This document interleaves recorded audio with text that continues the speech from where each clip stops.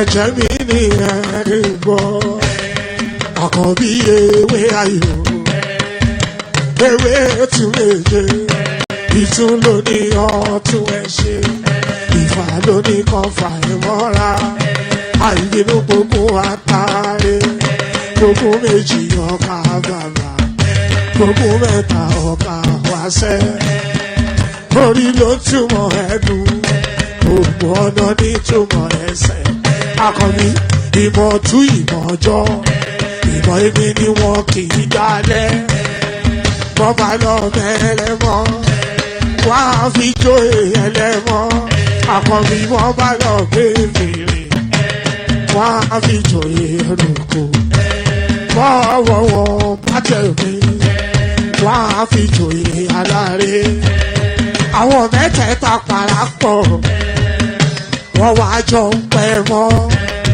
ẹ̀ẹ́mọ́ olóko jẹ wọ́n pa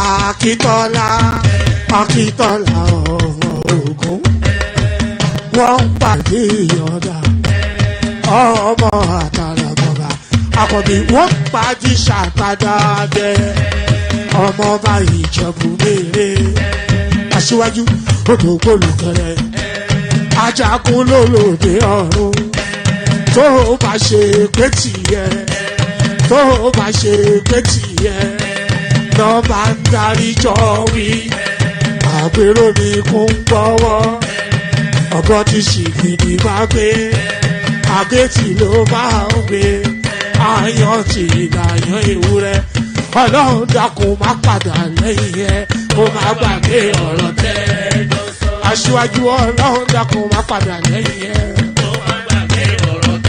àkọ́bí ọlọ́run dákun má padà lẹ́yìn ẹ ọkọ̀ olúrẹ̀mí ọlọ́run dákun má padà lẹ́yìn. wọ́n lè ní kúrò balẹ̀ wá kúrò balẹ̀ wá èkó wọ́n fẹ́ balẹ̀ wọn tọ́ra wọn èkó wọ́n fẹ́ balẹ̀ wọn tọ́ra wọn. The Supreme Military Council has been meeting to consider, among other things, the conclusions of the military tribunal appointed by the federal military government to try those involved in the abortive coup of 13th February. The council has confirmed the sentences passed by the tribunal. Those condemned to death by firing squad have been executed today. Those These include Lieutenant Colonel B.S. Dimka and Ms. How is it that Nigeria is struggling with the issues it's struggling with, but some of the smartest people in the world are Nigerians? I think most people have mischaracterized the true cost of corruption. I don't think the most expensive line item in the cost of corruption, right, is what it's done to the economy. I think it's what it's done to sentiment and what it does to talent. In other words, when you corrupt a system, those less deserving get opportunities to which they are not deserving. Entitled. The problem is that those who are deserving pick up a little green document called a passport. They get on a plane and go elsewhere. And they leave. Because what talent does, when you distort this thing about effort versus reward, is talent goes where it will be rewarded. If you looked at the top 100 investment bankers in Wall Street today, you'd find a healthy percentage of them are Nigerians. The top brain surgeons in the world today, healthy percentage of them, Nigerians. The top investment banking lawyers in the world today, healthy percentage of them, Nigerians. Sure. What does that tell you? How is it that Nigeria is struggling with the issues it's struggling with, but some of the smartest people in the world are Nigerians? And then you look at where you'll find those Nigerians, and typically, it's not in Nigeria. So I want to say this to all South tí ò bá sí àwa èmi tí ń dúró wájú yìí tí ń lérí ogun tí ní òkè Buhari nìṣó ká máa bá lọ.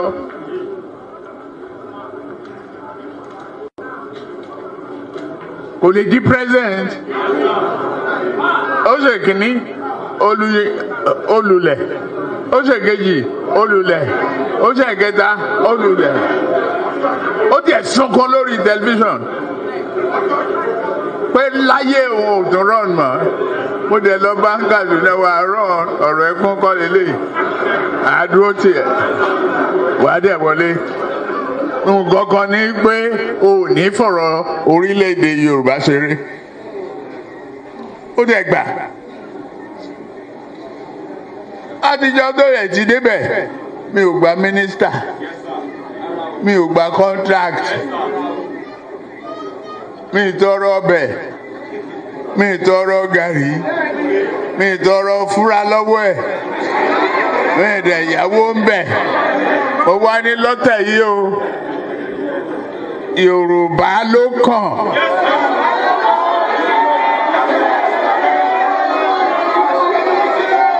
Tá a bá dẹ̀ sá Yorùbá náà, èmi ló kàn. I'm going to be president of this country, whether you like it or not, and I will preside over the affairs of this country, including presiding over you. I think you must start adjusting to that reality. The sooner you do that, the less chest pains you'll have when that reality comes.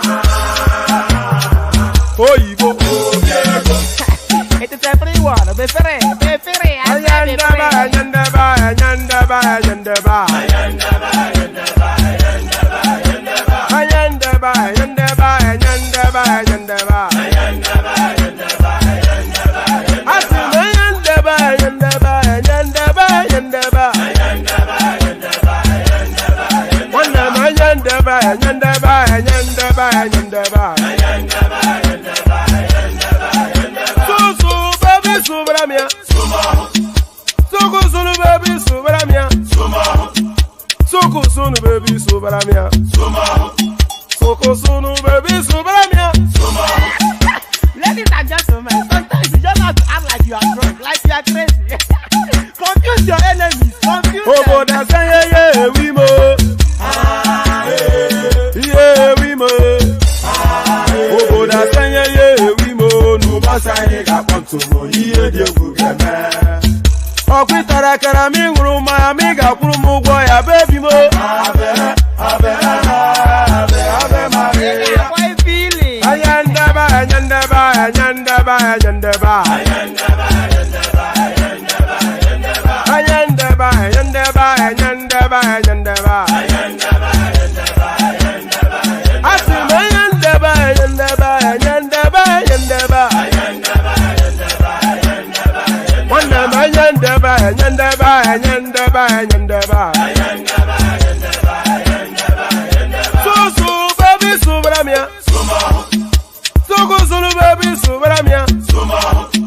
Soko sunu baby Subaramia. Soko sunu baby Subaramia. Ase kwa nefo jabani si akuna nyego bamukambasi ozo. Since I was born, but now I am getting youth. Akuna mota nwa akuna koga book.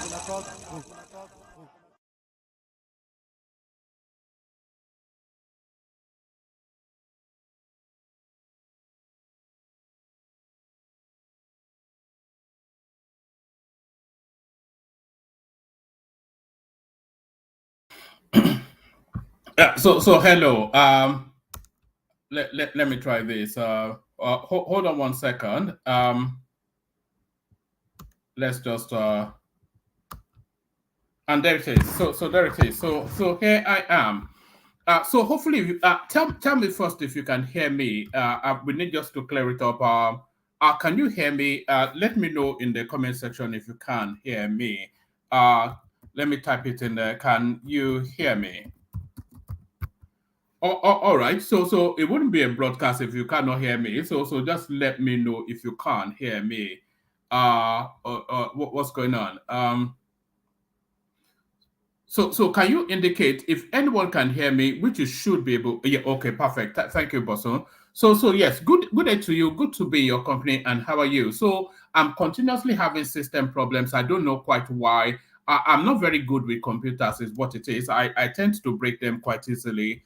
Or press one thing that I'm on. I don't know. Button shown job, that's what they say in Yoruba land. So button shown job and all that. So good to be you. Good to meet you. Good to be in your company. And how are you? Hope you're having a wonderfully glorious day. So as the week hurtles on to a crescendo to land on a weekend. So the week hurtles on to a crescendo to land on a weekend. Or the week, of course, spent with your favorite or your laughing man. One man went to more, that is me. And I, of course, spent the week in your company, that is you. So we spent the week together. So all that, the usual protocol, click on the like button.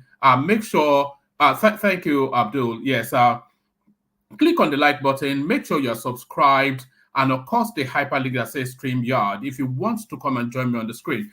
I'm not going to be pushing it too hard. Of course, it's a conversational space. And of course, it works a lot better if people are on the screen, but there's nothing that really obliges that people should be on the screen. It also works if I do the readouts, give my commentary, and then call it a day. It works like that as well. But it works also if there are panelists on here. So either way, it does work. So I'm not going to be pushing too aggressive. And for the watch back as well, I think the shorter session works as well. But of course, the conversation, the real meat and drink of it. So if you want to come and join me on the screen, click on the hyperlink that says StreamYard and come do exactly that. So I'll send that hyperlink again, just so it's ready and immediate to hand. Let me just, let me make sure I've got it. Because I see this guy in Genge Media, he hardly ever invites anybody onto his studio, and he just runs his commentary and he leaves it at that. So that's a format as well. So yes, click on like, click on subscribe, click on the hyperlink that says StreamYard. And if Jide wants to come and drop that link, this is exactly how we want the sessions to start, just how Boson is starting it here.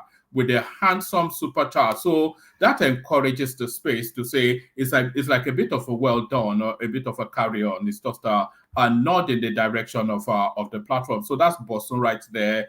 Welcoming the session with good cheer. So the session welcomed with good cheer. And if Jide wants to come into the studio and drop that link, even if he doesn't want to stay, come drop that link. We may well use it later.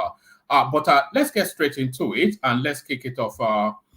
And by the way, there's not that much going on in the news. So it's just really, we are having this session to fulfill all righteousness. It's just really from habit of having the sessions, we're having this session as well. But hopefully in the course of the session, the conversation evolves to make it a full and rich session as it always is. But we kick it off with this one. Betta Edu threatens to sue BBC over alleged defamation. So you have to have some sort of sympathy for this lady, Betta Edu, and not to feel sorry for her that she helped herself to Nigerian money, no. But all manners of allegations are now being leveled against this woman now. You know, we buckled somewhat when we heard that they were investigating 40 billion naira. And we wondered how 40 billion naira could have been stolen within the space of, pardon me.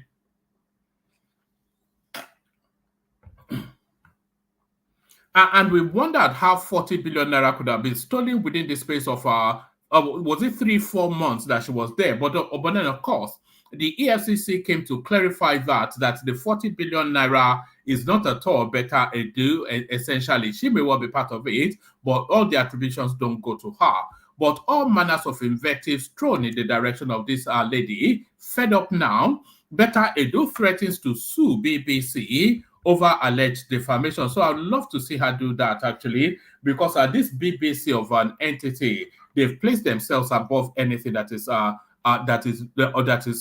due process of form. The suspended Minister of Humanitarian Affairs and Poverty Alleviation, Dr. Betta Edu, has expressed her intention to take legal actions against the British Broadcasting Corporation over what she claims to be defamatory statements. Edu made this known through let's do that again. The suspended Minister of Humanitarian Affairs and Poverty Alleviation, Dr. Betta Edu, has expressed her intention to take legal action against the British Broadcasting Corporation over what she claims to be defamatory statements. Edu made this known through a letter signed by her legal representative, C. Ojukwu, a senior advocate of Nigeria, and addressed to the BBC offices in Abuja and London. So she actually has real intention behind this.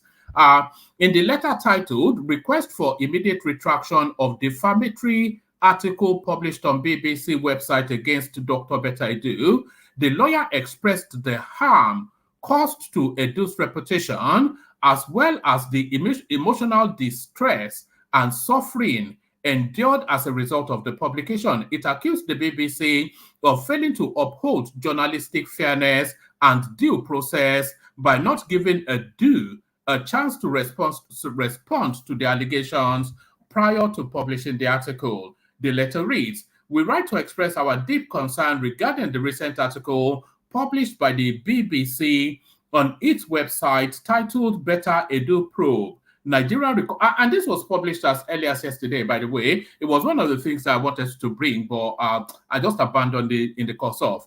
The letter reads, "We write to express our deep concern regarding the recent article published by the BBC on its website titled Betta Edu Probe. Nigeria recover $24 million in poverty minister's investigation, EFCC, with the byline, Nigeria has recovered 30 billion naira, $24 billion, $24 million, 19 million pounds as part of an ongoing corruption probe into a suspended minister," the financial watchdog says. So I'm not quite sure why the BBC will put this forward, because even the EFCC has retired. You see, they feel they can just make any commentaries and run anything against what they purport to be a third world country, and you cannot do anything about it. So if we can or cannot do anything about it,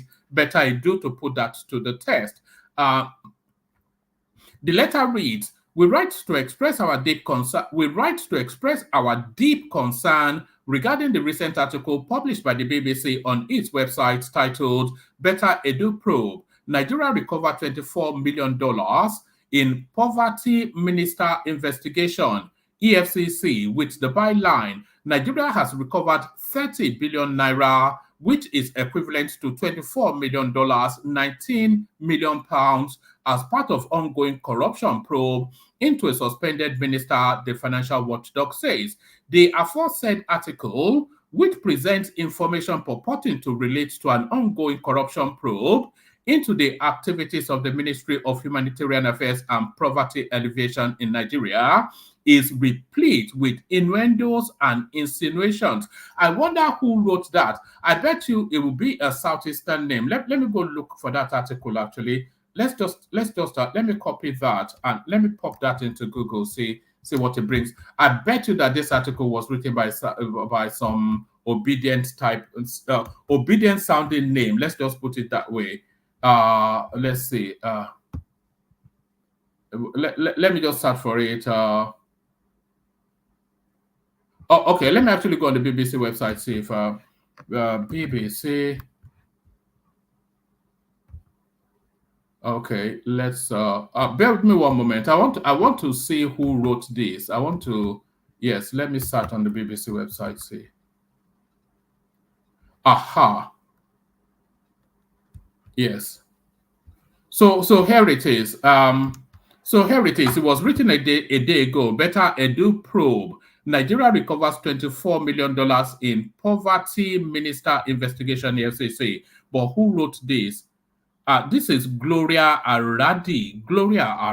So I don't quite know. That name could be from anywhere, but it certainly sounds like an obedient sounding name. That's for sure. But let's carry on. Yes. The letter. The letter reads. Oh no, let's pick it up from here. The aforesaid article, which presents information purporting to relate to an ongoing corruption probe into the activities of the Ministry of Humanitarian Affairs and Poverty Alleviation in Nigeria, is replete with innuendos and insinuations which suggest that 30 billion naira has been recovered in the course of the ongoing investigation by the Economic and Financial Crimes Commission from our client, and that the 50 bank accounts connected with the recovered sums are linked to our client. So I hope they follow this through, because it's about time people started making the BBC pay for these excesses that they just seem to ride roughshod over Black people and especially Africans. Okay.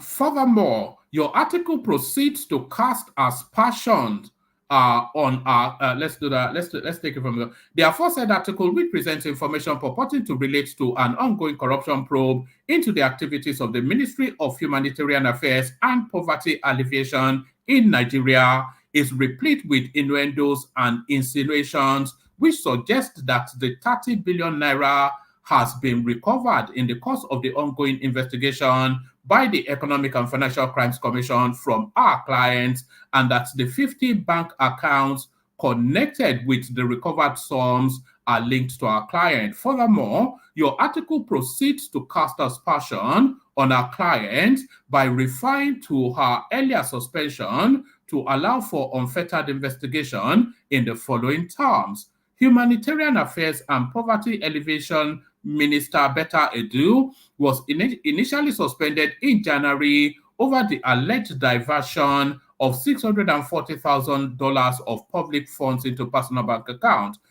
First and foremost, the language used in describing our client's purported involvement in the alleged corruption case suggests guilt without allowing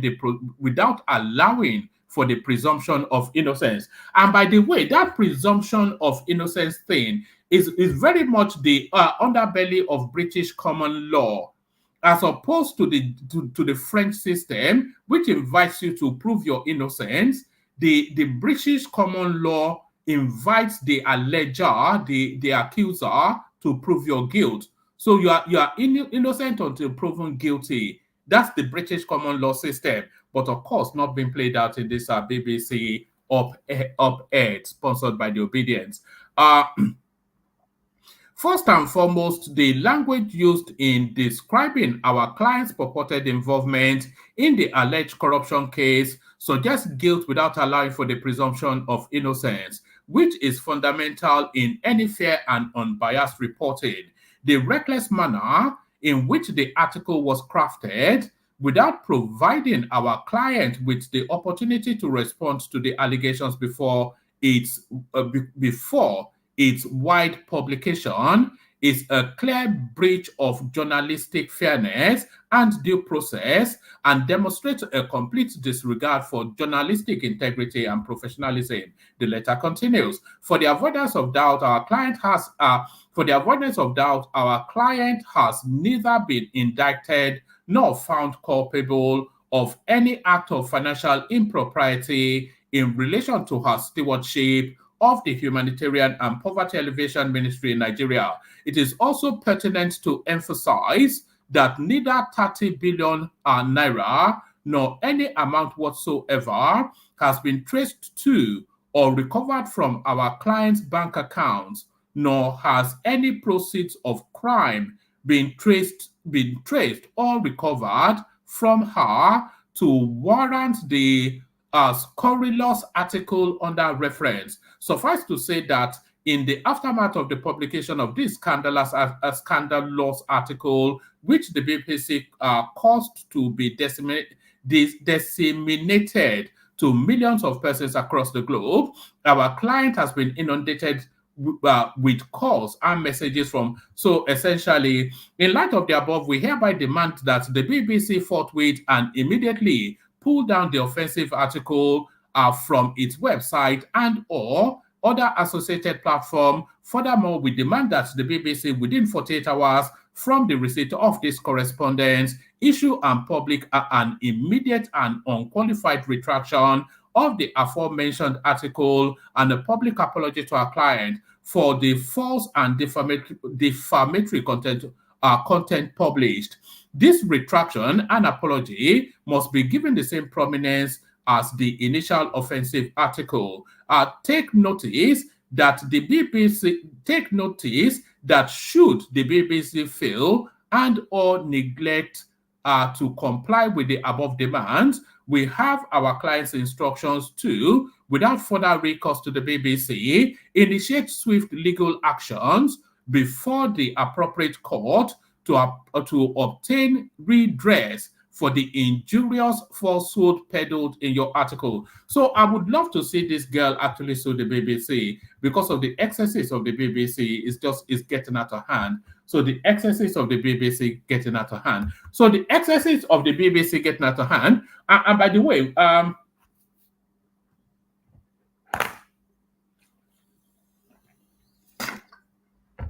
sorry, just a bit of water there. And by the way, we want to be seeing that comment section flashing up in super chats, so that it's not just Boson. A minimum of 5 is our anticipation per session.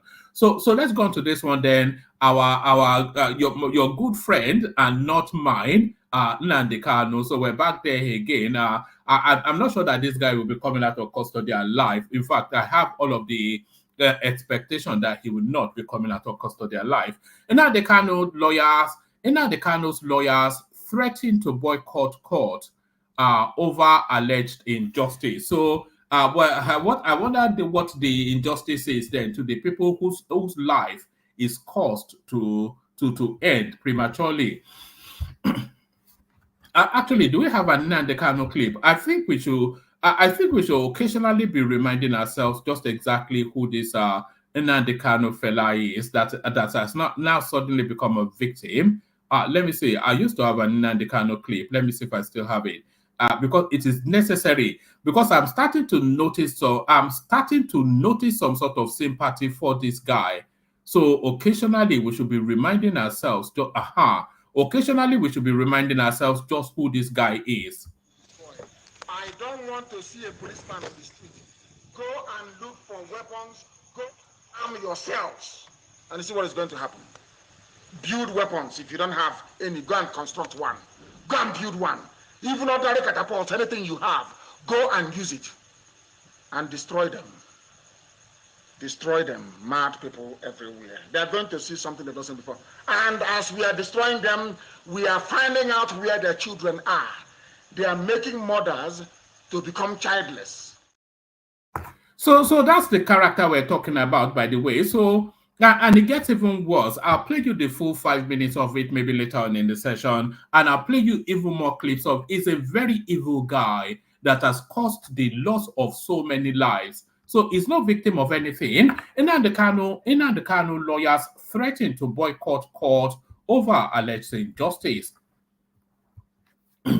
Members of the legal team of the leader of the indigenous people of Biafra, Nnamdi Kanu, have warned that they may boycott court proceedings due to perceived injustice against their client. They stated that they would not participate in the proceedings if the IPOB leader's right to fair trial was not respected by the Department of State Services. The IPOB leader is being charged with treasonable felony and terrorism and has been in DSS custody since 2021. He had applied to be granted bail based on health grounds. And by the way, I'm not quite sure what these health grounds are. We recently saw a clip of him. He was looking fitter than a 24-year-old chap.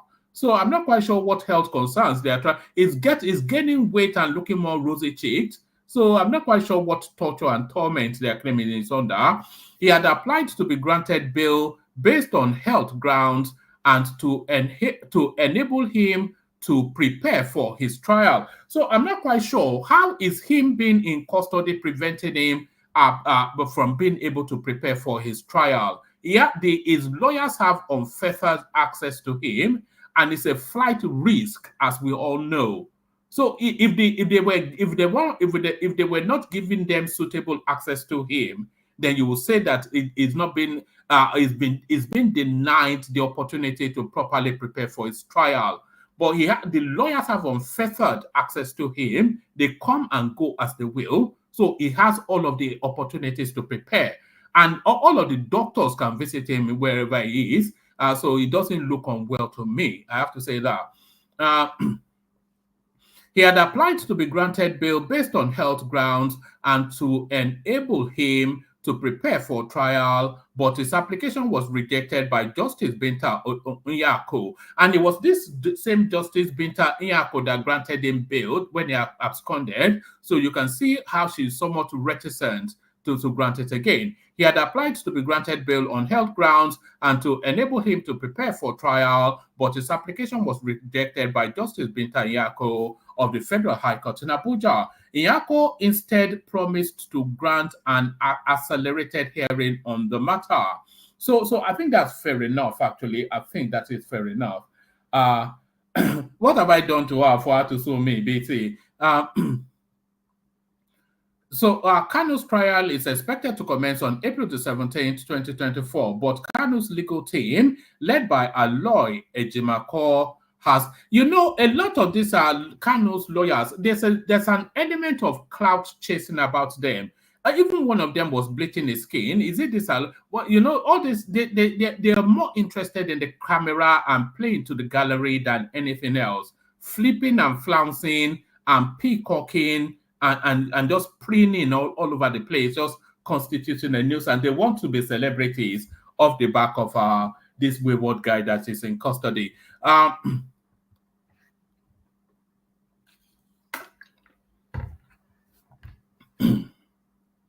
Okay, he had applied to be granted bail based on health grounds and to enable him to prepare for trial, but his application was rejected by Justice Binta Nyako of the Federal High Court in Abuja. Nyako instead promised to grant an accelerated hearing on the matter. Kanu's trial is expected to commence April the 17th. So I'm not quite sure. For after all of these years, the trial finally starts and they want to boycott court. just for the dramatics of it. On April the 9th, 2024, during a press conference in Abuja, Ejimako accused the DSS of denying them access to their client. He also accused the service of constantly seizing every legal document they took to the DSS facility to prepare Kanu for trial. And at another press conference in Abuja on Wednesday, Ejimako said they will pull out of the trial should the DSS continue to frustrate their efforts to prepare Kanu for his trial. Ejimako claimed that the action of the DSS are denying the IPOB leader his right to fair trial. He said the legal team would not be part of such process should it continue, Ejimako said. This legal team is not going to be part of the travesty of justice. If Nnamdi Kanu is not going to get a fair trial, this legal team is not going to be part of murdering justice in a Nigerian court. It doesn't matter we are going to abandon Kanu, but we will. It doesn't matter we are going to abandon Kanu, but we will, as a group, abandon a process. We will refuse to be participants in a process that is geared to and pre-programmed for injustice on the head of Kanu. Let it be clear, it doesn't sound like we are going to boycott Kanu, but you can say we are boycotting the judiciary. And what are we boycotting? And what we are boycotting is manifest injustice. It's just a bit of a, okay, yes, efforts to get the DSS spokesperson, Peter Ofanaya, proved abortive as calls to his mobile phone indicated line busy. He had yet to respond to a message requesting his reaction to the allegation before press time and all that. So it's just printing them. I, for one, would like this thing to come to a crescendo. And I'm curious to see the sort of verdict that actually comes in on Nnamdi Kanu. So I'd like to see that. I cannot see how they can... This guy cannot walk free, can he? After all of the efforts that they made to rendition him from... unless Tinubu grants him amnesty. But then, of course, what will be the point? They will still hate him anyway. Nigerian government supports air peace. Kiyamo sends message to Gatwick. So this is very, very important. This, this. If Tinubu was not president, Alan Oyema would not be flying to London. It's as simple as that. The Northerners were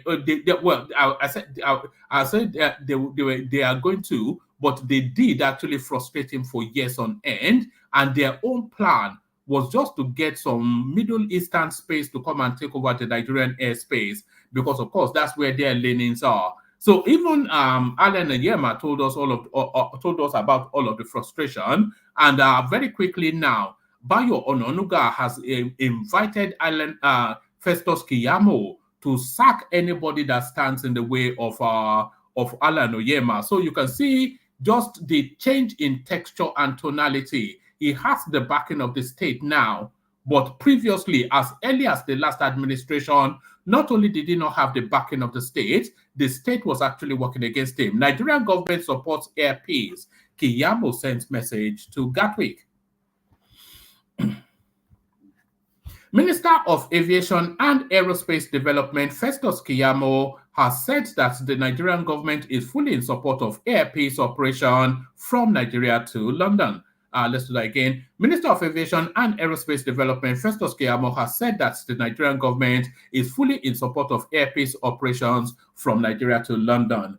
Keyamo made the remark whilst applauding Gatwick Airport in London for welcoming Air Peace. Air Peace, Nigeria's carrier, commenced its flight service to Gatwick Airport on March the 30th. Welcoming Air Peace, Gatwick Airport said, "Excited news. We recently welcomed Nigerian carrier at Fly Air Peace to London Gatwick family, flying daily to Lagos. Perfect for reconnecting with friends and loved ones, or for business travelers. Embark on your next journey from London Gatwick to Lagos with Air Peace." Reacting, Keyamo said the message issued a week after the airline's inaugural flight to the airport was belated but accepted. Posting on Twitter, Keyamo said, the federal government was fully in support. The federal government is fully in support of its. They said was, so, but you should read as is. The federal government is fully in support of its airlines. He wrote, finally, thank you, Gatwick Airport. We expected this welcome message on the first day of the arrival of one of our most important local airlines, Air Peace, but better late than never. We look forward to working with you to ensure seamless operation by Air Peace from your airport. The Nigeria, and this last sentence is a warning. So read this, understand it, hear this as a warning rather than it's not a throwaway comment because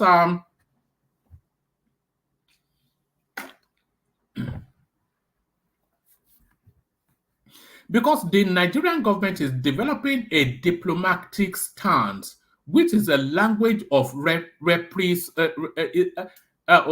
do you pronounce that? Is it I'm going to have to look up that word now. To retaliate, Ajale Koko, we have to find me that word. Reciprocity. Is it reciprocity? To replicate. I don't know. You know the word. I can't quite find the word in my head at the moment.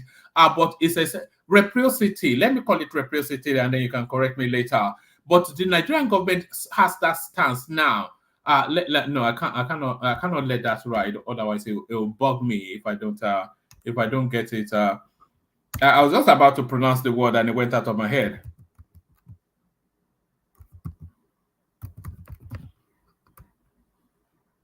Reciprocity. So that is the word. Reciprocity. So that is the word. So the Nigerian government has this stance of I just said the word now, but whatever word reciprocity. Yes.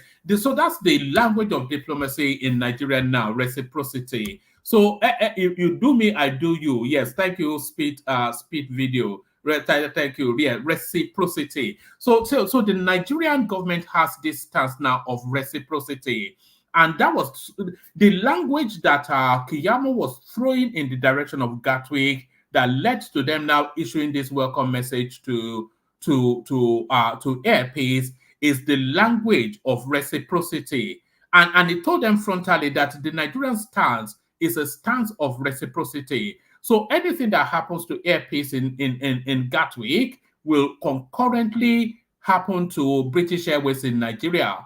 They will lock them, and it's one of their most lucrative routes, by the way. You know, maybe America is probably marginally more lucrative, but I cannot imagine that there's anywhere more lucrative for British Airways than the flights to Lagos.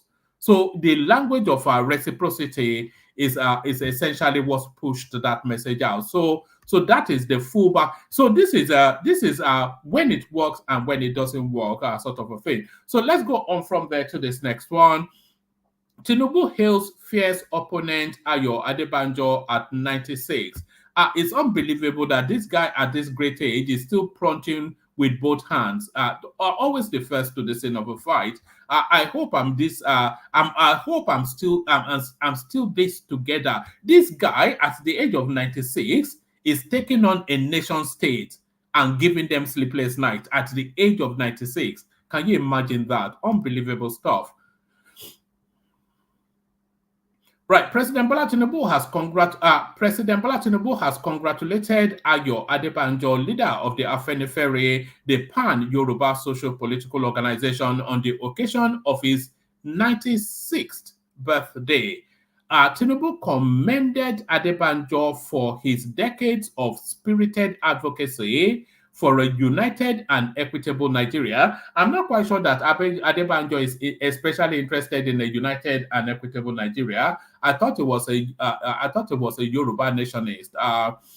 In a statement released on Wednesday by Ajuri Ngalale Press, and I'm glad that this Ajuri Ngalale has faded somewhat to the background now, because it was misyanning, it was misjiving very much, quite often when he first took that job. But I think maybe Ruben Abacha has had a word with him. In a statement released on Wednesday by Ajuri Ngalale, presidential spokesperson, Tinubu prayed that God grant the elder statesman more years in excellent health. So I wonder if he's going to hit the century. There's no signs that he will not. This is a man. He will live. He will probably outlive everybody. President Bola Tinubu has congratulated elder statesman Chief Ayo Adebanjo on his birthday. The statement reads, the president commends Chief Adebanjo for his decades of spirited advocacy for a united and equitable Nigeria, as well as for contributions to enriching the national discourse. When he was actually speaking about him as one of the people he's looking to interview in his course of documenting the history missing within the African space. Adeba, I'm not quite sure actually how they arrived at his age, because as far back as when he was born, they were not really recording. They were not recording. There was no such thing as a birth certificate when this guy was born. Adebanjo was born on April the 10th, 1928, at Isonya Ogbo, a village near Ijebu-Ode, Ogun State. Adebanjo, a lawyer and activist, has played prominent roles in the political system of the country. During the Western Region crisis in 1962, he fled the country to Ghana. So I guess that is why he was saying that if Tinubu becomes president, he will move to Ghana. I wonder if his bags are packed. Over the years, he has been clamoring for restructuring and the annulment of the 1999 Constitution. Adebanjo is one of the fierce critics of Tinubu and did not support his presidential ambition during the 2023 elections. His faction of Afenifere backed Peter Obi, the presidential candidate of the Labour Party. After the 2023 elections, the elder statesman said the polls, which brought Tinubu to power, was a sham. On October 2023, he said Nigerians should be ashamed to have a president with a certificate baggage. So, well, there it is. He had the first class from Chicago University, which I suspect is probably stronger credentials than Ayo Adebanjo even himself. So I'll make this the last readout, and then we'll see if there's anybody in the studio to pick the conversation up. Our federal government plans emergency economic bill to boost non-oil revenue. So is that language, that thorny language of diversification? I wonder if we're ever going to diversify the Nigerian economy. It will happen under this administration, because they seem to, for the first time, we actually seem to have a set of people that actually know what they are doing. Obasanjo marginally knew what he was doing, but he didn't really have the experience or the backdrop. He just came to settle us in after years and decades of brutalization by the army. So he barely knew anything, but he tried his best. But I'm reaching as far as to reach to say that this is the first time in the history of that country that we're actually having a proper government, somebody that knows what he's doing, putting other people that know what they are doing in charge of spaces that best suits their expertise. This is the first time in the history of that country that we're actually having a proper government, and we are seeing how it's playing out. Federal government plans emergency economic bill to boost non-oil revenue. So that $1 trillion economy that Tinubu promised is a low bar ambition. I'm expecting Tinubu at the end of his 8 years to take Nigeria to a $2.5 trillion economy. It will hit the $1 trillion economy by the second quarter of next year, by the way. So that's an easy bar to reach, but I'm expecting a lot more. The federal government plans to introduce an emergency economic bill to boost its revenue from the non-oil sector in Nigeria. This was disclosed by the Minister of Finance and Coordinating Minister of the Economy, Betta Edu, during his presentation at the Lagos Business School Breakfast Club on Monday. According to the minister, the federal government is finalizing an emergency economic bill which will, in part, enhance non-oil revenue. More specifically, the new bill will expand tax base improve compliance, automate excise tax, review tax exemptions and duty waivers, and recalibrate incentive structure, e.g., post ante. So I think it's all. I thought it was actually going to open up in industry spaces, but it looks as though they're just trying to squeeze even more out of already people that are on their last drop of blood. The chairman of the Presidential Committee on Fiscal Policy and Tax Reform, Taiwo Oyedele, recently said that his committee has drafted a new tax regulation which will amend existing laws. He said, "We have drafted a new tax regulation. The only reason why it has not been published is that some of the things we included will amend the existing laws. So we put the amendment in emergency bill, waiting for the lawmakers to pass, so we can then use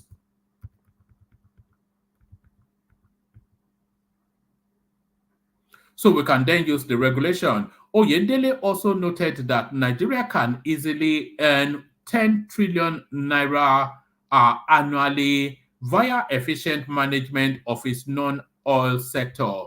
He added that the country's non-oil assets, estimated to be between 80 trillion and 100 trillion, are yet to get sufficient attention. But what are these sectors? What are the sectors that these things fall under is the thing. What sectors? Oyedele also noted that Nigeria can easily earn 10 trillion naira annually via efficient management of its non-oil assets. He added that the country's non-oil assets, estimated to be between 80 and 100 trillion naira, are yet to get sufficient attention and are also being mismanaged. The non-oil sector contributed around 95.3% of Nigeria's GDP in the last 3 months of 2023, according to the Nigerian Bureau of Statistics, etc., etc. All right, it's not a long one, so let me just give you the fullness of it. I'll send the link to the studio one more time, and then we'll see. But I'm not going to hustle it or anything, but I'll just send the link one more time, and then we'll see how it plays out.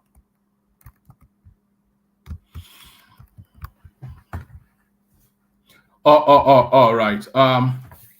He added that the country's non-oil assets, estimated to be between 80 to 100 trillion naira, are yet to get sufficient attention and are also being mismanaged. The non-oil sector contributed around 95.3% of the country's GDP in the last 3 months of 2023, according to the Nigerian Bureau of Statistics. According to the Nigerian Bureau of Statistics 2023 fourth quarter GDP report. This percentage is below the 95.6 recorded in the fourth. All right. So I still don't know what the growth of non-oil sectors in the. What are the non-oil sectors? What, are we talking about financial services? Oh, yes. The growth of the non-oil sectors in the fourth quarter of 2023 was primarily fueled by key industries such as financial and insurance institutions, information and communication, telecom, agriculture, crop production, trade, construction, manufacturing, food, beverages, and tobacco, and real estate. The federal government expected 19.4 trillion revenue from the Federal Inland Revenue Service in 2024. This target represents a significant increase of 56.9% from the previous year's actual targets.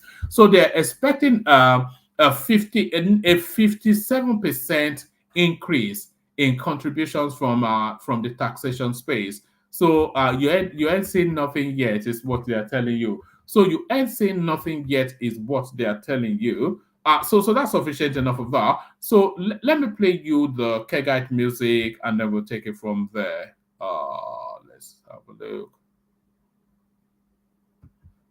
So to the Kegites. Water,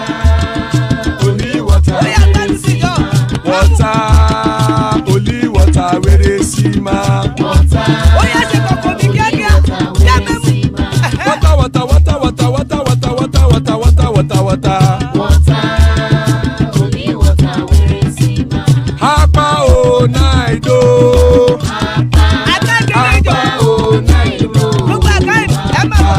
Hapa you don come o. Jó dada. Ẹ̀dùn. Ẹ̀wà. Hapa o naido. Ẹ kú ní sáńdọ̀. Ẹ jọ padà sílé. Kájọjọ. Oro kẹ̀kẹ́ ẹlẹ́mùrè o. Oro kẹ̀kẹ́. Ilé sọ́díyà kẹ̀kẹ́ rẹ̀ ẹlẹ́mùrè o. Oro kẹ̀kẹ́. Bobby Master kẹ̀kẹ́ rẹ̀ ẹlẹ́mùrè o. Oro kẹ̀kẹ́. Chief Pilot kẹ̀kẹ́ rẹ̀ ẹlẹ́mùrè o. Ó ti yájọ. Eruku lẹ̀lẹ̀ ẹlẹ́mùdé. Eruku lẹ̀lẹ̀ ẹlẹ́mùdó. Eruku lẹ̀lẹ̀ ẹgbẹ́ ẹlẹ́mùdódò jàre o. Eruku lẹ̀lẹ̀ ẹlẹ́mùdó. Eruku lẹ̀lẹ̀ Ghana ti dé ẹgbẹ́ bọ́dì o. Gbé bọ́dì ẹ̀ gbé. Ọmọ ẹlẹ́yẹ ẹyẹ o ó dìlé o. Ìrẹsìlẹ̀ yájọ. Olúyẹ̀lá ẹyẹ o ó dìlé o. Ọmọ ẹlẹ́yẹ. Petrosonama ẹyẹ o ó dìlé Kẹ́lẹ́ o. ereke. Petrosodunke ẹyẹ rẹ̀ ó dìlé o. Ọmọ ẹlẹ́yẹ. Ẹlẹ́kọ̀ ọ̀run mú ìní o. Ó lè yò. Jó dada. Àkùkọ ọ̀run méjìkọ.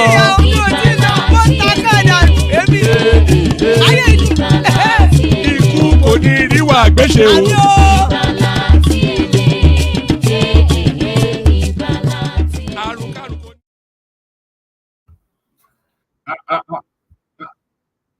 And there it is right there. Ikoko Niri Agweshe. So, so yeah, we've got Ajanle Koko in the house. So Ajanle Koko, is you and I. What's going on, one man? Not a lot, man. Where do you want to kick it off? Do you want to kick it off with the Betta Edu storyline? She wants to sue the BBC. Well, greetings to our listeners around the world.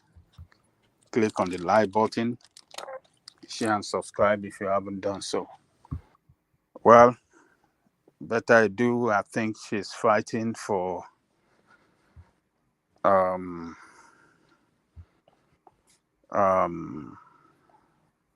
she's fighting a battle to reclaim her reputation. She has damaged her reputation by the corruption that she engaged in with attempts to loot $580-something million. I mean, naira, right? Which she was caught. And now that she's been fired by the government and she is going through, interrogation or investigation, and some money being recovered from her, and for BBC to report, a larger amount that was than what was recovered from her.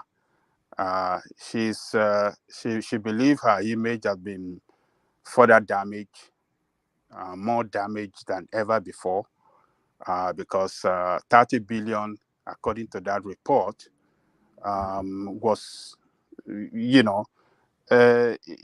specifically, I mean, they mentioned specifically that it was recovered from her. They did not say in their article that, hey, it's the totality of how much they have recovered from all of them being investigated, but rather Edu's name was clearly mentioned, so that 30 billion. So our image has been further damaged, and she believed that she have to correct that image being created by BBC. So I think she's fighting a battle to correct a bad image being created by BBC against her.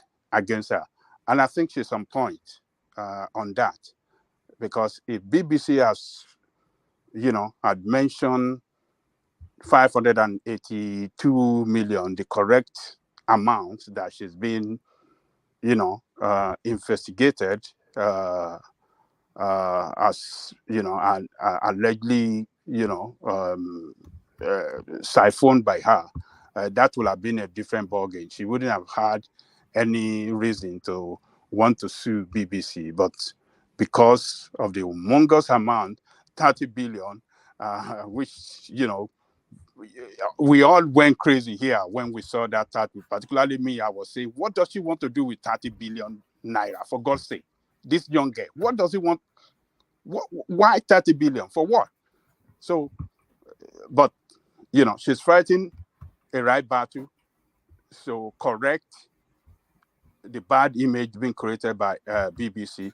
But apparently, from what our lawyers are saying, they've not actually even recovered anything from her personally. So they've not. That's what the lawyer said in the thing to the BBC, that they've not recovered anything from her personally. Well, let them go and fight the battle. If they are correct with what they are saying, well, it's a matter of court. Court will come out with judgment, against BBC, and that will teach BBC a lesson to fully investigate whatever. Before coming out to get their information right before publishing it, So, well, let's wait. But she's just fighting for,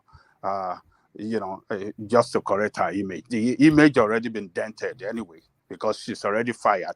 If nothing had been, if that allegation is not true, or what, if they have not gotten, what do you call it? Some facts to justify her being fired, they wouldn't have fired her. So she's a corrupt lady. She attempted, or maybe she embezzled 580 something million. They got their fact right, and because of those evidence that was available to the president, she kicked her out of that position. So it's just to correct BBC that you are wrong. The amount you mentioned is not right, and this is the right amount. So I think she's on point to get that situation, or the corruption, or the amount being mentioned, to get it corrected. I think she's right, even though she's going through a serious investigation now. I would love her to go to law against the people, because they do this too often. Because most people don't want to take on the weight of somebody like the BBC, and because of their global reach, they just. A lot of innuendos. Even the EFCC have told us that the 30 billion naira is not wrapped around her, but from their article, they wrapped it around her. Oh yes, so she should fight for that correction. She just want to correct something, so she should fight for it. And I believe the court, BBC, I don't know which court, can BBC be sued in Nigeria, or what is? No, I think they are doing it in the UK. In UK. Oh, okay. Yeah. Okay. So let them go ahead and do it. She might, maybe that is the way she will recover. She'll be able to get some money back for for what she has lost so far, as a result of being fired. Because she's independently wealthy. I think she was already. Was she not a commissioner in some? Oh, she was commissioner in Cross River. Rivers State. Cross Rivers. Yeah. Yeah. So all that money that Ayade was looting. So the money that all our benefit that she should have, enjoying as a minister that as a result of being fired, she has lost. So she'll be able to recover some amount from BBC for being for that false report against her. So she's taking the right step. She got to correct that image.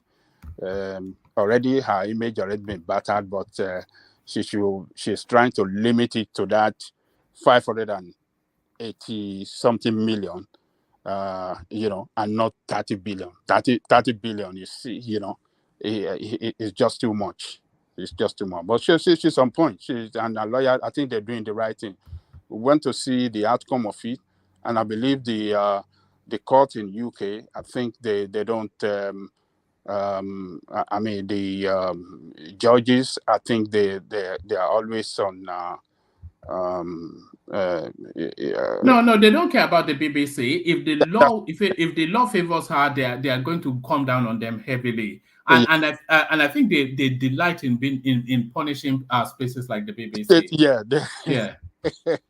Yeah. So I believe the court in Britain will live up to their responsibility and give a very fair judgment in this matter. So let me leave it there. All right, brilliant. All right, brilliant. Let me take you to this space, Ajanle Koko. Festus Keyamo doubling down on the Nigerian backing for air peace. Nigeria government supports air peace. Keyamo sends message to Gatwick. So it looks as though the backing of the Nigerian state actually makes a difference in this instance, because suddenly they are now welcoming them with flowers, even though they put them next to the toilet when they first arrived.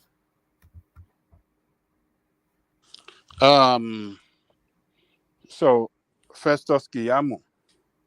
Hold on one man. Nigerian government supported peace. Festus send message in Gatwick. Can you hear me? Yes, we can all hear you. Okay. So Festus Keyamo is claiming that they supported. Can you hear me? Yes, we can all hear you. Hold on, my second system is. Supported. Oh, okay. All right. One man. So you said Keyamo is claiming that they supported air peace, and that's the reason he got that. No. I don't think it's actually making that claim. I think it's signaling to the British space that if they go after air peace, that the Nigerian state will step up, will stand beside him or stand behind him. I think that's what it's signaling to them. Well, look, the step, that statement by Festus Keyamo is just to send a signal to the British aviation authority that they are aware of their hanky-panky against air peace, and any further action taken against air peace, Nigerian reserve the right to take action against British airline that come to Nigeria. So it's a step in the right direction. I think it's showing that Nigeria is ready, or Nigeria is ready, to retaliate against any unjust treatment of air peace. Nigeria is ready to retaliate, and I believe the British Aviation Authority will understand clearly that this is a new sheriff in town administration that standing up for level playing field between as far as the aviation industry is concerned, and relationship between that of Nigeria and that of Britain. We should work together as equal partner and not as master and servant. And all the shenanigans they've been doing for a long time they should put a stop to it. So I think it's a statement that is, signaling to the British Aviation Authority that, look, we are aware of what you are doing. Respect us, and we will respect you. The further you disrespect us, we will disrespect you bigly, and we are ready to stand up and fight for our own. They've been taking this space for a long time. They've been enjoying this thing for a long time. So it's so sweet to them, and they want to continue enjoying it forever. And now that one of our own is equal to the stars, and even more, maybe it's even better than them in terms of, quality delivery. The experience will be better, especially for Nigerians, because they are amongst their own. They'll get more respect. Even the food will be better. From a lot of things will be better. Yeah. So the antics that they are trying to play, or they've been playing, I think Kayami is just telling them that, look, we know all the antics, and you can't play it with this authority. I mean, with this administration. We are ready to take our place, and we are taking our place, and we are going to take it and manage it very well. Just let us work together as as equal partner, and no master and servant relationship, but equal partners, and let's work together, and stick to the agreement. They already agreed. Why do you want to make the operation miserable for this guy? Why do you want to do everything to kick him out of unjust reason, just to frustrate him? No. So it is good. That is what a nation must do for their own. So they must stand with her peace, and they must indicate to other countries that fly to Nigeria, other country airlines that fly to Nigeria, that they must treat the way we treat them in Nigeria, the way we have allowed them, for their businesses to flourish in Nigeria, the same way you treat air peace. So it doesn't matter which country that is involved, whether, what do you call it, UAE, any country in the world. Nigeria, but once, now that they are seeing that the government of Nigeria is putting that weight behind air peace, I think they will sit upright, because it's just because we have abandoned our own in the past. We have ridiculed our own. We have made our own. We made stringent law not to make them even function. That is why you see the foreign aviation authority, taking that, how do I say, that bad way against us for a long time. But now that they have seen that authority from Nigeria standing with Oyema, I think they will sit upright. And what do you call him? Kayamu should not relax. He must stand up tall. He must not give in to any pressure from any quarters. And I believe the president has given him that free hand to do the job. That is one thing I've noticed from Tinubu. Yeah, with all his ministers, the way they're working, it looks like he just wants to achieve results. He doesn't want to create any stumbling block against them. From the way that you can see, the way the minister for works, the way he's doing his job, the way Wike is doing an exceptional job. What is the name of that guy? I can't remember his name. That former governor of Ebonyi State. So the way he's giving that free hand, the way he's doing his job, Look at the way Wike is doing the job. Look at the way the central bank doing its job. I don't see any political interference against the way they are doing their job. And look at what do you call this guy too? Kayamu. The way he's doing his job, there's no political interference. You know, people are saying that the people are trying to rubbish his cabinet, but you are naming performers now. Wike is a performer. Dave Umahi is a performer. Festus Keyamo is a performer. Tunji Ojo, he is a performer. Yes. You know, there are quite a few people that, and we're seeing the results in real time. You know, these people they're not hanging around. No.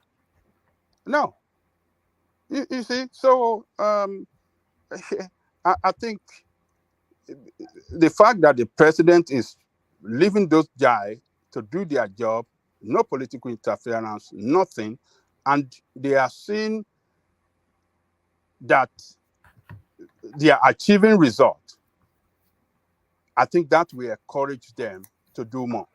Keyamo now, with the way he's managing that ministry, and particularly for what he has done for what do you call it, airpeace, to gain this slot between Nigeria and Britain, I think that want to encourage him to do more and do better for Nigeria. If there's any another airline from Nigeria that want to, fly to London or any part, the same way that he has supported airpeace, I think that's the way he's going to support that one. That is what we need from our government. They should be able to support our own and support them strongly to grow and be competitive, against their international counterparts. That is the way it should work. So I think Yamo is doing the right job,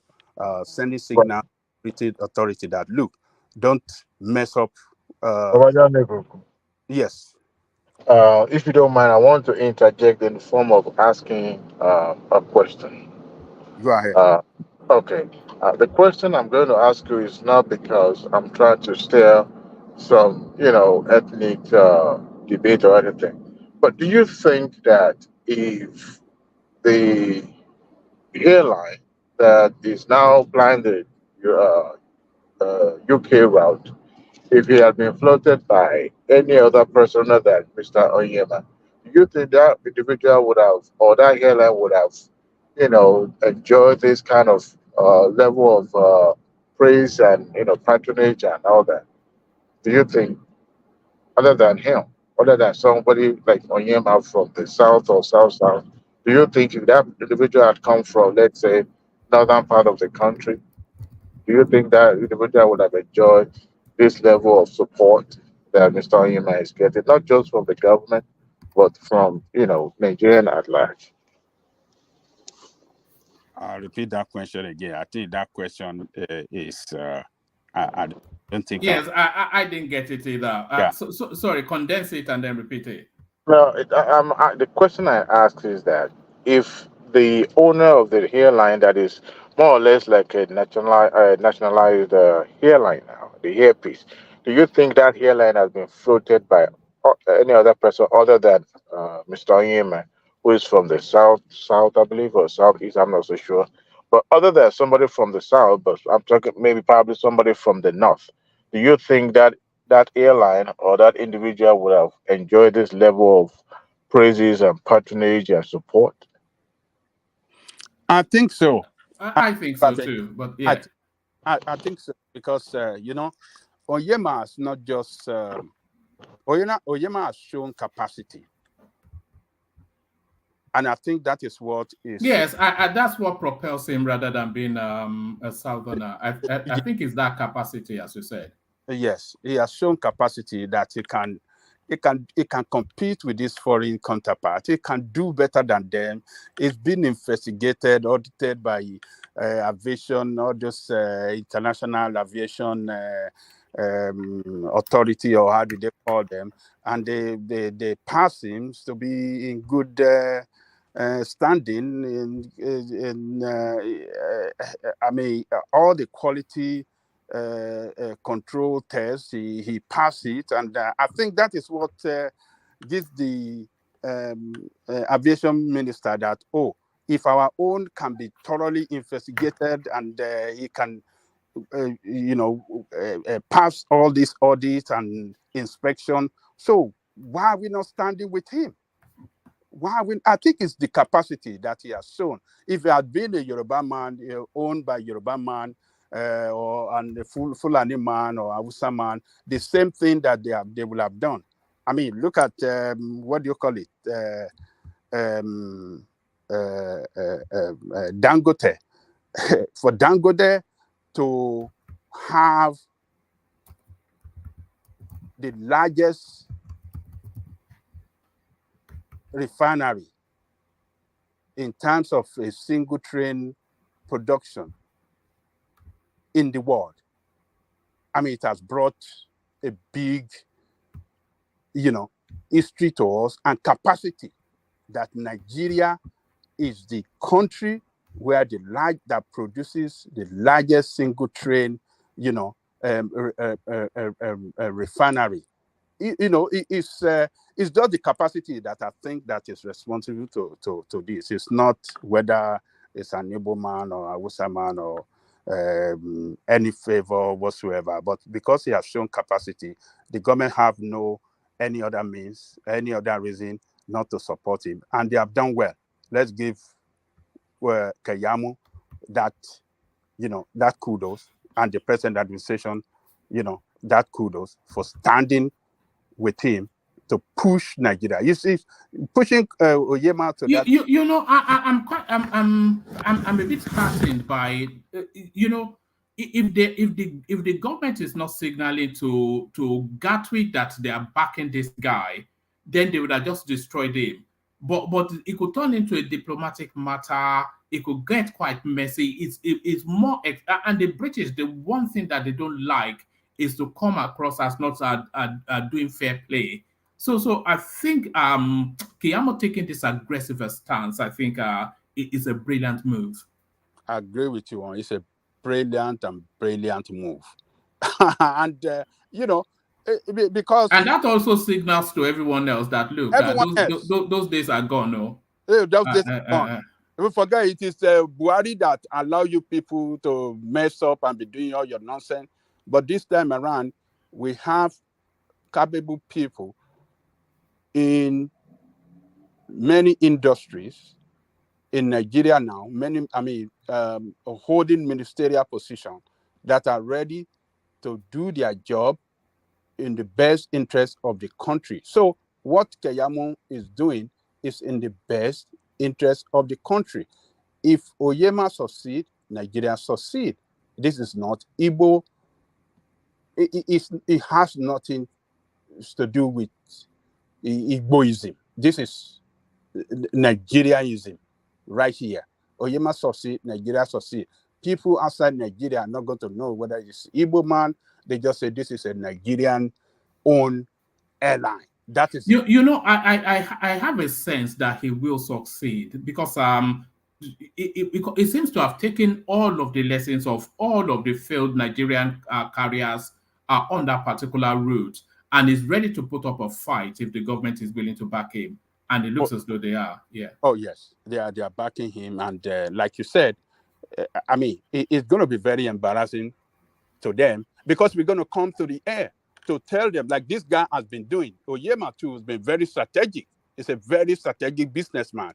You see the way he's been exposing them, their antics on the TV.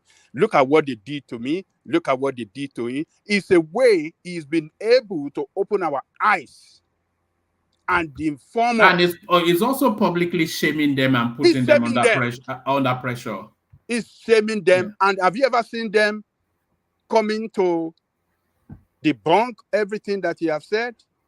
Have you seen them to debunk it and make a contrary statement to what Oyema? No, because that is what they did against him.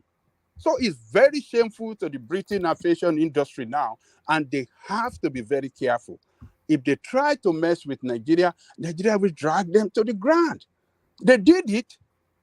During the Buhari Idiagbon administration, they seized Nigerian Airways. I remember that time for one reason. Maybe they said they were owing them some money or something. I can't remember what actually. They seized our airline, Nigerian Airways plane in UK. Nigerian authorities seized British authority. I mean, is it British Airways? They seized it here in Nigeria for so many days. They kept it. They didn't let it fly. Say in retaliation. And they came to the negotiation table, and the Diagba regime and Buhari regime was telling them that release our airline. They will release they were forced to release Nigerian plane that they seized in Britain, because Nigerian authority then, Buhari and the Diagba authority was telling them that what you're doing is not right, is illegal to international agreement. You cannot seize it for anything. Release our plane, then we release your own. So they release our force before we release. So these countries, you know, we underestimate the importance of the state sometimes, especially in international business. You going just as a solo man, it's a different experience from going with the backing of your state. And I think that's what we're saying. Yes. So this is international business that, involve both of us, and we have to respect each other, treat each other right. Whatever that is not going right, we have to sit down, negotiate, agree, and then move forward. And not you want to treat us because you think, oh, this is an African country, or we can just take any decision against them. They don't have any capacity to even fight back. We must show capacity that, look, we can fight back, and we can expose your bad business practices, and then drag you to the mud. So, yes. Sorry if you don't mind again. Right.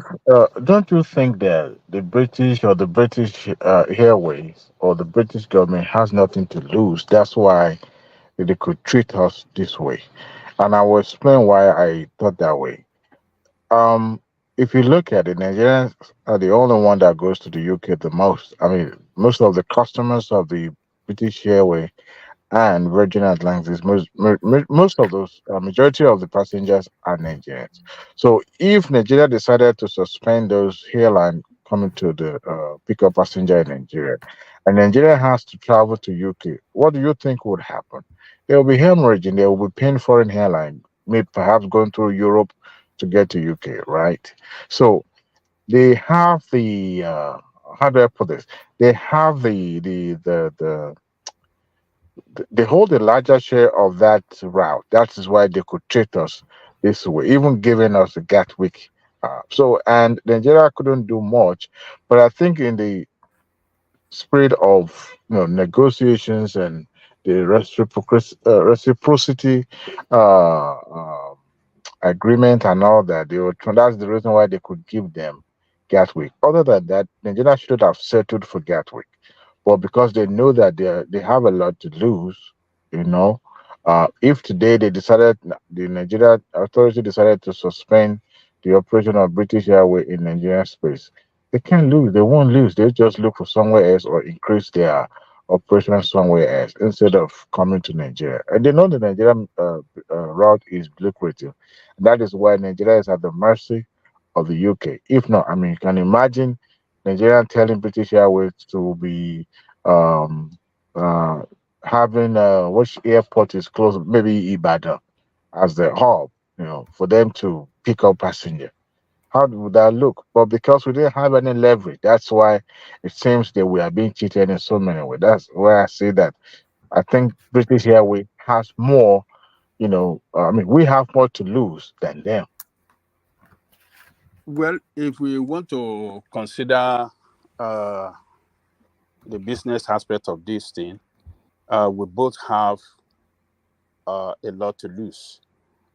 Remember that those airlines, they are privately owned, and those private businesses and private home business don't like to lose money.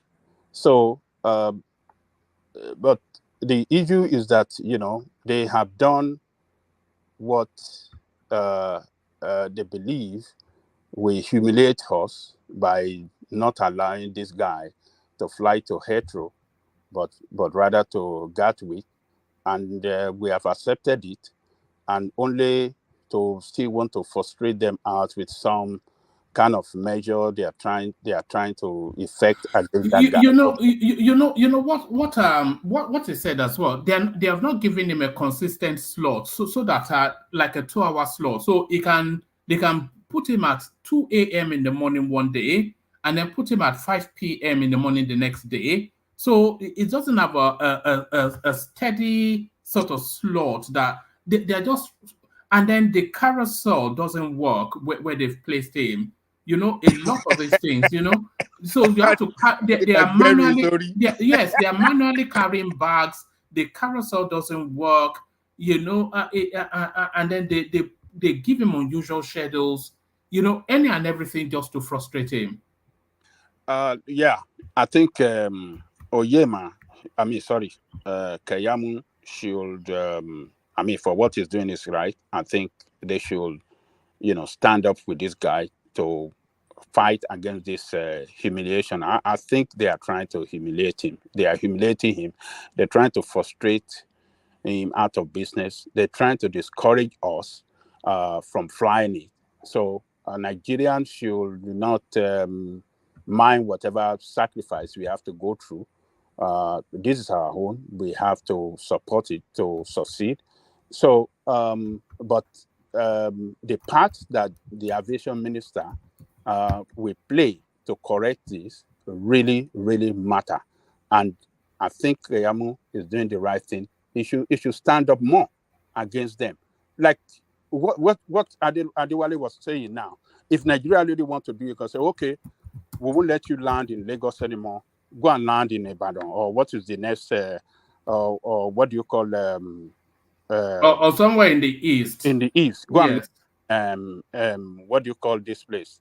Anambra State, and see how it's going to be convenient for their business too.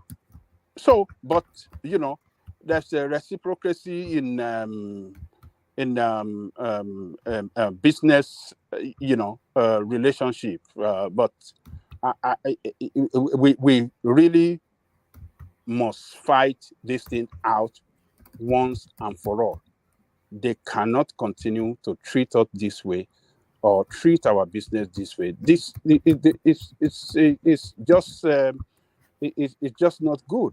And until when we stand up and fight it out against them, that is the only thing that can correct the situation. It's bad what they are trying to do to this guy, and humiliating this guy is humiliating all of us together, because we are going to suffer it.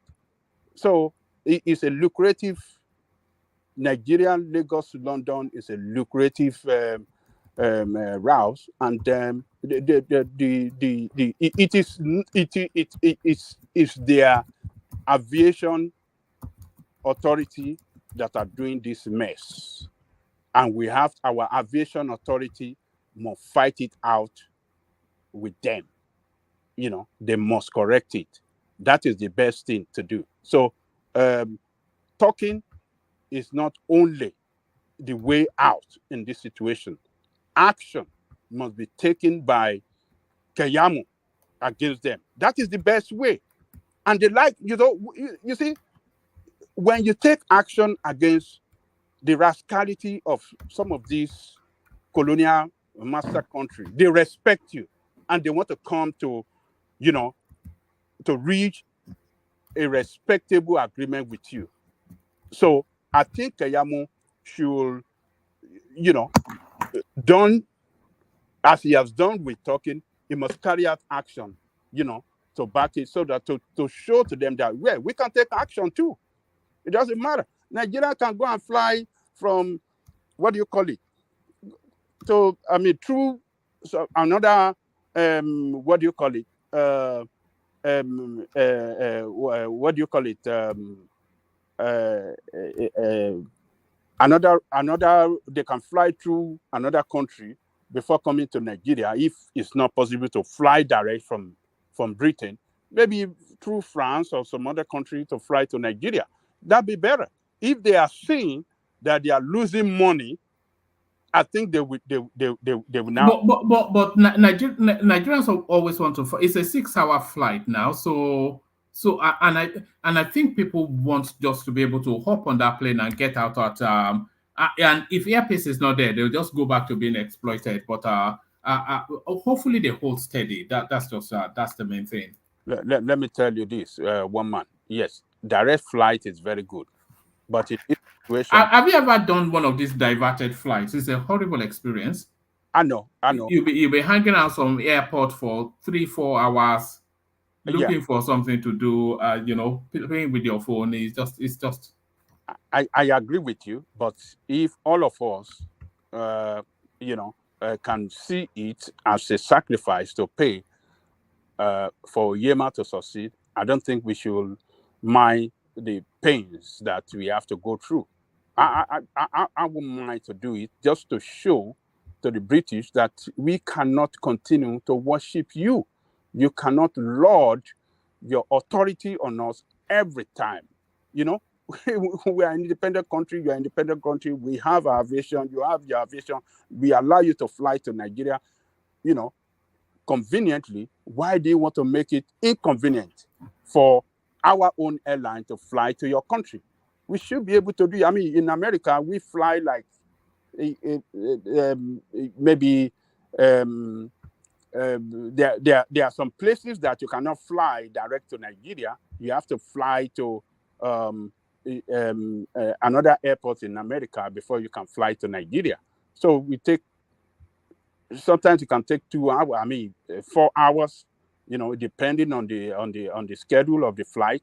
So many places in America cannot fly directly to Nigeria. I think where you can fly directly to Nigeria is New York and Atlanta. Those are the 2 places I know. Maybe we have more than that, But many parts of US, you have to fly, to either Atlanta or through New York and to Nigeria. It's not a direct flight. So you guys enjoying it, direct flight to Nigeria. I don't think it's anything bad if you want to show to the British Aviation Authority that enough is enough for you.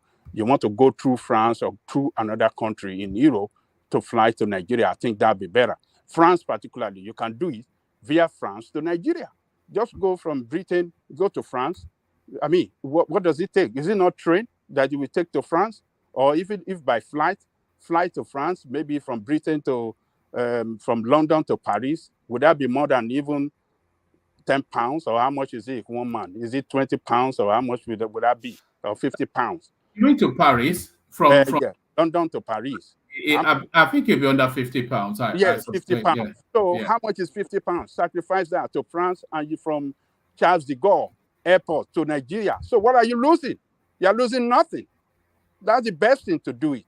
Let Oyema, what do you call it?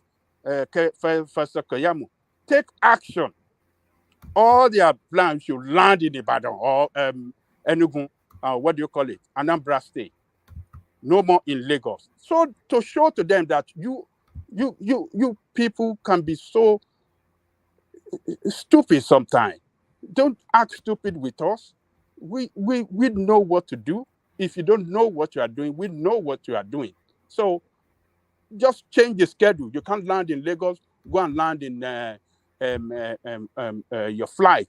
And a lot of Nigerians that want to go to Lagos will not fly that airline. Let them go through France to Nigeria, go and fly another airline and not British Airlines through France to Nigeria. I mean, Air France. Go and take Air France to Nigeria. So that'd be better. So all right. So somebody sent in something regarding this topic. I've not watched it, so we're watching it together. So hopefully, let's see what we're making of it. Let me play it to you, Ajande Koko.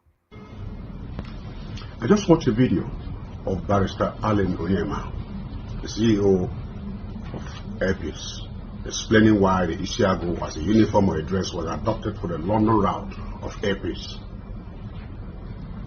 Because somebody said or complained, why Isiago? Why not Isiago? Should it have been an Buba and Ero or Abada and everyone will be happy, or those who are complaining, political turncoats and so on, those who know only ethnicity and religion. Now listen, Allen Onyema is my friend, but I'm not making this video as his friend. I'm making it as a concerned Igbo man, a concerned Nigerian who feels that anytime anything comes to the Igbos, people bring in hate speech, hatred. We must stop this. It doesn't get us anywhere. That is identity adopted by APs and should be respected. Allen Onyema and his brother, Professor Obiora Okonkwo, have done more than to the airline industry than the Nigerian nation has done. They should be commended, not vilified. And I ask you again, if you are complaining about Isiago, should it have been an Ebuba and Europe for there to be peace? Or Abada? The Igbos cannot, in the entity called.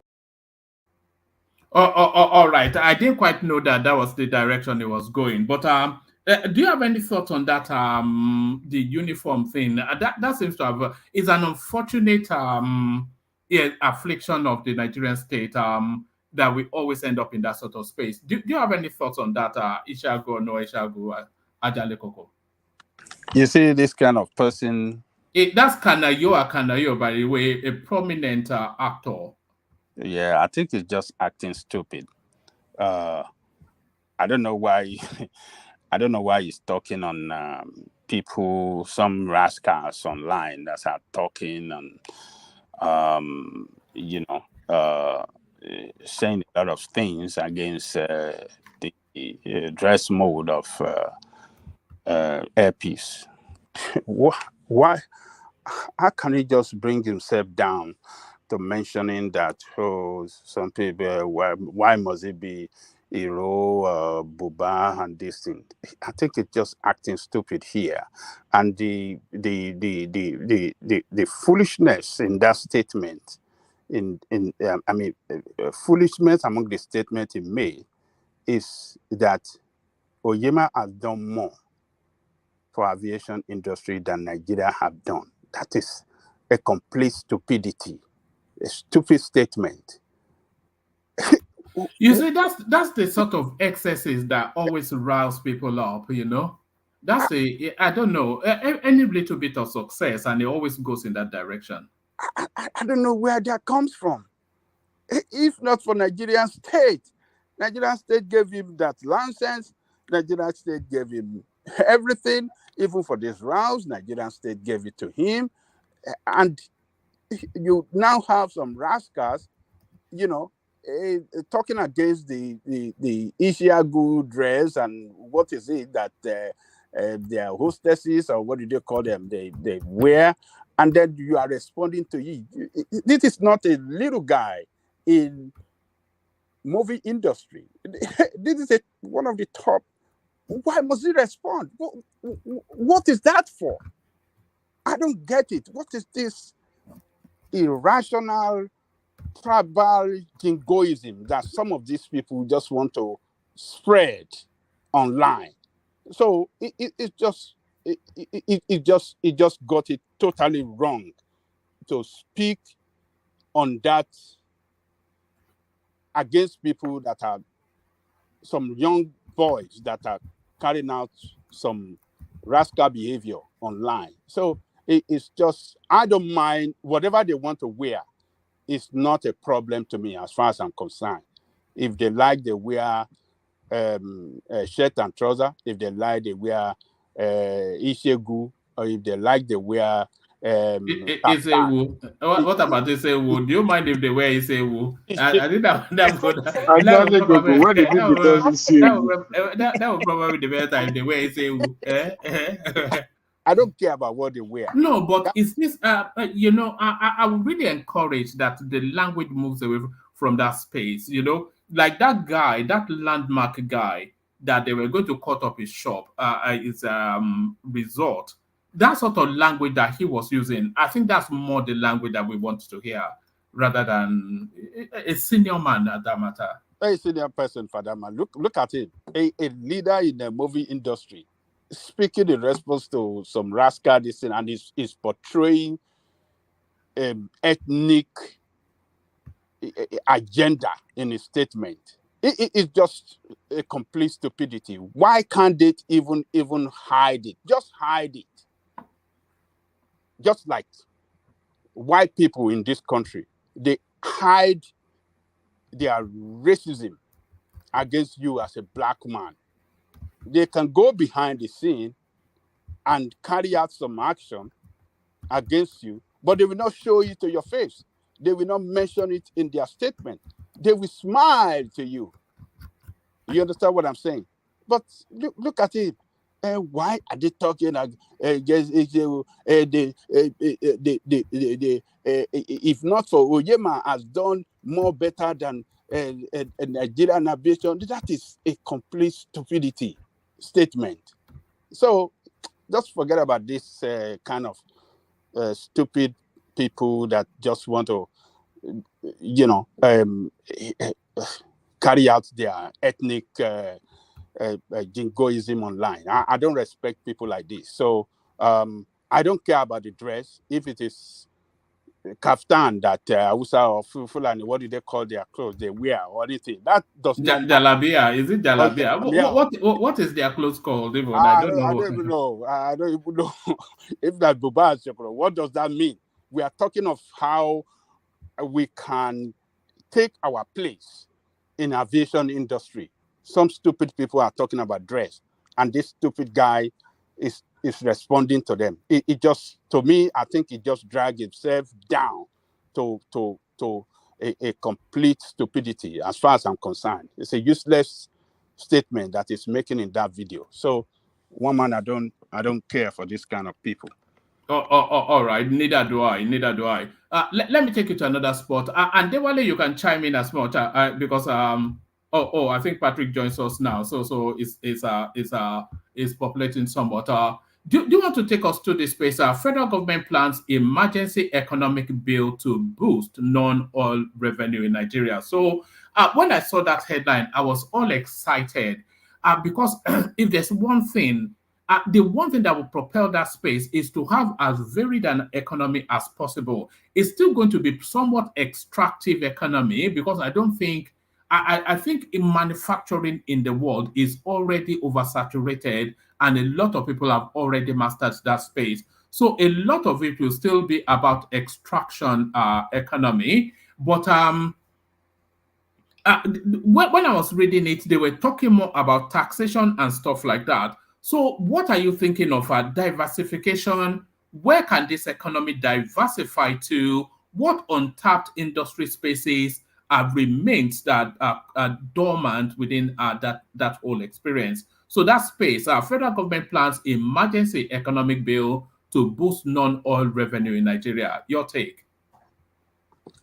Which area are we diversifying to? They were talking about taxation. That's just the thing. Taxation. Mm. That, like you are saying, we ain't saying nothing. So they want to tax us. You want to tax us to debt, or what are they trying to say? I mean, look, there are many sectors in that country that the country should open up to grow. They should support it to grow. One is aviation sector. If we look at that aviation sector, government can put up a policy that can develop that aviation sector. I mean, that aviation sector, I think our productivity will increase sharply. One man, that will increase our, our GDP, because I don't think there is any country in in Africa, that is, so lucrative like Lagos to anywhere else. Lagos to United States, Lagos to Britain, Lagos to France, Lagos to Dubai.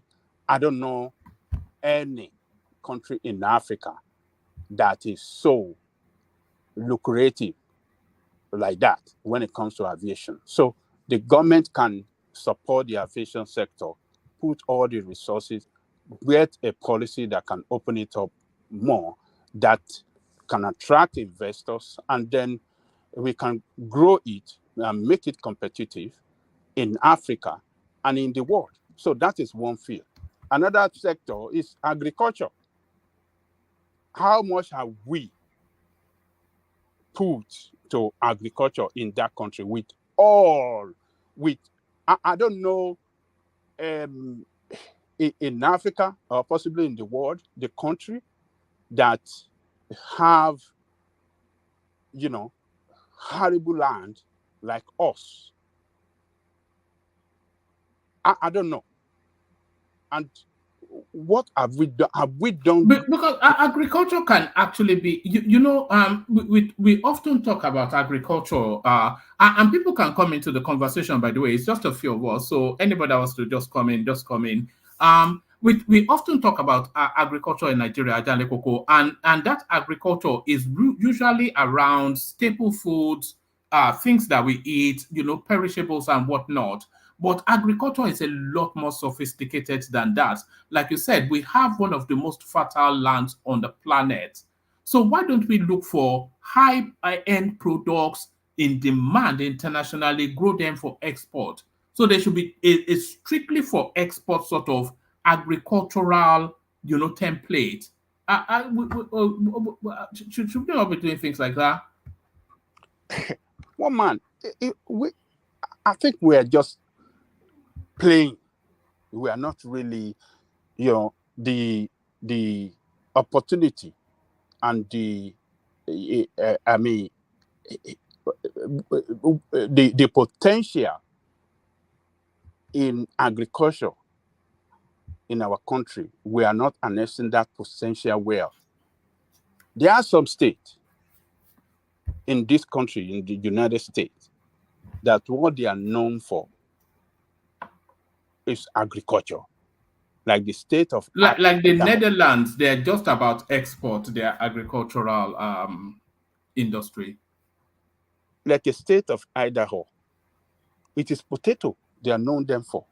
They produce the highest volume of potato for this country, and they export.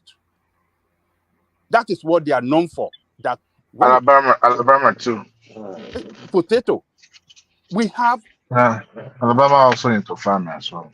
Yes, we have some states like Utah.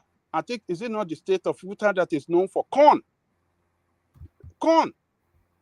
They export corn to China. Is it they from corn they able to produce what do you call this? Ethanol. Is it ethanol or what do you call it? So there are some states that their primary means of production or what they are known for is a particular agricultural produce in this United States. So when we have all those fertile land everywhere, is it in... Look, that Oyo State alone, if they give agriculture that support, that Oyo State can feed the whole of Yoruba land and can still export. We are not talking of even the north that have plenty of land everywhere. During the time of Awolowo, he said only Bauchi State. He said if he become the president, he said what Bauchi State will produce in agriculture will feed the whole country, and the rest, agricultural produce from other parts of Nigeria, will be exported for money to give us that foreign exchange.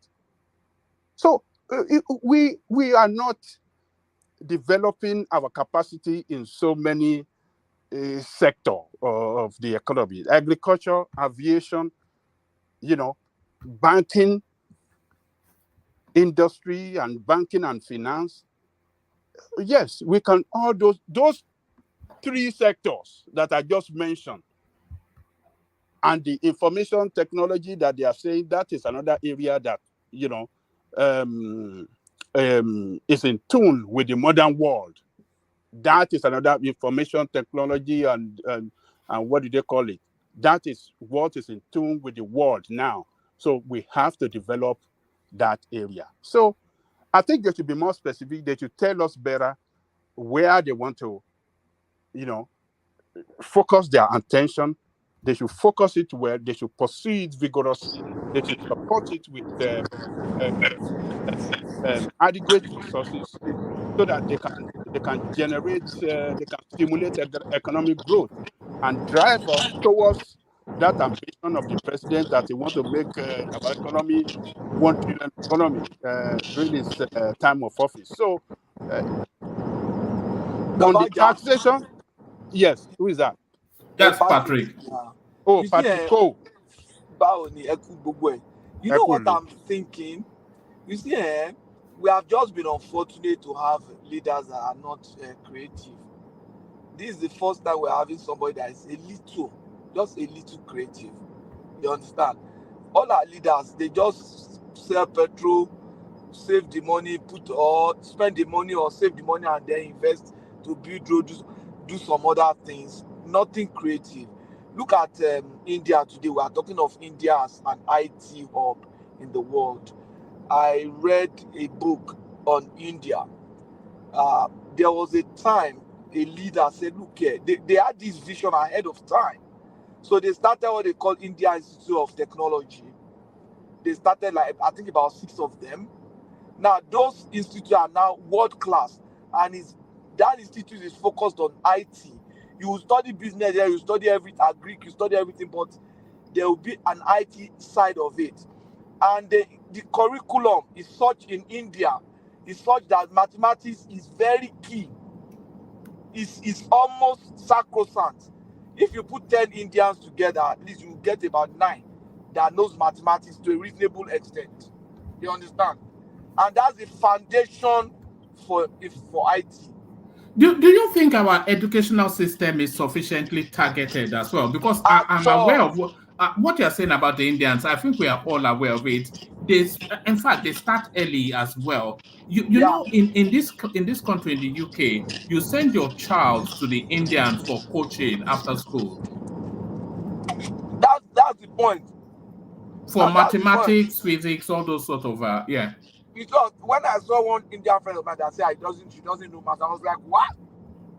I never imagined that we could have an Indian person that doesn't know math. And that's the foundation of it. And then we can now talk of IT. But now, all we are just doing is people go to school, I'm this.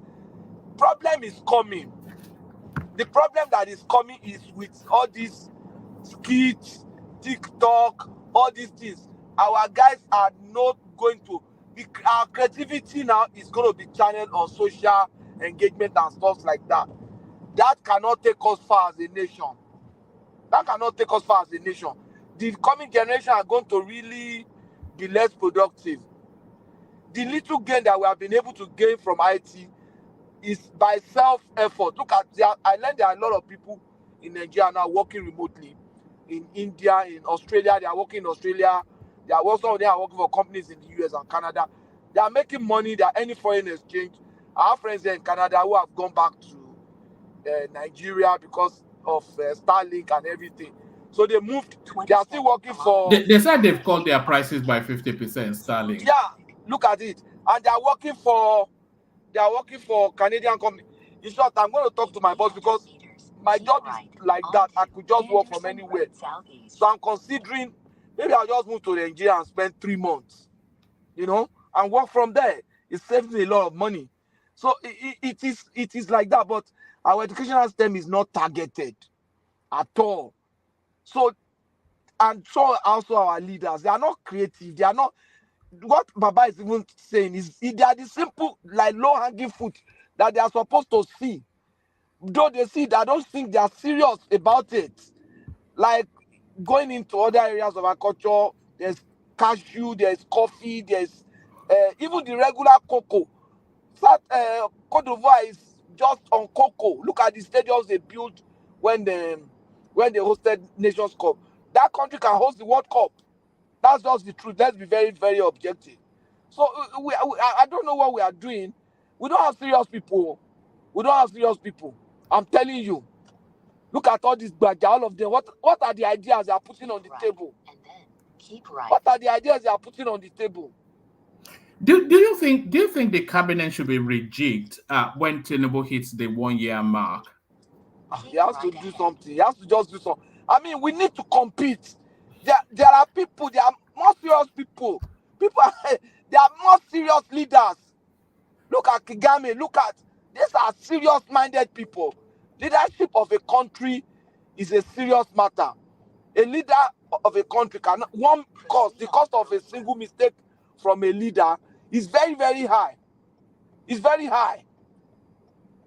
And the cost of the benefit of a simple creative effort from a leader can be so astronomical. So, and the world, everybody's competing, everybody's looking for how to benefit a lot of his people. But I don't think our people have that kind of interest. As terrible as Trump is, he still say America first. He's trying to see what he can do for America. Our people I'm not seeing anything from people like Shetima after all the grammar he spoke in during the campaign. I expect to see engagement. That is one man friend, though. Are you talking against one man friend like that? Eh? And you still want to remain on this platform? You say he's talking grammar. No, we are seeing Shetima's. The achievement of the administration is part of Shetima's achievements now. What do you want him to be doing? One man. Although I don't think Tinubu is using him enough anyway. No, Tinubu is not supposed to use him. He's already there. Let him create something that is going to help promote the government. Tinubu will be happy with that now. Something that is going to be good for them. Tinubu is not somebody that will feel bad like, this person is doing so well. You understand? He's somebody abuse leader. The one person that I see that looks like creative in this governance is Yemi Cardoso. And everybody will agree with me. Yemi Cardoso. What about Tunji Ojo? That one that accelerated that. No, you see what he did with passports. I'm sure that process was already there. It was too close between the time he took office and the effect. No, let's be objective with ourselves so that it doesn't look like. Look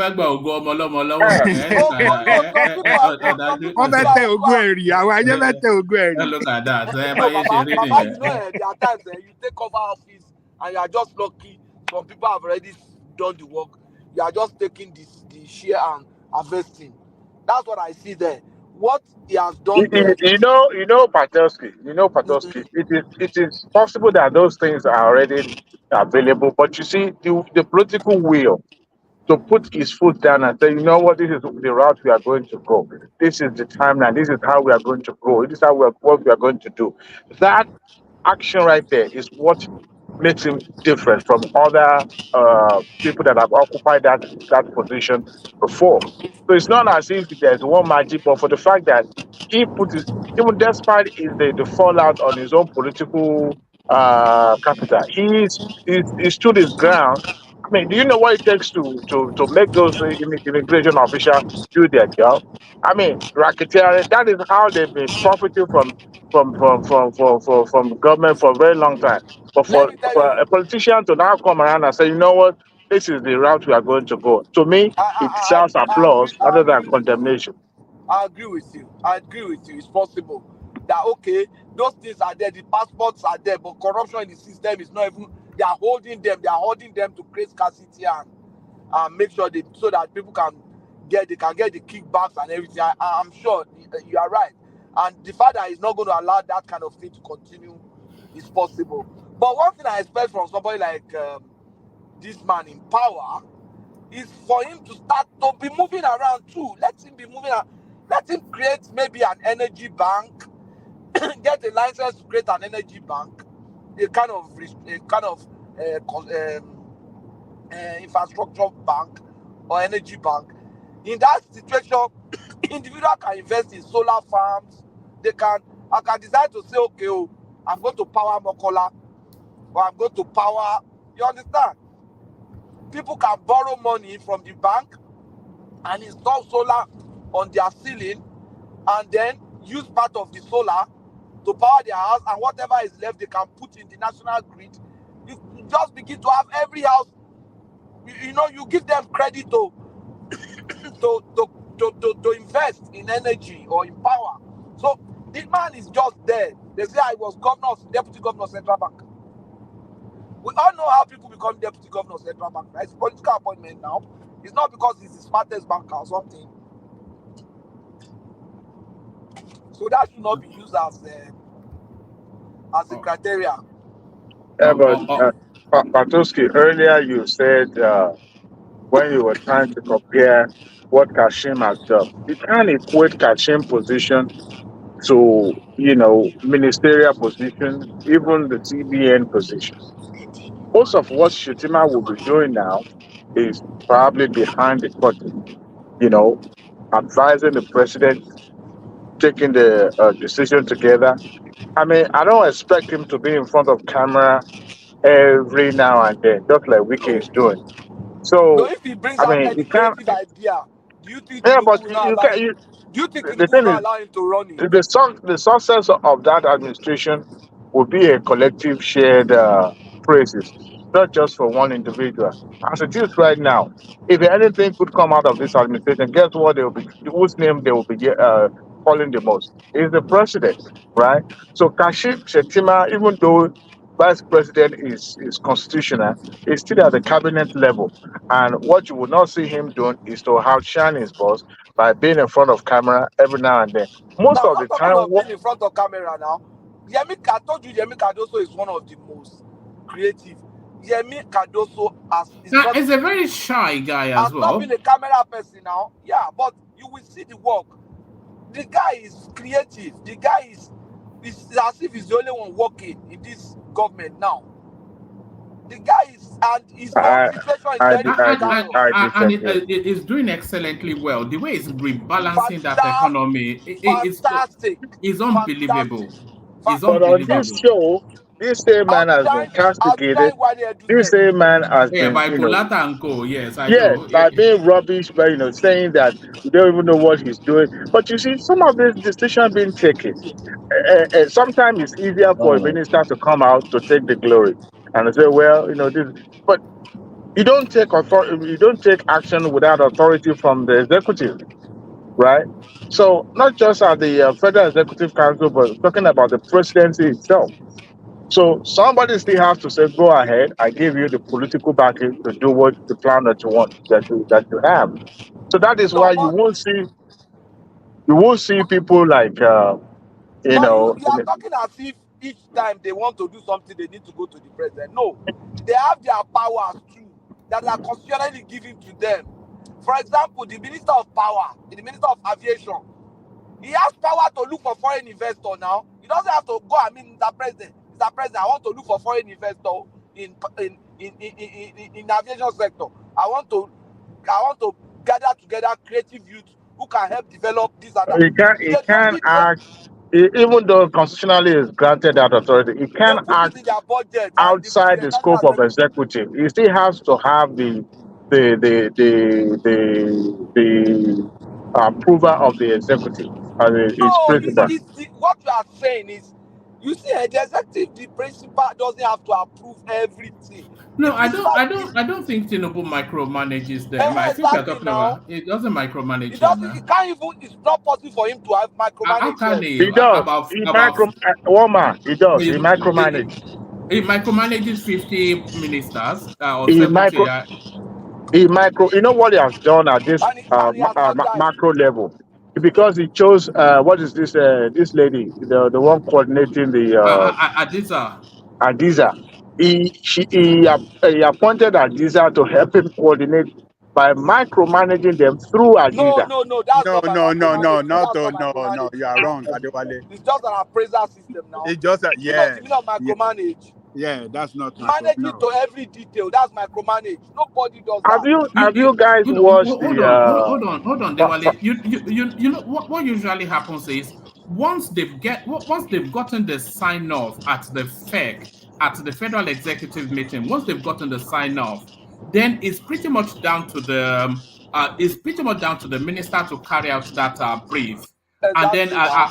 Adisa will pop in maybe every quarter thereabout to check on progress, report back to the president. The minister meets when there's any but I don't think every week he has to send in a report to say that I'll go.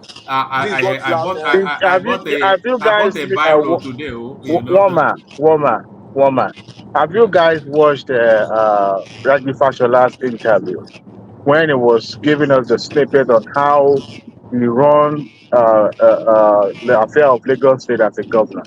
He said because him be the chief of staff, he is most powerful, more powerful than commissioner. So what he does is he micromanages those commissioner through his chief of staff. So what he does is in the middle of the night, he will pick her and ask Fashola about what's been discussed at the executive meeting. And sometimes because Fashola said, look, he pity whoever is going to be working with him as a chief of staff.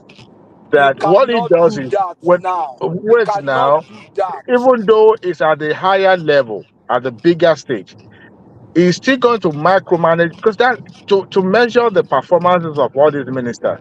That's not Every micromanaging now. Hold on now. What do you understand by micromanage? when you micromanage, you don't give the person the latitude to take a decision, or you kind of more or less monitor everything that individual does at a particular point in time, to the point of even resulting into dictating. That's what I understand as Yeah. micromanaging. No, micromanage is excessive supervision. That's really That's what it does. no, I don't Go think No, so. he watch. But can't You do see, go that. on the YouTube He and can't. go and Google that interview. You So will see what I'm. No, Adewale, do you know why he would do that in Lagos State? One, Lagos is small. Two, he wanted to consolidate Lagos to be able to get power. He doesn't want to lose Lagos. He wants to be the one still running Lagos. That's the point. That's why. I would bet you that Fashola did not even finish that statement. That even after he left government in Lagos, he was still micromanaging him. He That's the was. completion He of that. was. He was That's compared. the The completion of that interviewer asked sentence. him. The interviewer asked him to compare Tinubu's administrative staff to Buhari, and that was what led to that discussion. And he That's said, what I'm saying. I'm saying that the motivation for Tinubu to do that in Lagos is because of the circumstances. He wanted Lagos. "How He can doesn't you want to assume lose. that is the He reason doesn't. why all he right. was doing that? That That's the is reason his that is style." playing out now. That's the reason. We saw it. Even after he left government, he I was think still I agree managing with Lagos. Patrick Let's be Pope. objective. I Let's be agree objective. with I'm a Tinubu Patrick person, Pope. but let's say the truth now. He was still micromanaging them. Micromanaging everybody, micromanaging everybody. The wife, everybody was still micromanaging them. So that's the point. Look, that Ojo guy and the ministry, I think what he has done is not by the dictation of the president, it's by his own innovativeness. That, okay, Baba, this is what I want this is the way I like the Nigerian passports to be to processed look like to be. within so period of time.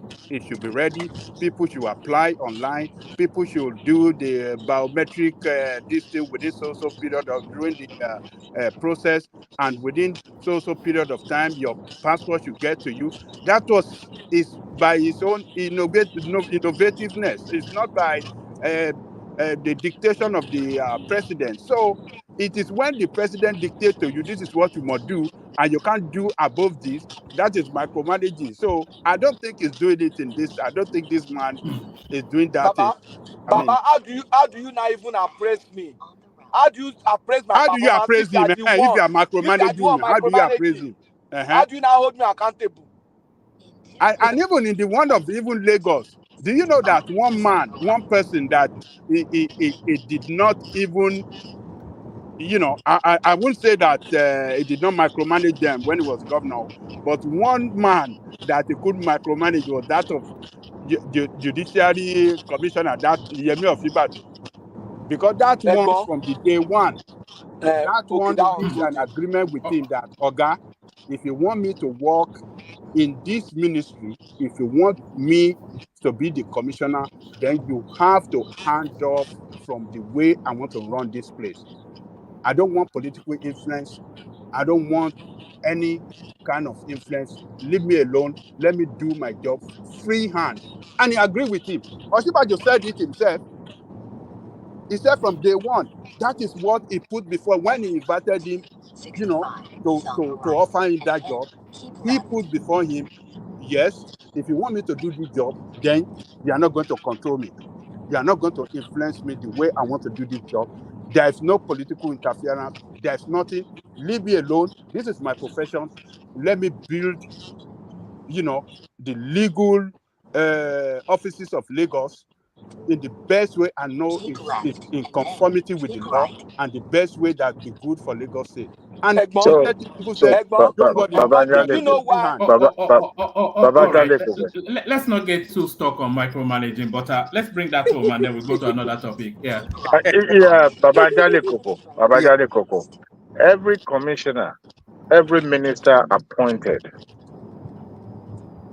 is still under the executive authority. Their ministry and their authority is derived from executive. Sorry, Dewale. Patrick, let me mute you for a moment, just because of the background noise. Yeah, carry on, Dewale. So when you have those individuals being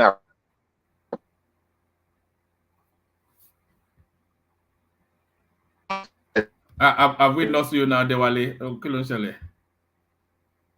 Phone made in Ekiti, she said. Made in Ekiti. But we are our hand wind phones and the hand wind radio.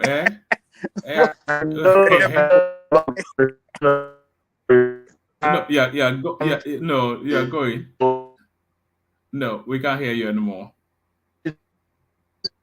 No, we can't hear you. Can you hear me? We can't hear you. It's a new phone and tag it dancing. Yeah, it's a long tag guitar. We are Kawalu say. They will maybe go out and come back in. We can't hear a word. One man, before we leave this micromanaging, let me just say one final word. Okay. You see, the micromanaging of Tinubu is so strong that he even wants to know how much is coming into the state in Lagos. He wants to know. That's why he's the one collecting it. So the governor will not say, this is what we are getting. He knows. So, and he has a reason for that. That is not possible now, except he wants to die. Because the work will kill him. The pressure is going to be too much on him. He can't even afford to. Can you hear me now? Yeah, much better. Okay. All right, Ajale Koko, let me move you on to this topic, and then after that, you know what's funny? Yeah. So the way my phone is set up, whenever I'm getting close to certain radios to my house, it triggers that Wi-Fi so that everything I have would not work on my phone. In case somebody is after me, that person would not be able to gain access to the house. That's why I went off the internet and nobody could hear me then. It does that all the time. Yeah. You know, I think you said that before. But when you said it, I thought maybe when you get close to home, it picks up, because my phone does that as well.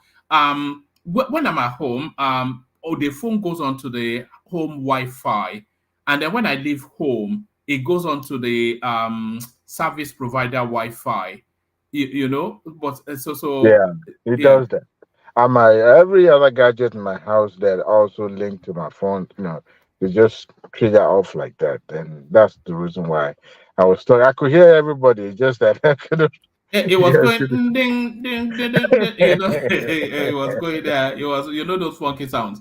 But you're all clear and lucid now. Let's go from that topic. Let's go to Tinubu congratulating Pa Ayo Adebanjo, 96. Can you imagine? I never knew people could live that long. 96 is age. Even if you live till that long, I didn't expect him to still have that. He has the fight of a 19-year-old at the age of 96. So what are you there making? So they went through his history actually. Ajanle Koko, he was born in April the 10th, 1928. And I was when I was reading it out, I was even querying if they had birth certificates at that time or they just picked a random date. Actively through all of those Western Union, everything he's been fighting all the way through, and his one singular fight has always been restructuring. So and he told us he was moving to Ghana, by the way, if Tinubu became president. So maybe No, at it wasn't him. No, was it? him. Was that Bode George? Bode Bode George. Okay, yeah. So what are you making of Bode? And still the leader of Afenifere in '96. So what are you making of this great age and the fight still in the dog? Well, God will continue to bless Baba Yadebanjo, an illustrious son of Yoruba land, and one of the leaders that I really respect the most, because this is a man that really loves democracy and really wants democracy to work in that country. And he's a patriotic Nigerian.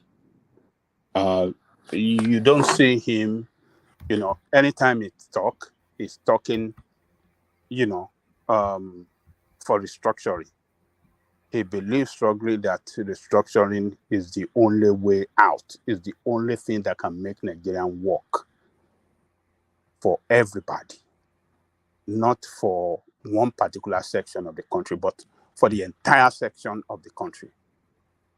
Restructuring will work. And what it means by his own definition of restructuring is for state or each region to control their resources, just the way we used to do in the First Republic when Nigerian experienced good governance. Each region had the best of the best good governance, and they developed at their own pace. So that is what, and that was in conformity to the agreement signed by all the region that constituted Nigeria back then.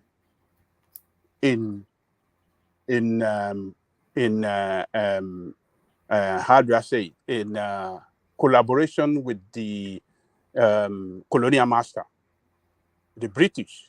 That was the agreement the founding fathers of that country signed, a collaboration with the colonial master, that every section of Nigeria will control their resources, will control their own defined, region, and develop it at their own pace, the best way they know that it can work for them. So, sorry, Baba. Maybe yeah. we should be referring to them as the invader, not colonial master. They are nobody's master.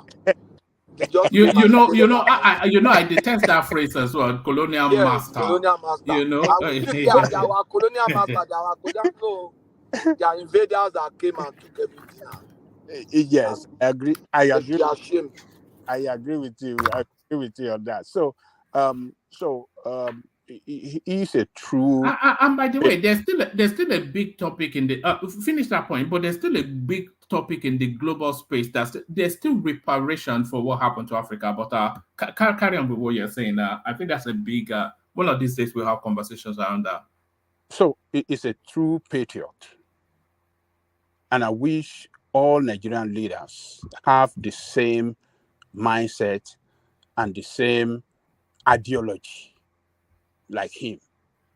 If all other leaders, particularly from the north that we have today, and all the people occupying the position of authority in Nigeria, including the president that we have today, if they have the same ideology with him, I think with that political will to effect it, I think Nigeria will be better off.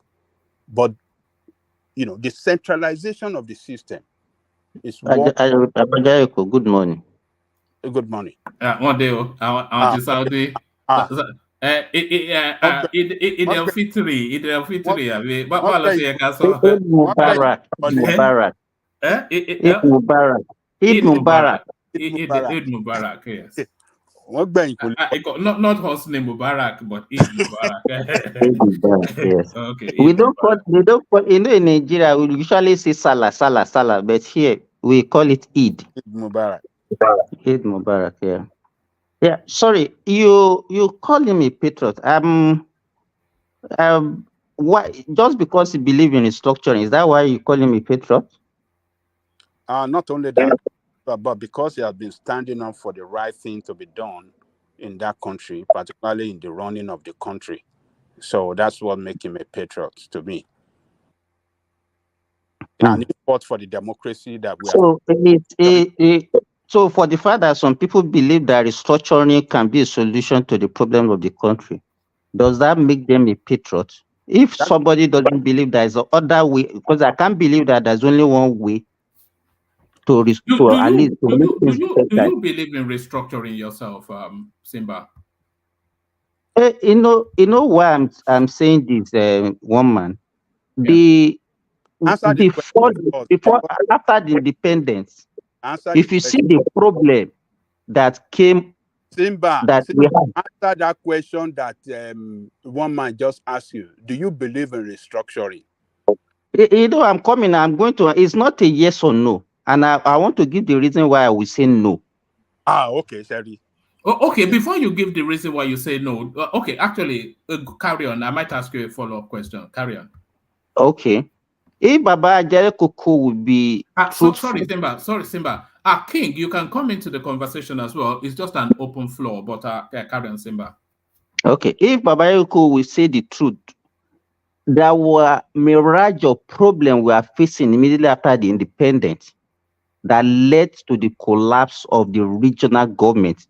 If you will agree with me, if you say the truth, so if somebody now comes now and will start telling us that we have to go back to that regional government that actually had a lot of issues that led to its collapse as the only solution to the problem of our country, that is why I would say no, because that system failed, and which led to the military takeover. Then I cannot now see that system as the only solution to the problem of our country. That's why I would say no. Yeah, but you can't use that as the example to then say no. You know, Nigeria was in its nascent stage as a country then. You know what, man? We were just taking baby steps at that period. But restructuring does not mean going back to regional systems. The problem. Let me tell you this. I think I've said it earlier. You know, a human being, we usually have this habit of always referring to the past as being the best. No. That's not what. Hold on, Simba. Listen to this. Because I was going to ask you, the follow-up question I was going to ask you was what you understand by restructuring. But let me just say this. If you restructure the country along old regional lines, but that's the only throwback to the past, and then you seed resource back to the regions, and then and internal policing, all of these things, you seed it back to the regions, and you have a weaker center. Nigeria will work a lot better because Nigeria is too big and unwieldy for one central space, and there's so much powers concentrated in Aso Rock, and that's why the country is so slow to move. Things don't happen. You need the good eye of the president to be able to do anything. All of these things is what is timing our progress, But if you restructure it and cede more powers to regions and states, the country will work better. I think a lot of people think that. But you know what, man? When we are talking about restructuring, what it means to you is different from what it means to some other people. I hope you know that. Yeah, but that's the thing. We need to get the reason why some people will talk about restructuring. The restructuring to the Niger Delta is different from the restructuring to the Southwesterners. It's different from the restructuring to the Southeasterners. The problem, let me tell you, why when they went for the confab during Jonathan regime, why can't they? What prevented them from agreeing on that? It was because it means a lot of things to different people. I think they agreed restructuring on the at the Jonathan confab. Now they So just didn't implement the it. Niger Delta restructuring means resource control. Yes. You understand? No, And if you look at to everybody it means that now. I think we need a new constitution first. Yes. Before talking about restructuring. No, we actually need to restructure and then the new constitution legalizes it. That's probably the way. Can I say something? Of course, come in. Yeah, you see, I think I understand what Simba is actually saying. You see, what we need now, right? I don't know how we're going to customize it because things have actually changed a lot. You know, like those days, you know, it was really easy for us to have this kind of like regional government. But can that work now? We can't have that kind of a thing now, right? Because no states presently, with the setup that we have in Nigeria now, let's say take for instance now Southwest, and we now say, okay, if I want to have a regional government, now that's going to be probably in your state or somewhere, right? Do you think we can actually really manage them now? So I think the major thing is, yeah, it's good resource control and all those things, but there still needs to be a lot of guardrails that still needs to be put in place. You know, for me, I think rather than really looking into those things, I think one thing that we're still missing and we've not really been able to really get, it's that local government.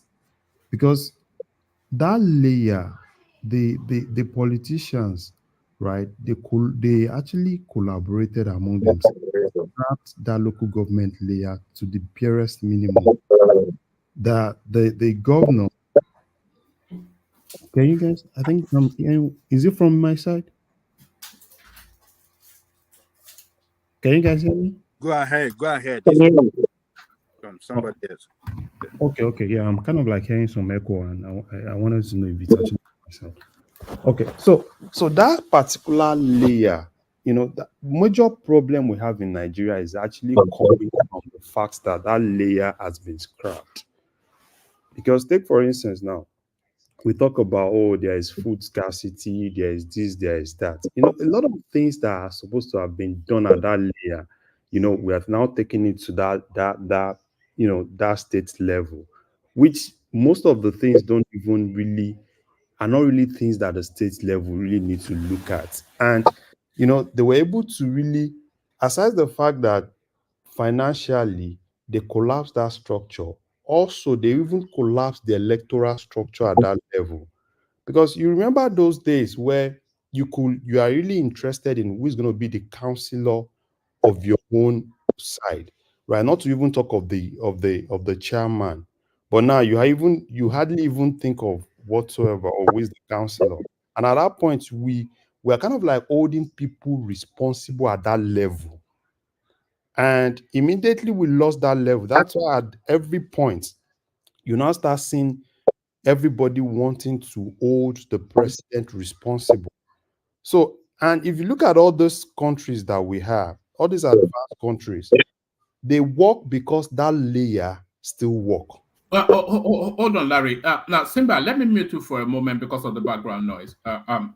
Carry on, Larry. So all these advanced countries that we have, that we say, oh, it's working, they only work because that layer works. So if until all the politicians agree that they want that layer to work, Nigeria will not work. It's so unfortunate, but that's the truth. You can talk about state police, this and that. I'm telling you, it's still going to be the same thing until everybody call themselves to one room and decide that they want to let Nigeria work, right?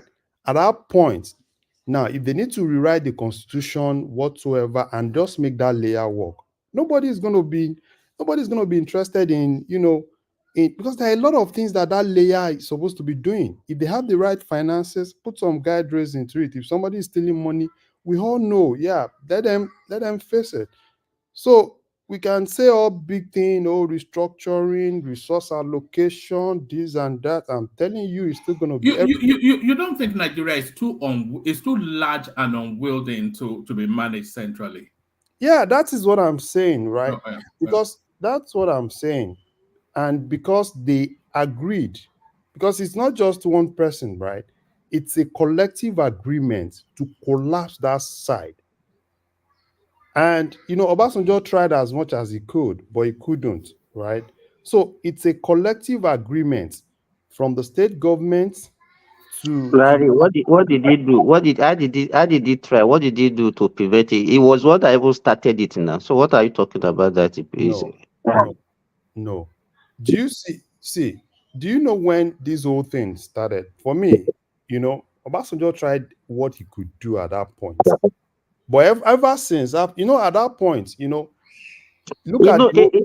Let me tell you, when I don't know when you left Nigeria, Larry. Look at the whole thing. Let me say something. During Obasanjo, let me tell you. Hold on, Simba. Let him land that point and come in after him. Look at the whole thing. Obasanjo versus Tinubu with the issue of this creation of local government and all those things. And I'm very sure what sorry, Simba, I'm going to mute you again. There's a noise coming from you. Yeah, carry on. Look at Obasanjo versus Tinubu regarding this local government of a thing. Sorry, Larry. When you want to come in, just on mute. But yeah, carry on. Look at the whole thing, Obasanjo versus Tinubu with local governments and all those things. I know what Baba was trying to say then was like, yeah, let's local government have, these are the created local government. At least let them be able to finance themselves. But immediately the governors came in, they started, oh yeah, we are going to divide it. We are going to do this. They have this autonomy over this local government. We have this LCDA. We have this. We have that. Immediately Tinubu was able to do that. Every other person started picking it up. And after that, the next thing you saw was that local government election, right? It became, kind of like a department of the state, right? Sorry, Speaker, I'm not sure you got this right. The whole point of OBJ's confab was to get him third term. That was the whole thing behind the sham of a confab. He wanted third term. That was the point. I'm not talking of confab. I'm not talking about Obasanjo versus Tinubu. Can I respond to you, Larry? Yes, sir. Okay, we are talking about local government beating, not confab. Yes, sir. I could remember vividly during his first tenure, because even during the military, the local government are working and they are working perfectly. The whole problem started during Obasanjo regime. First of all, he had problem during his first tenure because he was also staff of fund. Because that time oil was not selling, even the production was not that high. I could remember that period. It was not even giving local government allocation. That time is zero allocation. If you remember, they even used to publish whatever they are allocated to each local government every month, and everybody will see it. But it did not even have fund. Then for you to come and be telling us that because he wanted local government to function, that was why he was against what Tinubu wanted. He discovered that those local governments in Lagos were so big that they were not performing well, and that was why he created LCDA to also move governance closer to the people. That's not true. Tinubu was just trying to expand his political empire. He was trying to whatever. If somebody created, it was a political. It was what was the reason behind that creation of LCDA was political, so that he can establish. But okay, I agree with you. I agree with you. He had I agree with you. But he had a long-term plan that how can I establish my political presence across the state? Because by then he wasn't controlling all the local government. PDP, they were like sharing the local government in the state. A lot of local government were controlled by PDP from the onset. So what can I do so that I can break this, control, and I can establish my presence too for a long-term political ambition? That was it. It was fraud. It was a fraudulent creation just for himself and to establish his political empire. It is not meant Okay. for any Okay. Lagos State. Local government before he came in were functioning well in Lagos State. Every part of Lagos State were functioning well, even under the military. Okay. Okay. Thank you. Now, there is nothing anybody can do without the backing of the constitution. So if you are telling me just because the governors are doing this because and that was why they led to collapse, it was the clause in the constitution that actually granted the state to manage the local government was actually activated during Obasanjo regime. What did he do to prevent that? He was dancing to the tune of the governor just because of his second term ambition. And for you people to come and that guy, yes, he did some good things, but he did a lot of wrong in that country also. And we have to agree with that. Obasanjo had the goodwill to actually put that country on a good pedestal. But because of his selfishness, selfish ambition, if you look at the Obasanjo regime, what Obasanjo did during his own regime, there is no president that can come and try it now. He will not escape it. He enjoyed the goodwill of everybody in that country. And he did a lot of things and he went away with it. That's not true. He wasn't enjoying the goodwill of everybody, particularly from the Southwest. Southwest was not. Hold on. Don't let us be spreading this propaganda. The Which Southwest propaganda? Is that a propaganda? Yeah, you are spreading propaganda. The Southwest was not on board with Obasanjo from day one.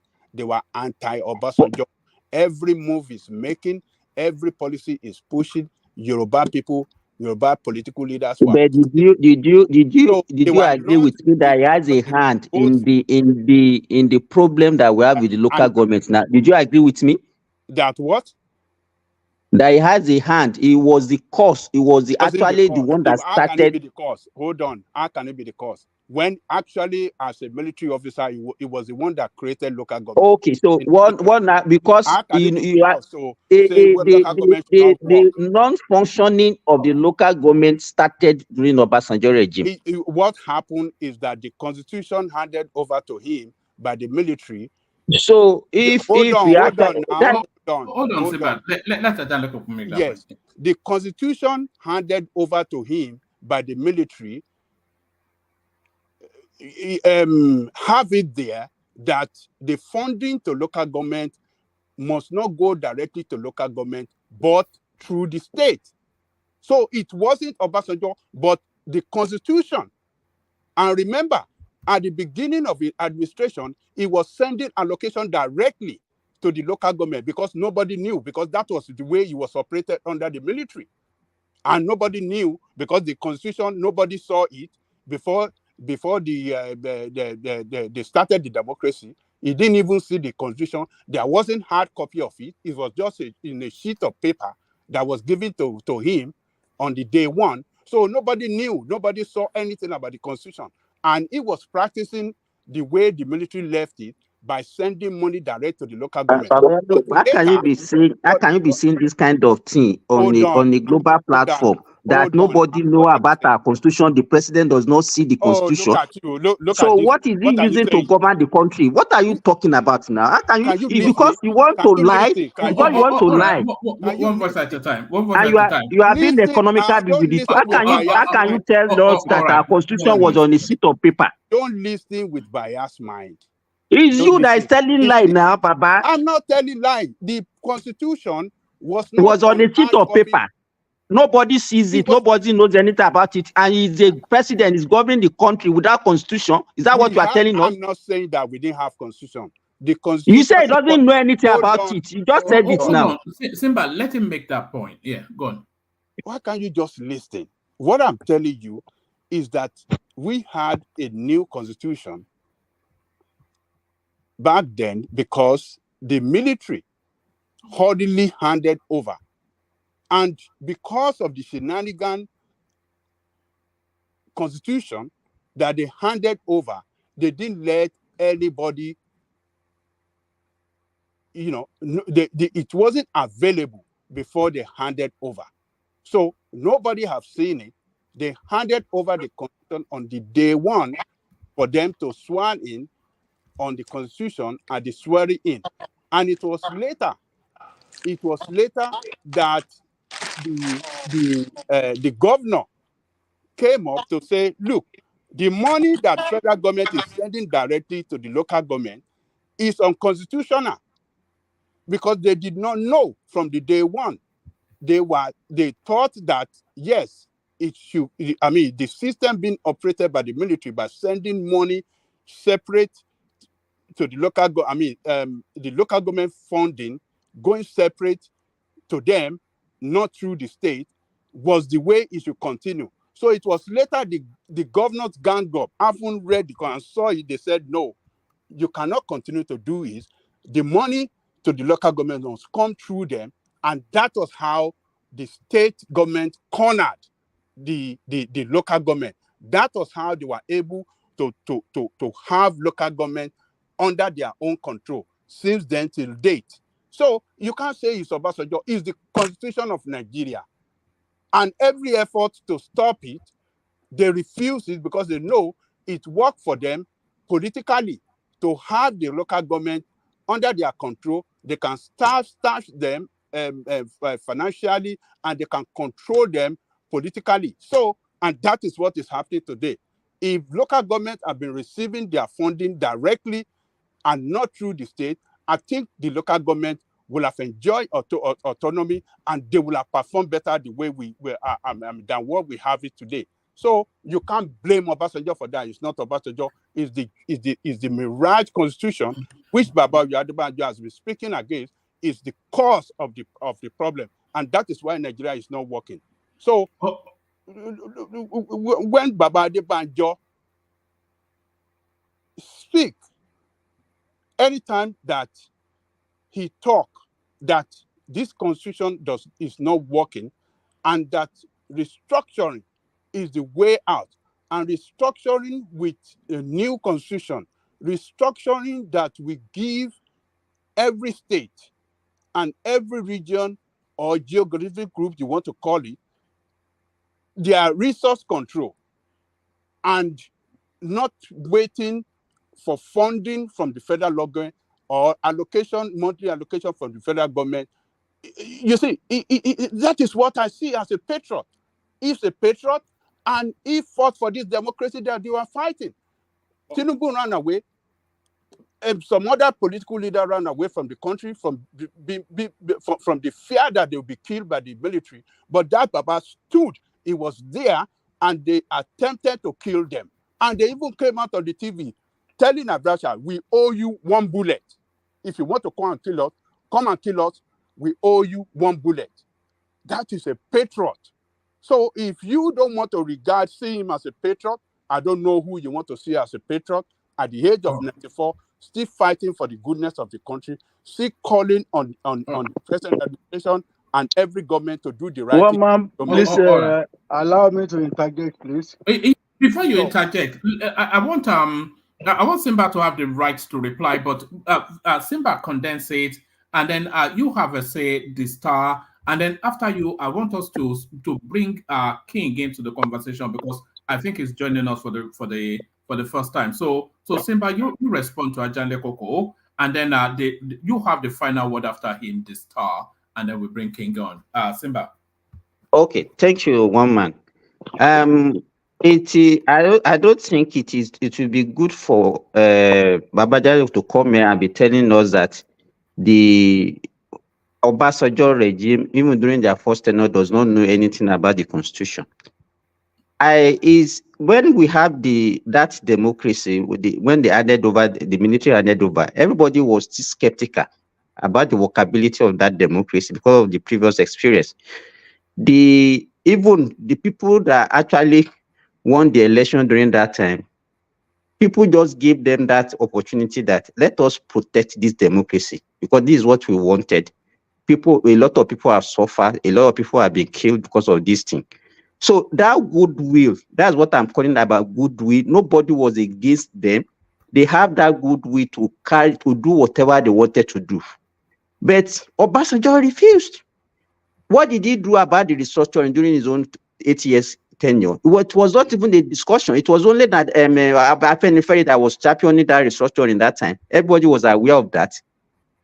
What did he do about the constitution, the so-called constitution that we said it was not good? Instead of him to even go to the National Assembly to put all these things to them, that's okay, these things are not good for us, change it. He was busy changing senators, impeaching everybody all over the place, but just because of his selfish interest.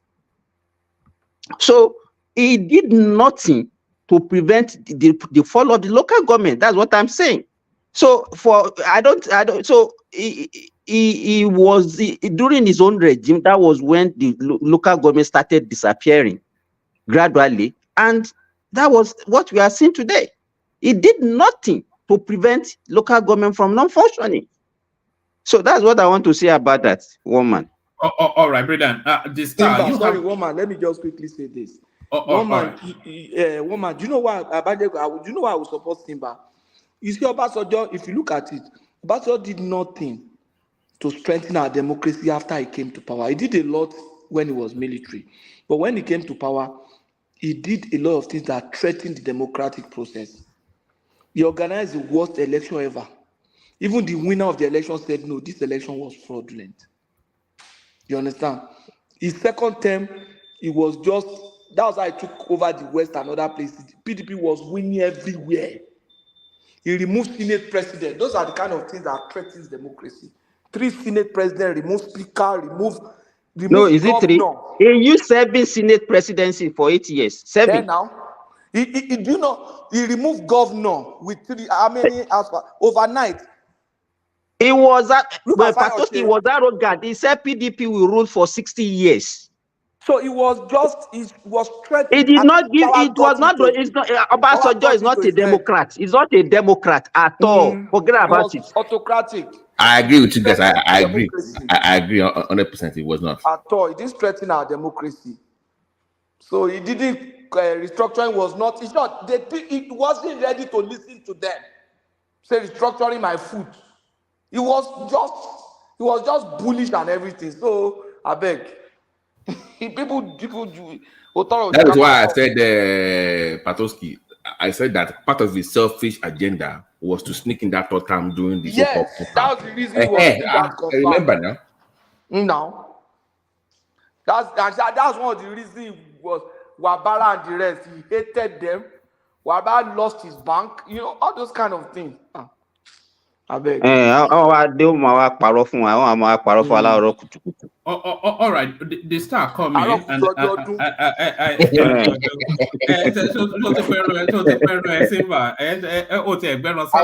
this guy.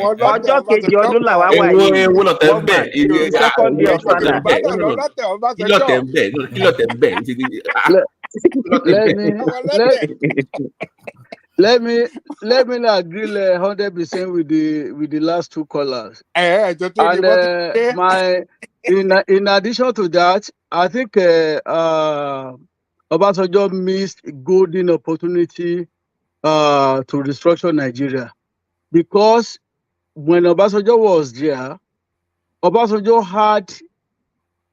apart from the fact that he was bullish and he was ready to crush anybody that come his way. Do you know that Obasanjo was the one that unpicked everybody from president, vice president, and all the state governors, even state governor of Niger, where IBB came from? It was Obasanjo that imposed governors there. But because of the third time ambition of Obasanjo mess up. Then I want to correct the misconception of Babajale Koko concerning the creation of local government in Lagos State. I was an active player. I don't know where Babajale Koko being based then. I was not only based in Lagos, but I was an active player. It was very unfortunate if a Babajale Koko can be attributing a democracy that we enjoy today without counting Tunumbu as one of the pioneer, the first 11. Baba Adebanjo, you can liken Baba Adebanjo to Edwin Clark. They are only using saying it was only talking, they are talking. Tunumbu, they are the strategists. They are the one on the field. Do you know that because of the June 12, because of the democracy, Tunumbu sacrificed his Senate presidency just because of the and had it been that he agreed with the LBB then, they were ready to give him any money that he wants. But this is the guy. Do you know how he even survived?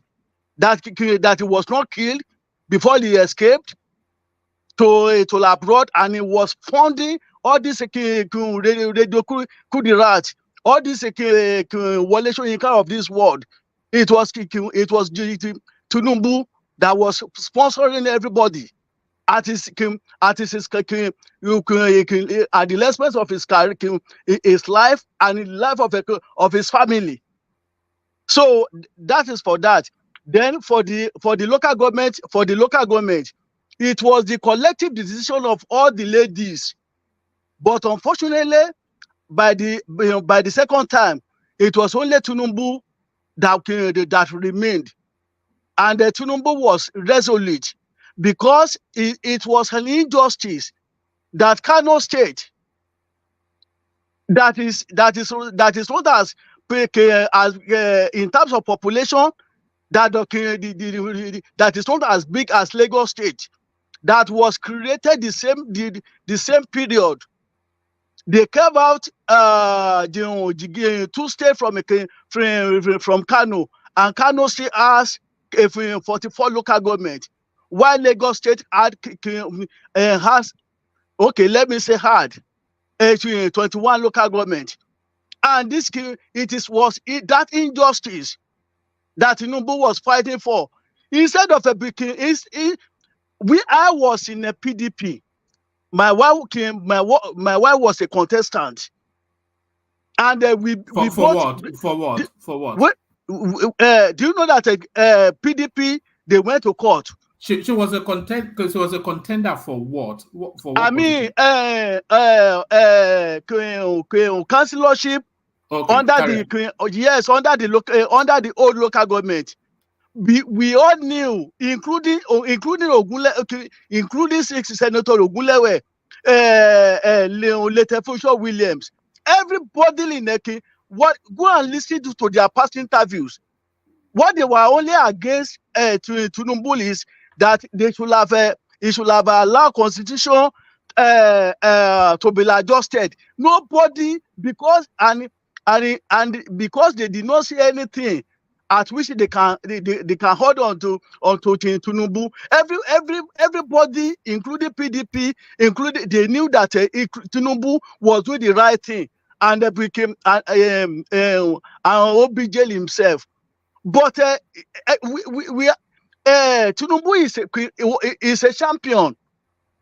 Had it been that Babajale Koko, are you telling me that Kano State, that is not as big as a Lagos State in terms of population, that is having 44 local government, are you telling me that Tunumbu was wrong for creating the local government that they created? And when he created it, throughout the tenure, he was running it on his own from the money generated from the state government. All this can be OBJ to deal with him, and a Yoruba man for that matter. So when you are talking, when you are talking of democracy that we are enjoying today, give it to Tinubu. All the people that did not fought as much as a Tinubu, they were the ones that are enjoying. So local government administrations, go and look what some of the local government in Lagos State, go and look what they are doing today. So, and despite the fact that there were 56 local government, and they are still giving them to 20 local government from the federal government. It was a OBJ that destroyed the local government administrations in Nigeria. Adibid that he allowed Tinubu that time. Every other state, especially in the south, they will have followed suit, and they will have changed the constitution. So that is just a misconceptions that that I want to correct Babajale Koko for. All right, brilliant. Thank you. So that's quite expansive. So so that's the star who has a first-hand knowledge of that space. So thank you, the star. I want to bring King's. Let me round up one man. So all right, round up. Then I want to bring King on. I think it's have you heard him before? I think it's his first time here. Have you heard him before? I'm not sure. So, I'm enjoying this show tonight, one man. I'm enjoying this show. Of course, you enjoy it every night now. Why just I'm not tonight? One man, I'm not a first timer. No, there's a guy called King. Who I think more like last party in against more like party. You know, anytime Ajale Koko is on the spot, you always enjoy it. You are saying by me, man. Totally Ajale Koko. Oh, that one, the enemy,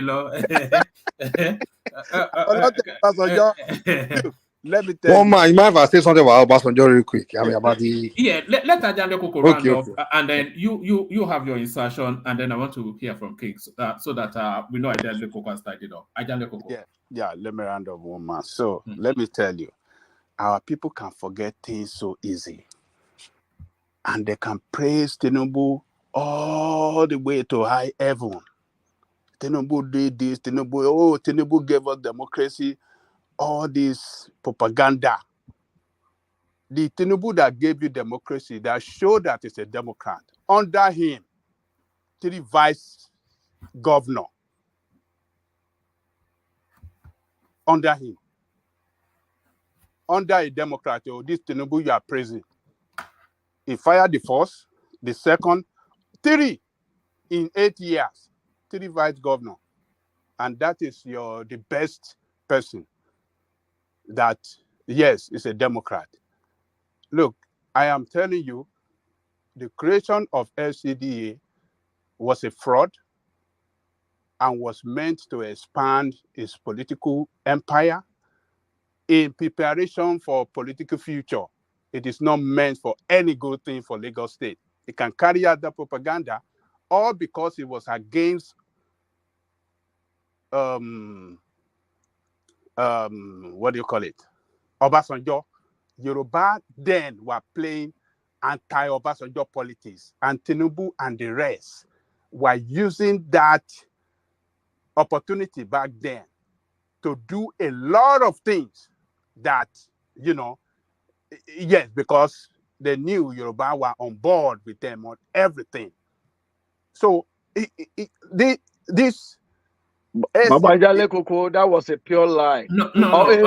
Southwest they gave Obasanjo in the second term 80% votes. Go and check all the states. All right, let Ajale Koko land. Otherwise, we'll just I'll give her that the chance to speak. See, this anti-Obasanjo politics was clear in that election that got Obasanjo to the position of president. It's called the lowest vote in the whole of Federation, in all geographic zones in Yoruba land. That is where he came from. Because Yoruba have carried out propaganda. This is a slave to Fulani. It's not going to do anything good for Yoruba people. It's not going to do anything. It's been picked to serve the Fulani, to serve the Hausa people. It cannot do anything. So all those resonated with people because we are coming out from military rule, Abacha, annulment of due to it. So that anger against the military rule and Hausa particularly, Yoruba people did not want to see anything because they regarded PDP as Hausa as northern party, northern own party.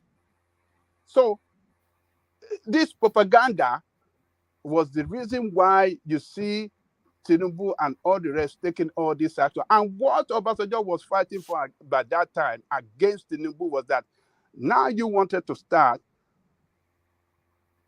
your own LCDA in contrary to what the Constitution,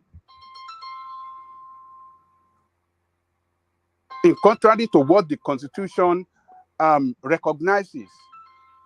You are going to, if he allowed him to get away with it, this is going to spread across the country and it could cause a political confusion with the way the country is structured.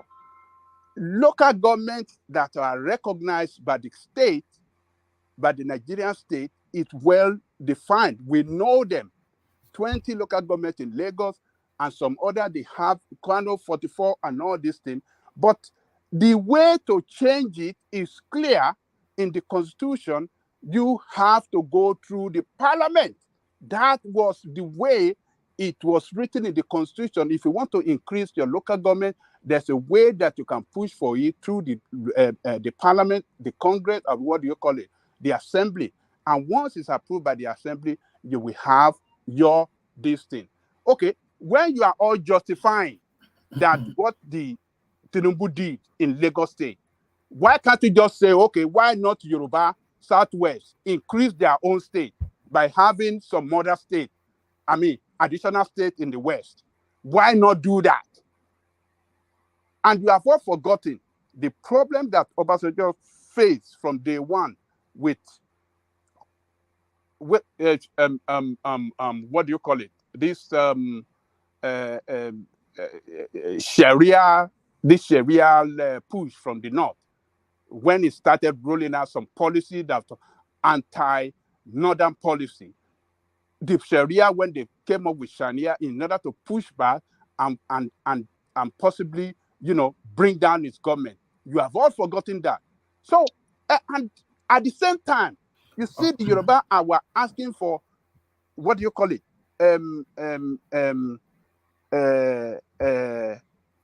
Sovereign National Conference. Sovereign National Conference. So there was all this battle across the country. People were jostling here for power, north against the west, west against the north, and it was the president that just came in time of crisis, political crisis, economic crisis. So all these things were too much crisis across the country, and militia group everywhere, OPC, some other militia group across the country. So let me tell you this.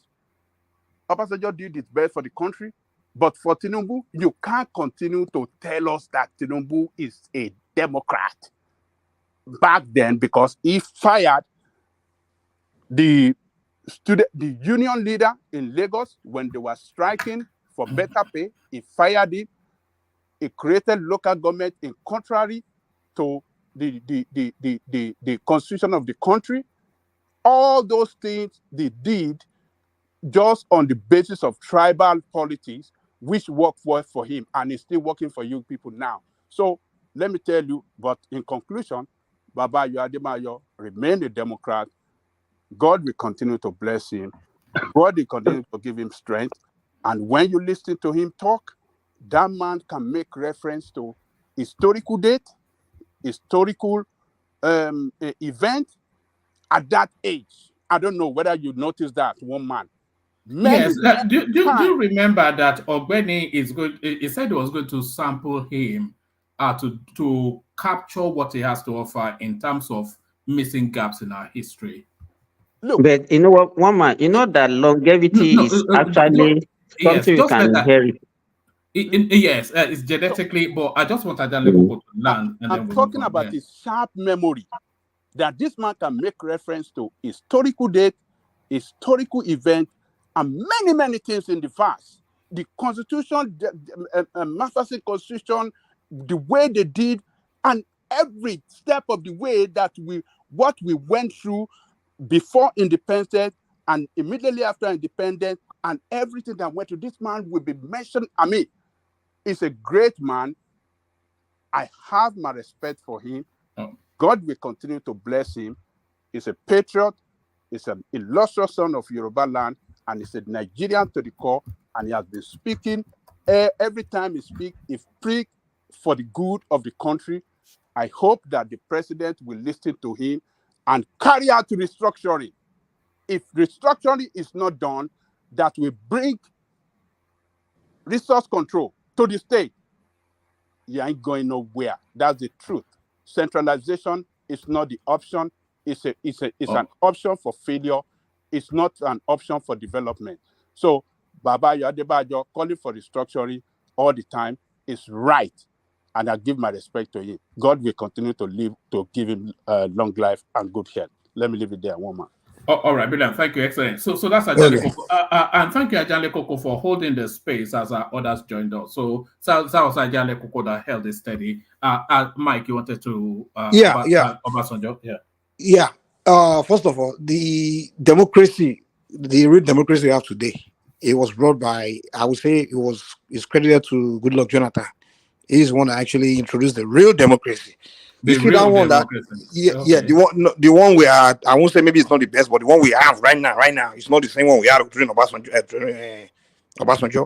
You see that one in 1999, the Americans and the British handpicked Obasanjo gave to Obasanjo. That was the kind of democracy of the Uganda, Cameroon.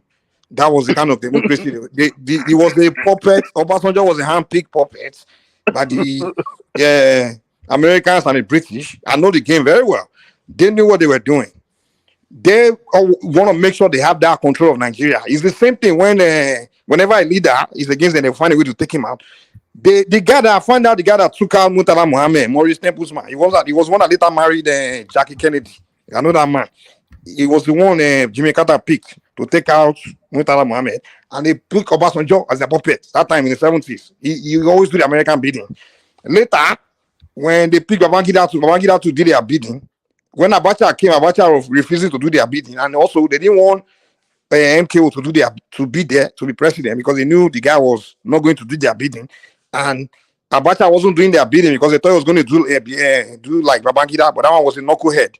So they took out Abiola and Abacha, and they were like, okay, who do we trust in this Nigeria to put? Then Obasanjo, that same man we used before, we can put him back.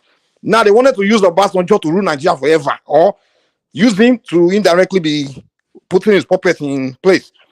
They handpicked him. It wasn't a real democracy. And when he was leaving, he handpicked Yar'Adua. He was going to be using controlling Nigeria from the background. But fortunately for Nigeria, unfortunately for him and his puppet masters, the British and the Americans, Yar'Adua died. And that's why Jonathan entered.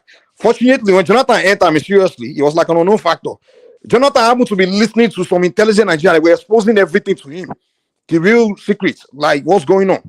And Jonathan decided not to do the bidding of the British American. I'm not saying 100%, but he became more. Now he allowed real democracy, follow the rules, the real laws of the land, and brought down democracy. Is this all speculation, or is there? One man, I was. If you want me to start telling secrets to you, you go open your mouth. Things with me, I know underground. I tell you that I know Americans don't go. If I tell you I know people, they tell me something, they go from Africa. What's his name? When Jonathan came, when he was refused to do their bidding, they wanted to use Obasanjo. They called Obasanjo, trying to use him to do a military coup to take out Jonathan. But Obasanjo remember and say, now what's the me for prison during Abacha time with this? So that's why he refused. The guy said no. And that was the time where America of his they started talking bad about Obasanjo, trashing him. And then they realized, what can they do about this Jonathan? They frustrated Jonathan's government. And that's when they started some Western hands are behind that Boko Haram. They were using it to destabilize the government, giving Boko Haram anti-aircraft weapons. I was like, where these people they get all these weapons from? Even what's his name? Jonathan even did them worse because the same West, they never wanted Buhari to be president at all because they were the one that organized the coup. Babangida to overthrow Buhari in the first place in the 80s. If you go and watch when this British guy was telling Buhari that you will never be president of Nigeria, when the guy kept running for president, you know, they said you'll never become president of Nigeria. You go and look at it. Jonathan, make sure that's why Jonathan was like, okay, you know what, this guy Buhari, we can allow him to win. He allowed Buhari to win. Buhari entered. Buhari said refused to do their biddings, you know. So let's be fair, man. Jonathan, we have to give the credit of the democracy we have to Jonathan. No, Obasanjo's democracy was more of Museveni and Paul Biya kind of democracy. That was the one that he was trying to do with us. And we have the guys just exposed him now with going against the rule, dictatorship. That's what he was doing now. So let's stop praising Obasanjo, man. Obasanjo and Babangida were the two worst presidents in Nigerian history. Are the one that destroyed that country, man. Two of them, you know. All right, brilliant. Actually, I think that was a question we visited once. The two worst Nigerian presidents. So according to Mike, Obasanjo and Babangida, I will actually say the worst president has been the last administration. I don't think it is ever. Somebody said Obasanjo is the worst president when he stabilized the political structure of the country, when he stabilized the economy that was in shambles by the time he came in, when he was able to put Nigeria together. You see that economy? That economy will keep talking. It wasn't only it was the telecom revolution of the telecommunications sector, which was across Africa. So it wasn't Obasanjo's hand. He didn't invent telecommunication. It was something Oyinbo man invent. So all this credit about it just happened to happen during that time. But the guy built nothing, no infrastructure, nothing. Okay. When the nation even build road to his farm, the road to his village, he didn't build it. He did nothing. Okay. He was just giving money to America, giving American companies contract, British. They just looting Nigeria, BP, all of them. They just own everything. For the 8 years, it didn't build one road. That is true. So a nation that was moving towards disintegration, it was able to put it back. A nation that the economy was flattening, bankrupt, it was able to bring it back to. Obasanjo had a very good thing, though. Economy that was attractive. He put up a very good thing. Attractive to investors, buoyant economy, one of the best in the history of the country. The GDP was around 15%. We hit around 15 or 18% during his time. And since then, it's the telecom sector now. It's technology that came in place, and technology revolution that came. That's not Bluetooth. Obasanjo also have the economic brain now. All right, gentlemen, let me bring King in. He has been here for a while. Round it up in a couple more sentences. And then we bring King. Oh, you stopped. Why are you giving? Ajay has landed so many times now. No. Ajay Koko has special privileges. Ajay has special privileges, as you know that. All right, King, on mute. Let's hear from you. Let's hear from you, King.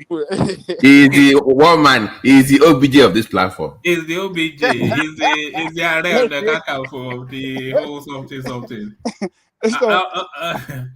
So when I'm hearing people, Obasanjo destroyed Nigeria, how can you say he destroyed Nigeria when he stabilized the political structure, when the economy was able to put in place a good economy that worked for everybody? Civil servants were buying houses, they were buying cars, they were building. That is not possible today. Every one of us. Okay, civil servants. I mean, what percentage of Nigerians are civil servants? Less than 1%. We were running business. Let's just go on to King. Everybody was doing good. Otherwise, only civil servants. They are less than 1% of Nigerian population. All right, King. If you are still there on mute, I've cleared the deck for you. So let's hear from you, King. King. After all that effort, hello. Good to have you. Is this your first time here? Oh man, this is Kigo talking. Kigo. What happened now? Oh, you abandoned us, eh? No. What happened? You travel? Yeah. I've not been around for some while. Did you go home? Oh, okay. How the place? Not bad. Everything is okay. Not bad at all. When I did you can come? hear Mike say that Obasanjo didn't do anything in the country, but really was able to put the country together, and he had a very good thing. I think he did. He just do his best. That's what I think in the area of Obasanjo. I don't think. I don't think He probably had the best team so far. If you look at the names so that came far out, in the history of they are still the Nigeria, names we are today looking up to now. till tomorrow, Hmm. he has the best. Madam, the World Bank All the woman, the African Bank, all the everybody. Willa, all them, the one that died, Dora Akunyele, all these strong women, they all came up during Obasanjo's era, and they did very well in their respective offices. And curiously, since then, no other name has come. Oh, the names we're still talking about are still Madam Okonjo-Iweala, Adesina. We're still talking about the cabinet of Obasanjo. But Adesina was not Obasanjo's cabinet. Was it not? Adesina was good luck. Was it? What of Akunyele? It was good luck, man. Oh, sorry. Dora. Okay. No, there it is. What about later Akunyele? I thought she was Akunyele was OBJ. Akunyele was under Obasanjo. Akunyele was actually NAFDAC during OBJ, and I think she became a minister under Goodluck. Okay. What did Obasanjo build for Nigeria? Can somebody name one thing he built? When she was a NAFDAC board, she also performed very well. She did very well also. Those are Obasanjo team. We had a those names they got out of this piece. Well, Nigerians always have scholars working under every government now. If you go and look at it, even Babangida government, people like Shoyinka, a lot of educated people now. We've never been short of educated people, so it's not a big deal. The question is, what did we build?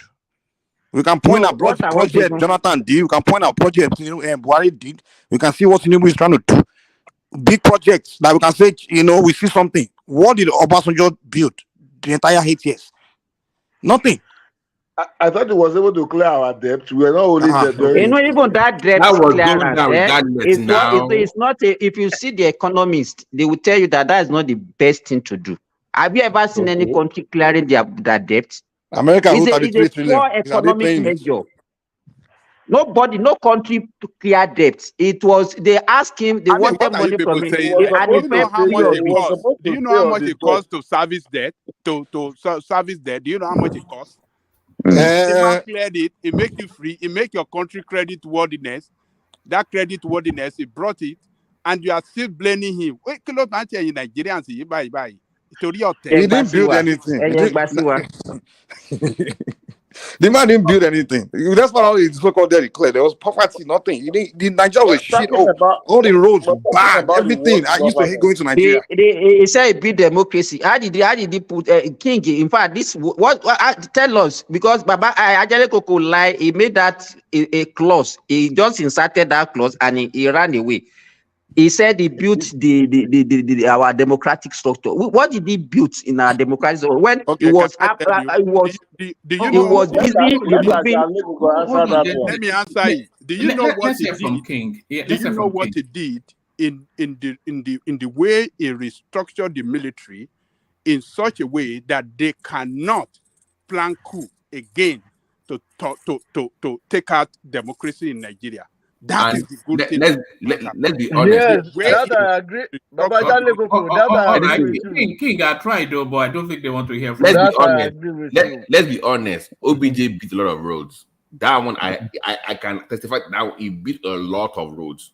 Including the one to his farmer. The one to his BT. If we can have that Asaba bypass. King, yes, King. Carry on. Is it that Asaba bypass? That's the only road I knew Obasanjo. Was it Obasanjo that built that road, sir? It was not during his regime that this Asian man, this what's his name? This Edo man was the minister Obasanjo for tried a works. lot. He brought a He lot of was using that investors. one That is not to say that he's the best to loot president. our money that time. And I will This not say that he's also Ajale he's will also remind me the name of worst. this Edo man that was the minister of works during Obasanjo. I can't remember his name now. Okay. It was an Asian man. He was the one that they were constructing road and they were looting the money during the Obasanjo regime. I beg you. Emma change the issue. Anini, Anthony Anthony, Anini. yeah, Mr. Visit. Tony Aneni. The guy knew the name and is known to criminality. What do you expect He still from went a to and bring an retired enemy to police come and be in charge officer? of. Now we have 4 voices speaking.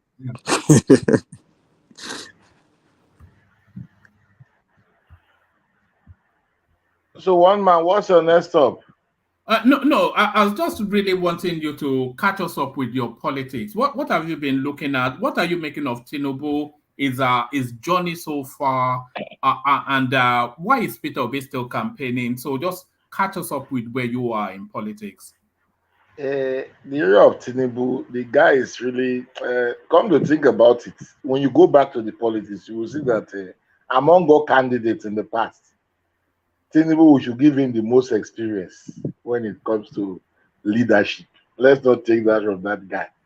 And we might call him all sort of names. We might think of this and say this and say that. But when you look at the candidates of the past, from Bidati to even what do you call it, Kwankwaso, Atiku Abubakar, which is the former. If you want to talk of the experienced leader among these people, I think it's Tinubu. Why do I say that? That guy has held so many positions, even during the fight for this democracy when he was among this Nadeco or wherever. So when you look at someone like Tinubu was able to run Lagos State during the Obasanjo regime, and also not only challenge Obasanjo, always trying to put Obasanjo to his opposition, at the end of the day was able to seize Lagos and made Lagos his personal property till date before he became the president of Nigeria. I felt that guy is one of the most experienced among all the then candidates, and is one of that kind of person that you cannot just you can't just come and push away that you are from North or you are from one place or you are a Wusa man or a Fulani man. I don't think Tinubu can be subjected to any of those kind of intimidation easily, King. And in his journey so far. Sorry, King. Let me just agree with you for a moment. It'll be very difficult for Tinubu is the one president so far that has not come in via a godfather. Even Buhari, Tinubu was his godfather because Tinubu opened the door for him to go in. Yes, think about it. Yes. This Obasanjo, Babangida was his godfather. If Babangida had not picked him, he won't be president. Yar'Adua, Obasanjo was his godfather. Goodluck Jonathan, Obasanjo was his godfather. Buhari, Obasanjo, and Tinubu were his godfather. But nobody opened the door for Tinubu. He kicked the door in and sat on the seat. So nobody can go and tell you that France is his godfather, one man. France is his godfather. France. Yes. you are very correct. Yes. You are very correct. That's why I said the guy is one of the most experienced among all the candidates. And he's doing wonderfully well, though, when you look at the politics today. Why do I say that? You look at the infrastructure that is going on across the country. His ministers are working. Forget about this dollar that just skyrocketed of late. Although we know that the balancing now that they say that we know it's a little bit fake, but at least they are trying to do something about it. So when you look at the guy leadership, his style alone, man, I give it to him. I know he will do better. I know from day one that will make a better president. I said it during this campaign also. I said the guy will be good when it comes to the presidency. Just go back, look among all of them. You see Banjo.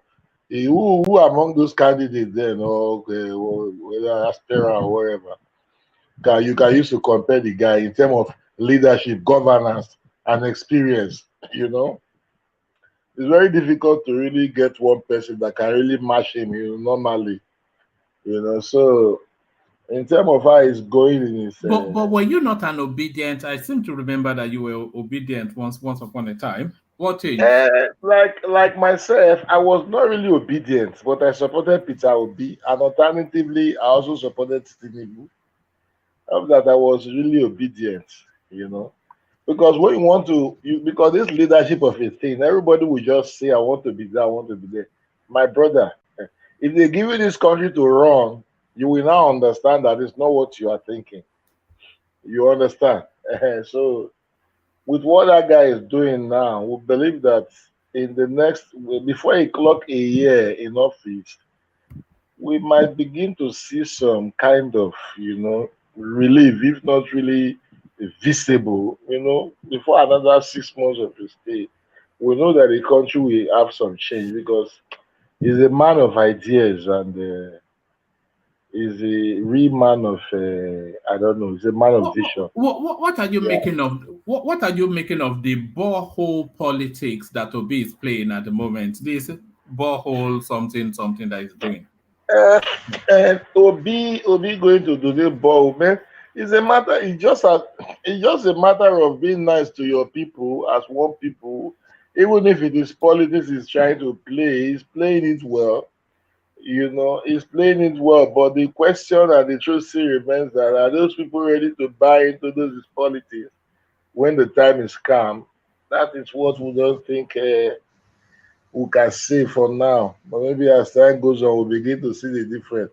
But to my understanding, as long as Tinubu is in that office, 8 years we meet him there. It's almost it will take something to take him out of it. Will take more than Betta Obi has to offer to take Tinubu out of Aso Rock. More than I say, as long as Tinubu will run his 8 years, he will come to his Lagos residence in Bodilon and sit down. He will still be there like every normal president. What happens after Tinubu though, and what happens to Peter Obi? Because if Tinubu serves 8 years, then it cannot be replaced by Peter Obi. Peter Obi is still a young man. He can still wait for another 8 years. Doesn't really matter. Definitely, years, power may likely shift to the North Central because Saraki has been making some noise with regard to that power shift to North Central. So definitely after the 8 years of Bola Tinubu, we'll be seeing a shift, to the North. You understand? Yeah, but by the time he comes back to the South, Peter Obi will be the same age as Atiku now. He'll be by the time he comes back to the 80. South, maybe another rising star might have, emerged from nowhere, just as Peter Obi emerged on his own. So we can see L00TING there still doing wonders in the East. People will still believe in him.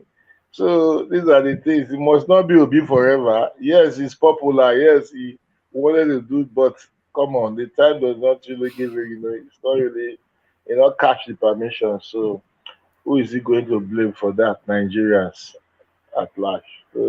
What do you think is what of Atiku? What of Atiku that has been running and is still sitting aside somewhere? Yeah. Atiku is a joker, isn't he? Atiku has run for the presidency and lost for more than 6 times. So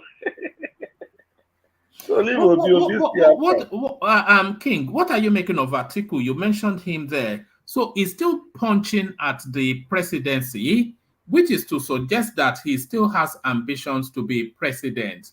But he'll be 81 in 2027. So at what point does he? At what point is enough enough? In 2027, definitely he will not be there. The incumbent will still defeat him. Then we wait for 2031 when he will be 85. And then we'll look whether he will still put a run or so. That's what we will do because if you begin to try to predict these people or what can happen to them sometimes, you will just be talking nonsense, you know. So you just look at because the King, I remember. Do you remember during the campaigning? There was a time Kadira Ahmed asked him if he did not consider himself too old to be running, and then he accused her of being ageist. So and now he's going to be 4 years older still, when people were already complaining about his age in the last 2 cycles. So I mean, that man. Okay, that's what I'm saying. That's why I'm telling you that Obi still have time to run, Obi. But Atiku should try and relax, because first and foremost, if the power go back to the north, they will not give this power to Atiku. Even the northerners are tired of him. They are not ready to give it power. And secondly, PDP might not succeed in the north.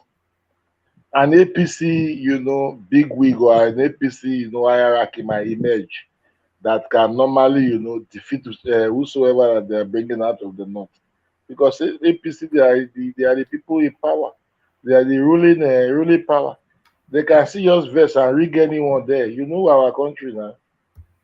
Mahmoud Abbas will come and tell them again that there was some, what do you call it, the system. Yeah? There was a mix-up or whatever. So it will be very, very difficult. If I will, I love Atiku. I love his doggedness. I love the way he's really attacking, you know, trying to, you know, push his voice out there to the people. But, Sorry, is that ego? Yes, ego speaking. Yeah. Oh God, what happened to you, man? The same ego that used Ajale Koko. Ajale Koko. It's the same ego that used to drive around the Koye telling us you can drive at night. Oh God! So you don't know it's ego talking? No. I was just trying to picture. You know, so many names have been gone. I am catching up from another of my device. That's why this name is changed. Yeah. Now, wow. That'll be small. Now, you know, I was thinking about you, and then I was worried about you, and then well, fine. I thought, what happened to this guy? He just disappeared off the. I thought I went on the reader. I went on the reader, but it's okay. I thought maybe you had an encounter with the Fulani headsman. No, not at all. Oh, goodness me. Yeah, you know. So that's the position. Atiku should just be just normal opposition like this, the Padeba and John, like what they are doing now. The duty of Atiku now is to be speaking the truth about the nation, about the country. As an elder statesman, not to be thinking of the presidency, because he would not, I don't think he has the chance at 85. How now? How? Nigerians have a lot of smart. Nigeria have a lot of smart people. Now look at Senegal; they are current president for the 4 years. Even if we have not seen anything that they have done, or even if they are just swearing him in, we are expecting to see his performance or how he step on issues, you know. But there are a lot of talents in this country, and then at least we can get people to represent us better off than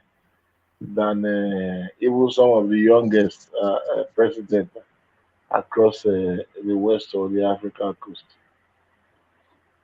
So I think we should please. I think Atiku should just be an opposition like this. The elder statesman. Hold on, Nico. Mike, do you remember this guy? Yeah, that's what I was about to tell you. Like this guy, this is ego, man. I'm like, remember him? That used that's to. My man. Then the way you started talking, I said, this is ego, man.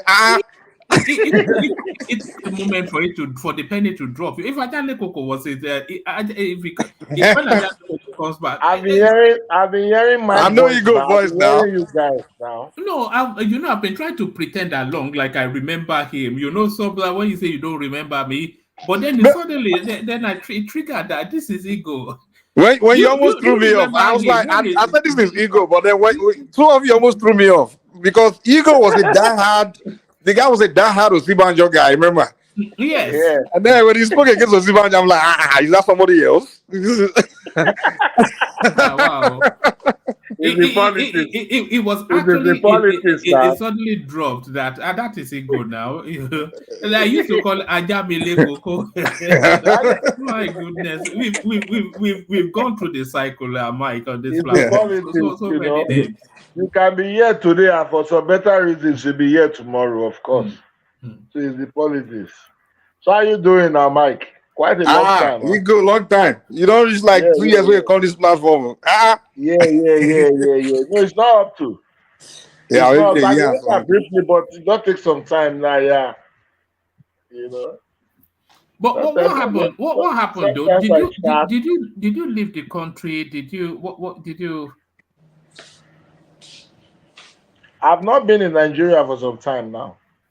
But you told us that nothing will ever make you leave Nigeria. Do you not remember telling us Oh, that? why not? I must always go on holidays and come back now. At least, even if I don't leave Nigeria, I must always at least. I'm back now. I'm in my country. Nigeria is my country. Why not? I have to be here. What are you making of all this pricing, all these complaints that people are making all over the place? The complaints are there, but you don't like it is now. It is what it is. Those that don't have. Those that have. So that's how it is. People are still surviving. The few people are still filling their tank. Even if some are not able to drive their cars again, even if some have sold their own cars, some are also able to do the things normally. Yes, things are very things have changed in Nigeria. Everything is really on the very high side. Even the rich are also crying now. But come on, people are still moving on with their lives. Now, wow, ego of all people. All right. I wanted to hear from Larry. Where is Ajalekoko is there. Where is Thomas? Everybody's around. They're just here, there, and everywhere. You know how it is. It's okay. Where is Bia, your friend? She's wherever. You know, people come and look at you now. You came and went. So that's just the only thing that's consistent here is probably me and Ajalekoko. Bia don't go Rudolph channel, man. Yeah. Bia went from Bia Odua to Bia, and now she's it's something. I don't know. She's not changing name again. Man, it's nice to reunite with you guys, man. It's quite fun, a lot of fun, man. All right, brilliant. Stay with us, Ego. Let's hear from Darati. I think we'll have Darati. Darati. Hopefully your system is okay. Hello, woman. Yeah, good, good. Yes, good. All right, come into the conversation. Just take the floor because your system always bounces back, so I can't really have a conversation. So just speak to the space. Okay. But I didn't follow some of the high points. I mean the main news materials. I mean, I only met this Obasanjo Adebanjo's page. All right. We started it off with Betta Edu, who has they wrote a rather nasty piece on her on the BBC on their website. A lot of it filled with lies, unverified stuff, and she's now looking to take legal actions against the BBC for defamation. So maybe you want to come in from there. I think she has the right to actually do that one way, because when we read the stuff the other time about the 30 billion, somebody came on board to clarify the issues, because there are pending issues before she came on board. Don't forget, she herself also picked up that case as she came in by as regards Farouk Mohammed. I mean, Amina also, what's her name? Then the woman that was heading the National Cash Transfer Agency, then social transfer or something. I mean, the woman, the two of them, they were under investigation, serious investigation at that time. So plus our own, but I think our own was actually a bit different. Our own was more of her using the wrong account, her using the wrong account, paying into a wrong account, which eventually led to, I think they also indicted the interior minister. So, and I think there was a kind of hula baloo about that. I think that thing rests a bit, in that, but lumping out together with that 30 billion, I think that was where I also have issues with. But our own does not, it doesn't have to do with that 30 billion. It's about using the wrong account. You cannot use a private account to run government stuff. It will amount to conflict of interest, and of course, corrupt tendencies could also be generated from that. So probably she wanted to kind of clear her name because all the news outlets carried it in that manner. And actually, she was the last person to occupy that seat. So she's already entangled, whether she likes it or not, with that particular space, that corruption scandal that happened under Buhari. Even though her own, they didn't say that they paid money into her account. They only said she paid some money that was meant for consultancy through a private account, which happens to be somebody that's working under a principal accountant or something there. So probably she has the right to actually separate issues. I think that was one of the reasons why EFCC has not actually probably started prosecution concerning. They are still looking out for probably a soft landing for her. But even at that, I want to believe she still broke the law. So that is a fact. So we must not, if we want that country to actually be what it should be, people must be held accountable.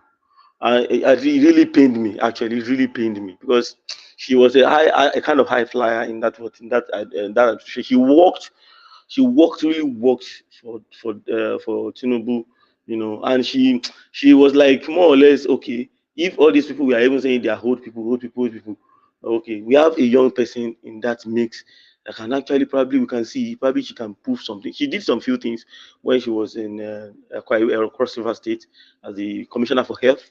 There are some few things that came up during that time, so probably she can bring that experience to bear.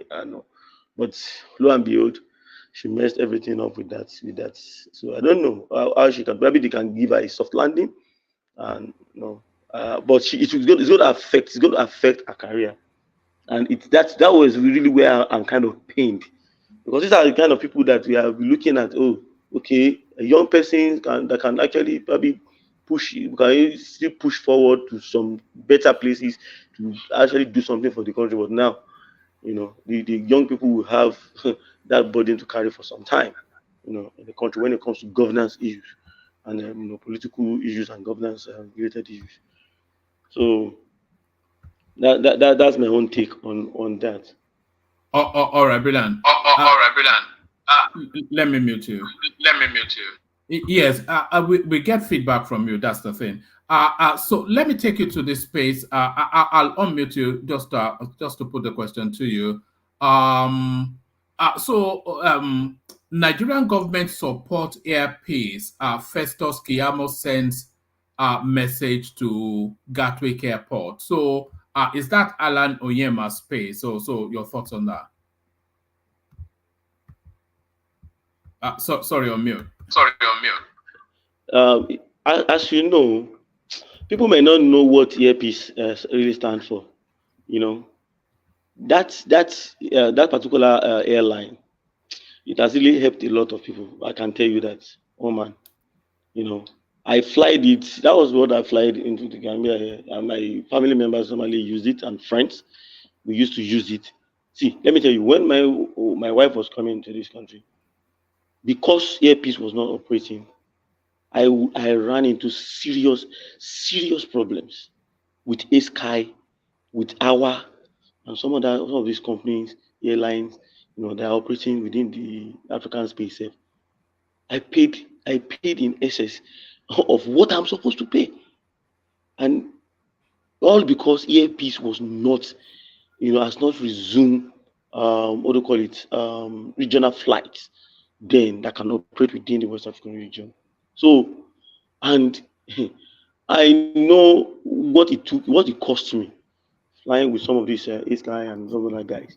So Nigerians should just look at it the way it should be, that we should just support this guy. There was a time I had someone that was also going home, that was also sick, that was going back home, very close to me. And the only saving grace was because we had a Nigerian airline. I can speak to my people in the language I understand. Come, bro, this has to just be done. This person already got his the medical clearance. Everything is set. If not, so I've been in big trouble. So that is what other countries actually look forward to when they float some of these airlines. I'm not a fan of the compulsory in Nigeria must have its own airline. I think it's BS. I'm telling you, because other countries, the main, airline business is not something that is actually that easily can be run to a profitable level. I mean, easily. It takes a lot of discipline, a lot of support, and at different level, at the stakeholder level, and even people, as a country. So if you have somebody that can do it at the private sector level, and they can do it well, let the government support them so far as adding value to the country. And I'm happy that he also said it. I would just say that Nigerians, whether through any tribe, throughout the tribes that we have in the country, should just support this guy one way or the other. That is, let the government give him the required support that he needs. People don't understand something. Go and check the Fortune 500 companies in the world. A lot of them, a very good number of them, are from America. A very good number also are from Europe and Asia. I don't know whether we have one or two or so in that category, but you will know that they give these guys follow up their work. They follow up their work, their government, their those companies they follow them when they need to use any tool, militarily, diplomatically, just name it, economic tools. They use it to make sure that they fight to the highest level to make sure that these guys add something, a soft landing, any country that they get to. So I don't think Nigeria should also do anything less than that. Today they said they announced Gatwick. So you will know the aeropolitics behind this thing. Earpiece. Naturally, when a newcomer enters into the industry in an airport, it is the tradition that you announce them to the whole space that we have Nigeria's earpiece from Nigeria. They did not. So and the money that they asked that guy to pay, you will know the reason why that thing came into being. So that Keyamo is saying that he's just doing his job. I don't think he should actually be kind of praised like to have everyone's too much like that. Dorothy. Yeah. Can you mute so that the thing will not be liquid? Okay, talk. Okay. Now, if you look at the prominent airlines that we have in the world, you talk about British Airways, you talk about Air France, KLM, Emirates, Qatar Airways, even Ethiopia Airline. They were actually started by their governments. Do you understand? Before they privatized it.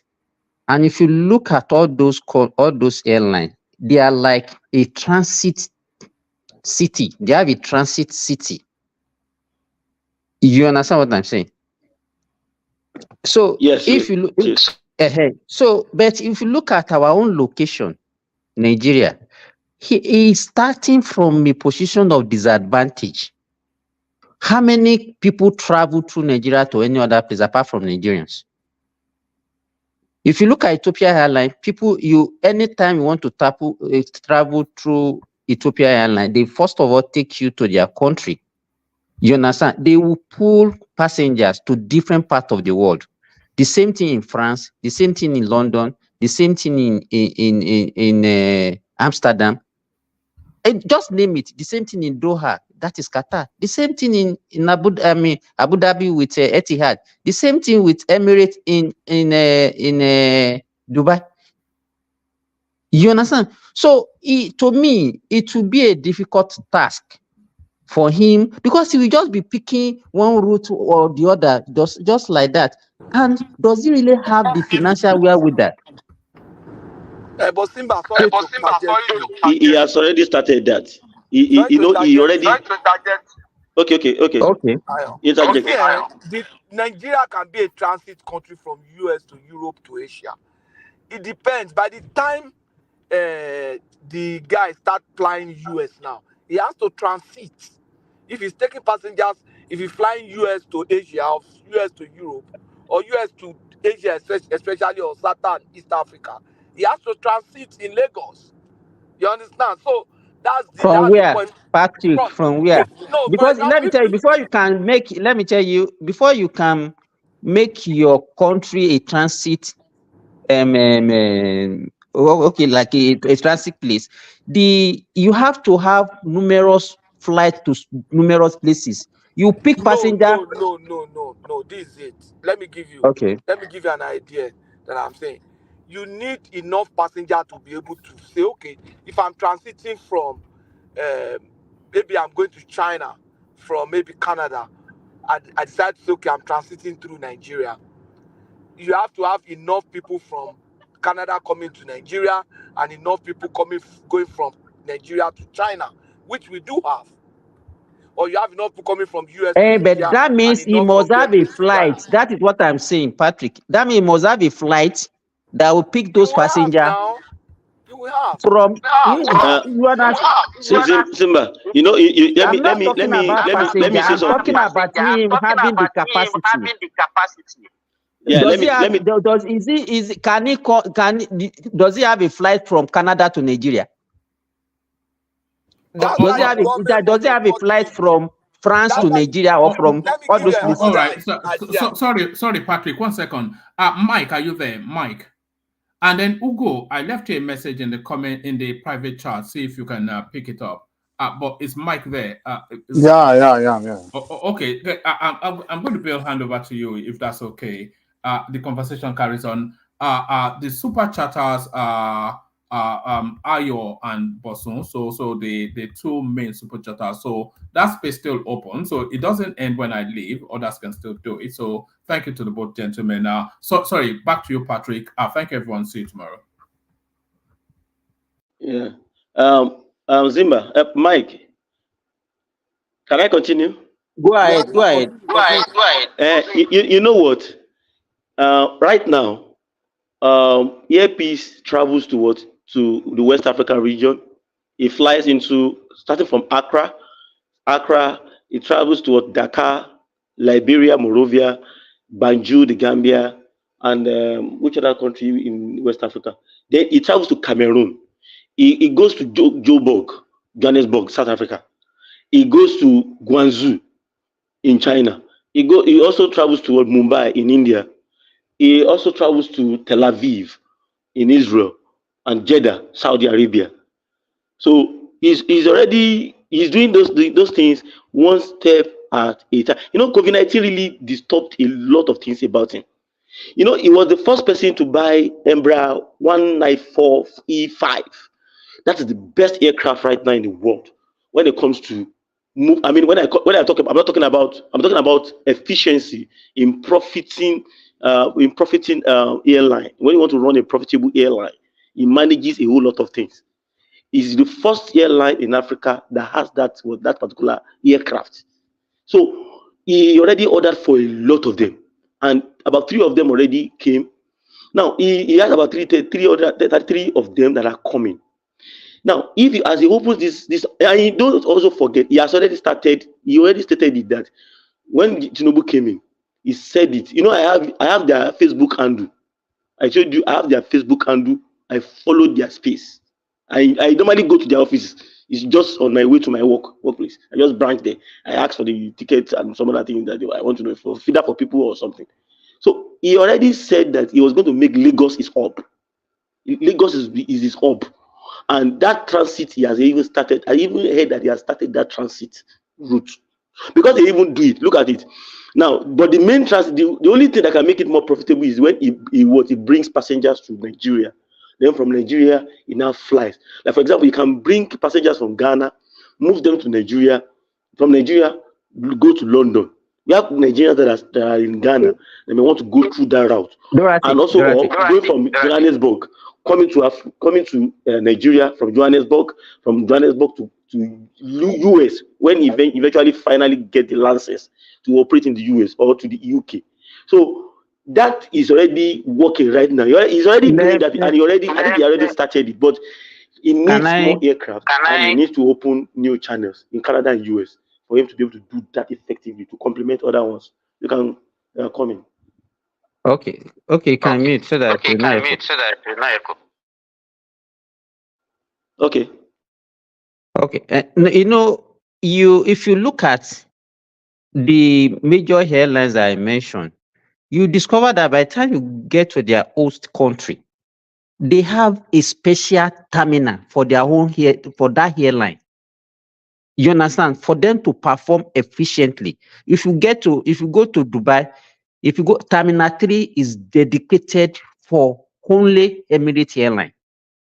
And it's the same thing with this one in France, in Amsterdam. And then even in Doha, they have a special terminal. Even in Addis Ababa in Ethiopia, they have a special terminal for their own airline. You understand? Okay, how many terminals do we even have in Lagos that we say we want to dedicate a terminal for our own airline? You understand? So to me, and that is why even you see some countries that are even have the financial way with that. Okay, look at Saudi. Saudi has the money, but they still find it difficult to float an international airline. Saudi is just trying, but you can't still compare Saudi with like of Emirates or even Qatar Airways because it required a lot of resources. It requires, it's not a Yama alone cannot do this thing without the support of government. But with the way we run things in Nigeria, with the way we put ethnicity, that is why, let me tell you, the first thing that he made, the first mistake he made, and people don't realize it, is this the way he customized the air hostess, and people are just saying he's an Igbo man, he can do whatever he likes.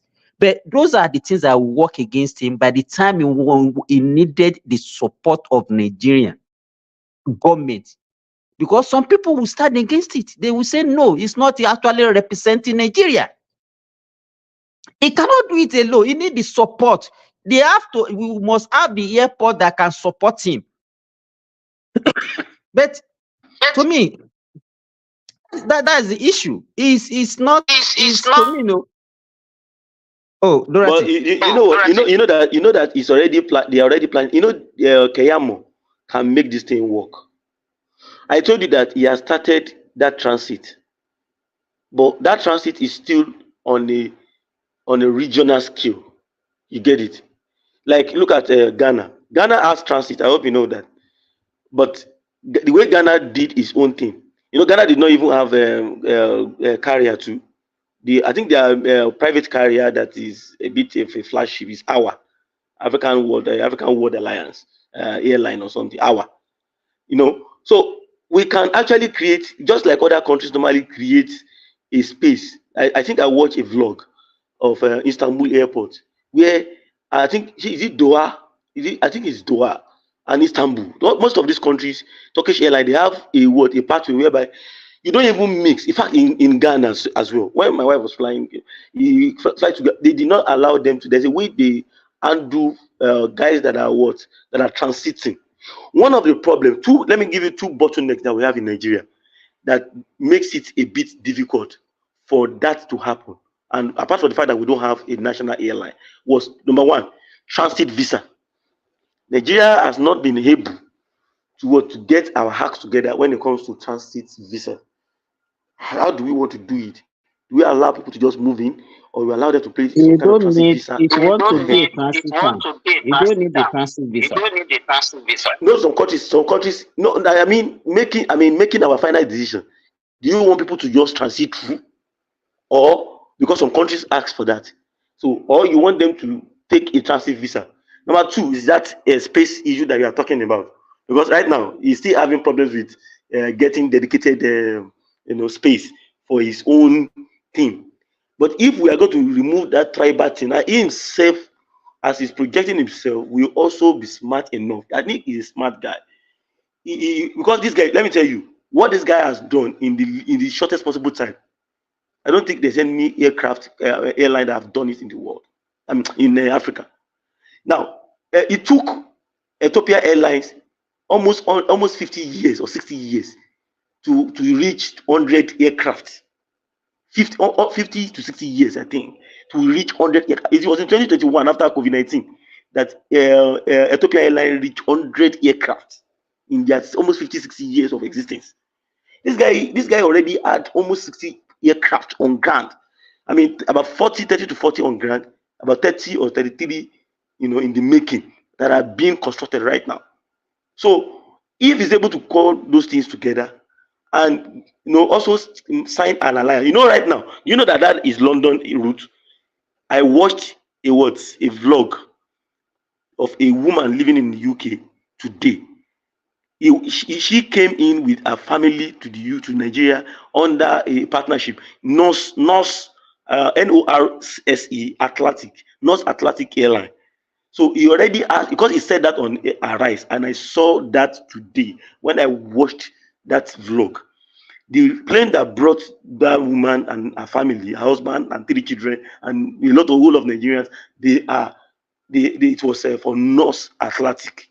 So he can still get a valuable partnership. Just like you remember the Star Alliance, Delta, all these KLM, they have their own alliance too. About 2 of them like that. Yeah, Maroc is also part of it. That where they normally run things. They normally run their thing, their business. So he can also key into some of those alliances just like the vlog I told you I watched today. So that vlog was just 2 days ago.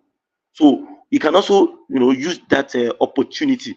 The bottleneck is something that the Nigerian government can take care of. Keyamo should do that, should get that done, and Oyema should also drop this egoistic thing. Also, let him just mellow down and build that business. If you see the way Nigerians were proud on that, I was even moved myself. They were proud because they were like, wow, at least we know that this is our own thing. South African Airways has never been profitable for a long number of years. Kenya Airways only was able to declare profit this year or something. So and they have been gulping money from the government. So why do we want to go and create another bottleneck for ourselves when we are even in a very deep problem with our economy, with this Nigerian ear of a thing? So if you push this guy, and if the worst comes to the worst, you can ask him to kind of set some shares to Nigerians to make it more. I don't know how we can, probably later when he has become much more established. But at least we can give him the benefit of doubt. And if Nigeria can invest in Dangote, why can't we also help some of these companies to prosper? If you know the kind of people, and look at it, she's a Yoruba woman, and that woman has been the 2 of them have been getting along, and that's why that airline is trying its best as a private airline in Africa. So everything lies on the government too. The government trying to help him out. If we can do it. We can do it. It's doable. I want to believe it is doable. And the airline. Okay, let me say this. Hello. You can speak. Yes, you can speak. Okay. Dorothy, I still maintain there's a lot of bottleneck, and it's not giving me because some airlines have tried this thing before and they failed. Most of the airlines I was talking about earlier, they didn't start as a private airline because of what it actually takes to run an airline, international airline. He is starting as a private person in something that needed even a whole country that has the financial capability find it very difficult to manage. Look at British Airways. British Airways is no longer being run by British government because they couldn't run it. The same thing Air France. If at a time Air France merged with which one with this one from what's the name of this the one from Amsterdam. KLM. KLM. KLM, yes. No, there is an alliance, Star Alliance. They call it Star Alliance. These guys have their own thing too. It's because it requires a lot of resources to maintain international airline. To me, if Oyema Earpiece is going to succeed, it is going to require a lot of effort. And I have not seen any sign that this guy will be able to sustain it. I'm very sorry to say. I have not seen any sign. The way he's doing it, the way these people are putting tribal things to it, is, to me, is not encouraging. All these things that we are seeing now is just an initial gra. Let us watch it in the next 6 months, 1 year, and let us go to see what is going to happen. To me, I'm not seeing any positive sign that is going to be sustained. That's just what I want to say.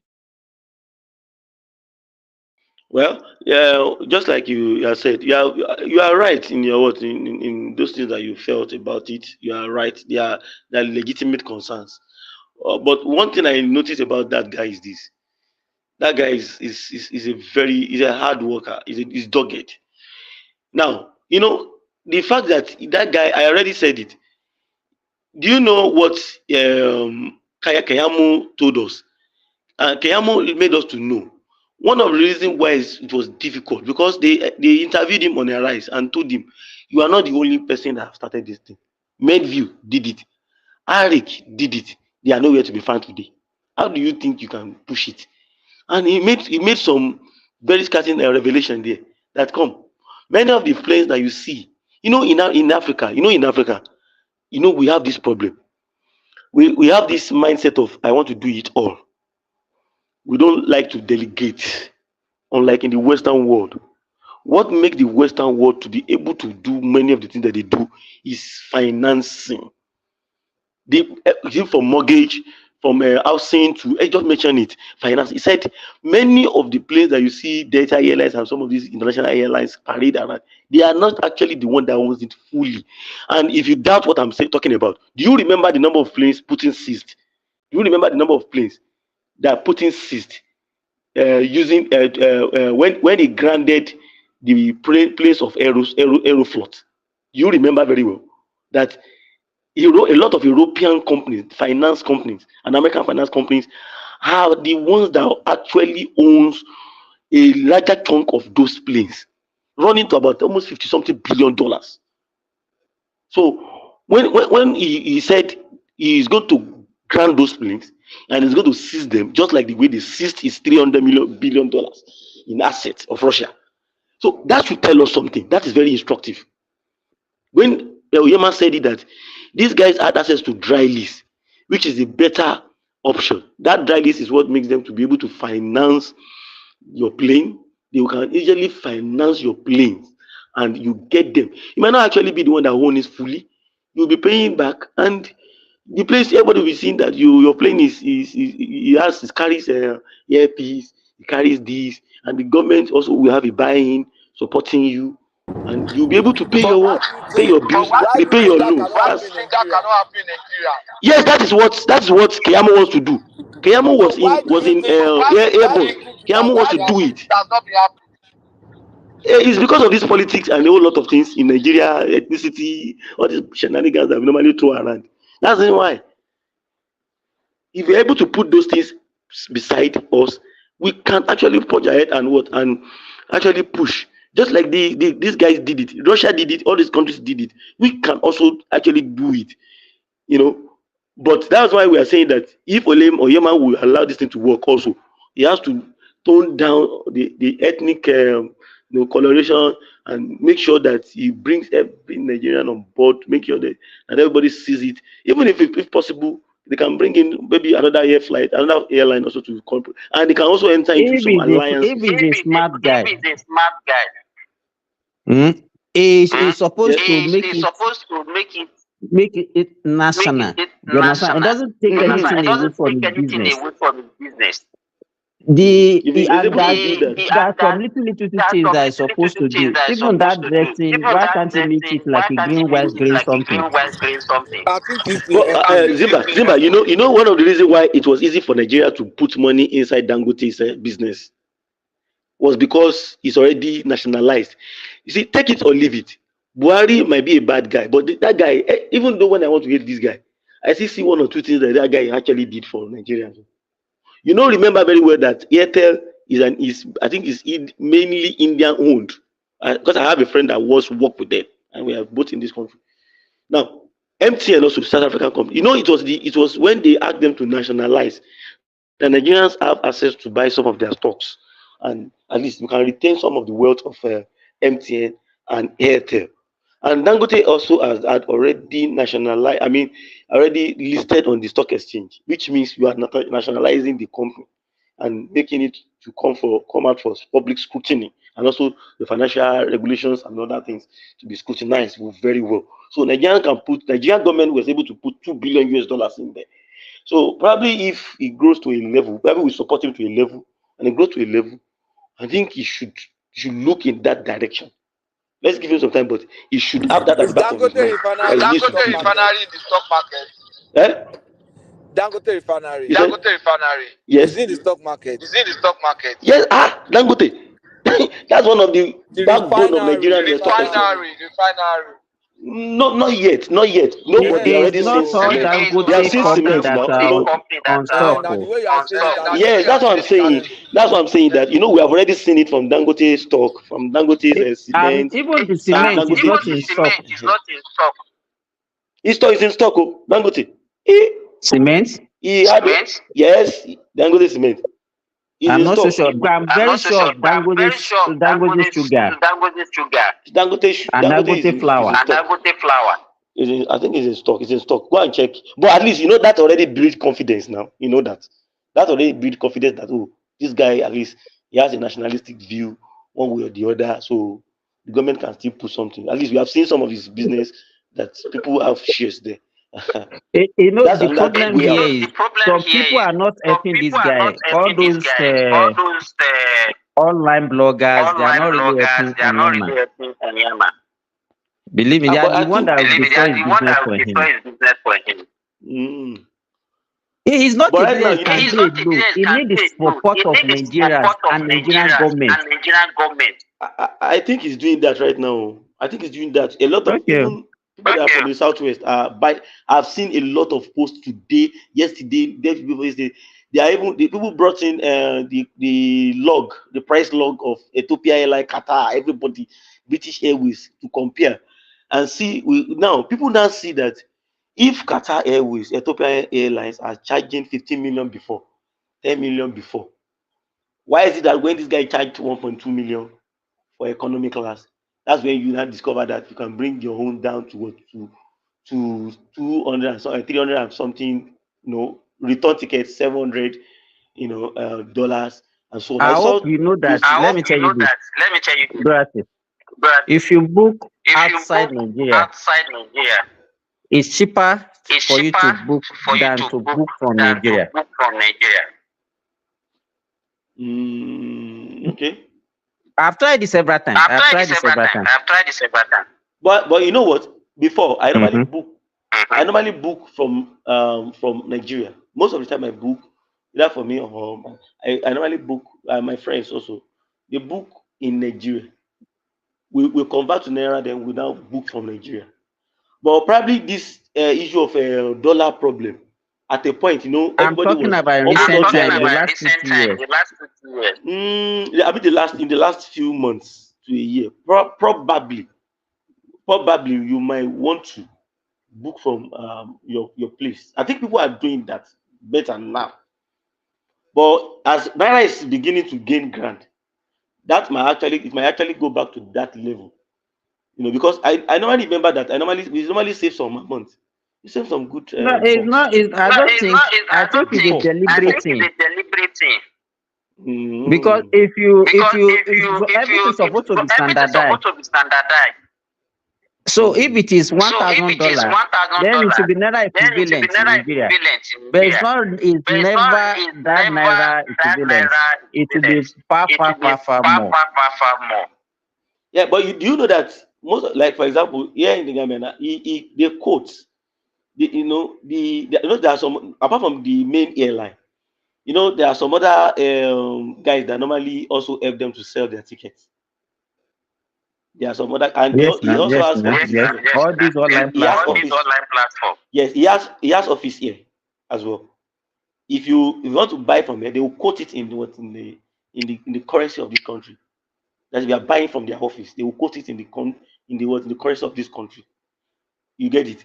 But if you want to buy online from Nigeria, they will quote in naira, or sometimes at a point there was a time they changed to dollars. There was a time they changed to dollars. I know, So probably now that the naira is probably firming up. When naira was messing up that time, I think it was in dollars. Now that it's now getting its mojo back, little by little, not fully, probably they will resort back to the old ways of quoting fully in naira across board. So to suit the grow naira, whatever that they are pushing. But all these things, just like you have said, it is for a time. Nigerians will give him the benefit of doubt for some time, and that's why he himself needs to be very, very smart. Right now, the price is against him. I can tell you that for free. For national pride, Nigerians will fly his airline for national pride for now. Now, if they still now begin to see some issues with him, but because right now people are saying, people, you didn't know what the pain that Nigerians went through. If you know the reason why people normally sell their houses in Nigeria to travel to Japan, which was not like that before, it was because of this airline. So people still have that resentment for all these Ethiopia Airlines, and so that doesn't mean that Nigerians will not take Ethiopia Airlines. Some will take Qatar Airlines, the Airways, they will take Emirates and so many other ones. But for the fact that you made me to sell my house to travel to the UK, all because I want to Japan, it's not sitting well with Nigerians. I'm telling you, people went through a lot, selling their homes, selling their land, all the assets they have built for years, all because of one ticket that normally before it was just about $250. And they can also see that they can also go to Benin Republic, Accra, Ghana, or Johannesburg to get it for as low as $250, $300, and you are selling it for $1.4 in their own country. Nigerians will punish them a bit for that, but you should not take that for a right or take that for granted. After some time, the sentiment will come down, and Nigerians will have to choose their pocket. You will have to value their pocket ahead of, except he's able to come down a bit to their price, which might also affect him. So probably the government will have to step in to help him out, which is, I think, is the right thing to do for the government. Let us just have a hub. Nigeria is big enough to have a hub. Ethiopia Airlines is having a hub in their country. At least let us also have a hub. We are bigger to have, at least to that level, to have a hub. There's let me give you an example. A-Sky. A-Sky. Togo has a hub. Do you know that? A-Sky flies through Togo. Anywhere you are traveling to in Africa, they will bring you from wherever you are coming from. You are coming from the Gambia, they will bring you. They will take you to Togo. A-Sky. A-Sky is like a Pan-African airline. It's like a Pan-African airline. Now, Togo, I think, it's a very, very, very, very big airline too in Africa. Where is it based? Their hub is in Togo. Their hub is in Togo.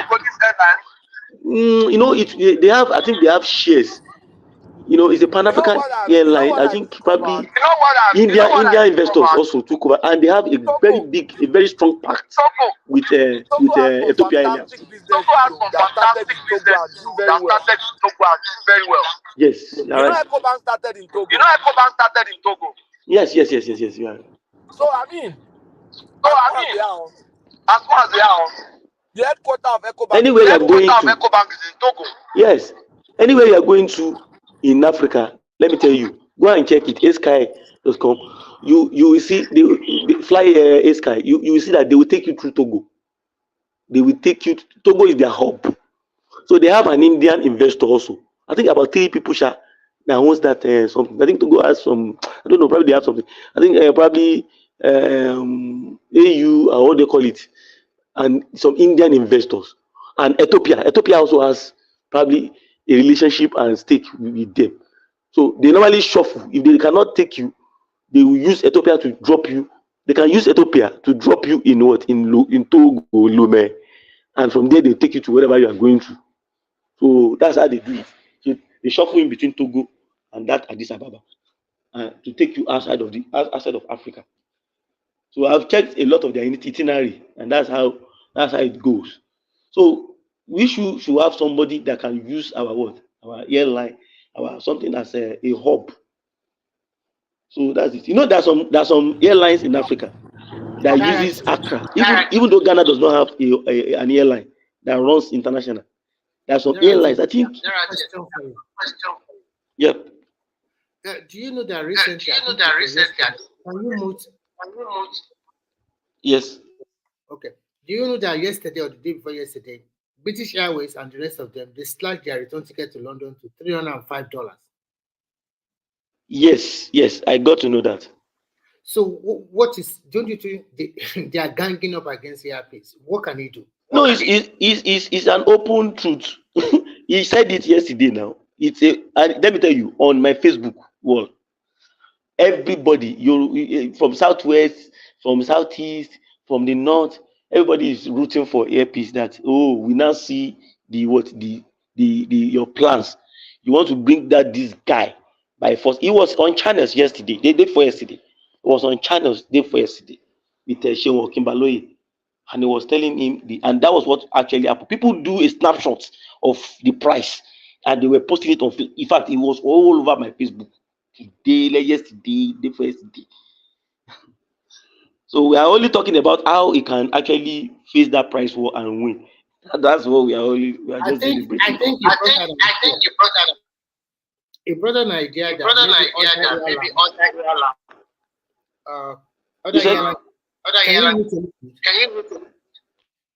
he brought an idea that maybe other Nigerian airlines can join so that they can also fly to that various route.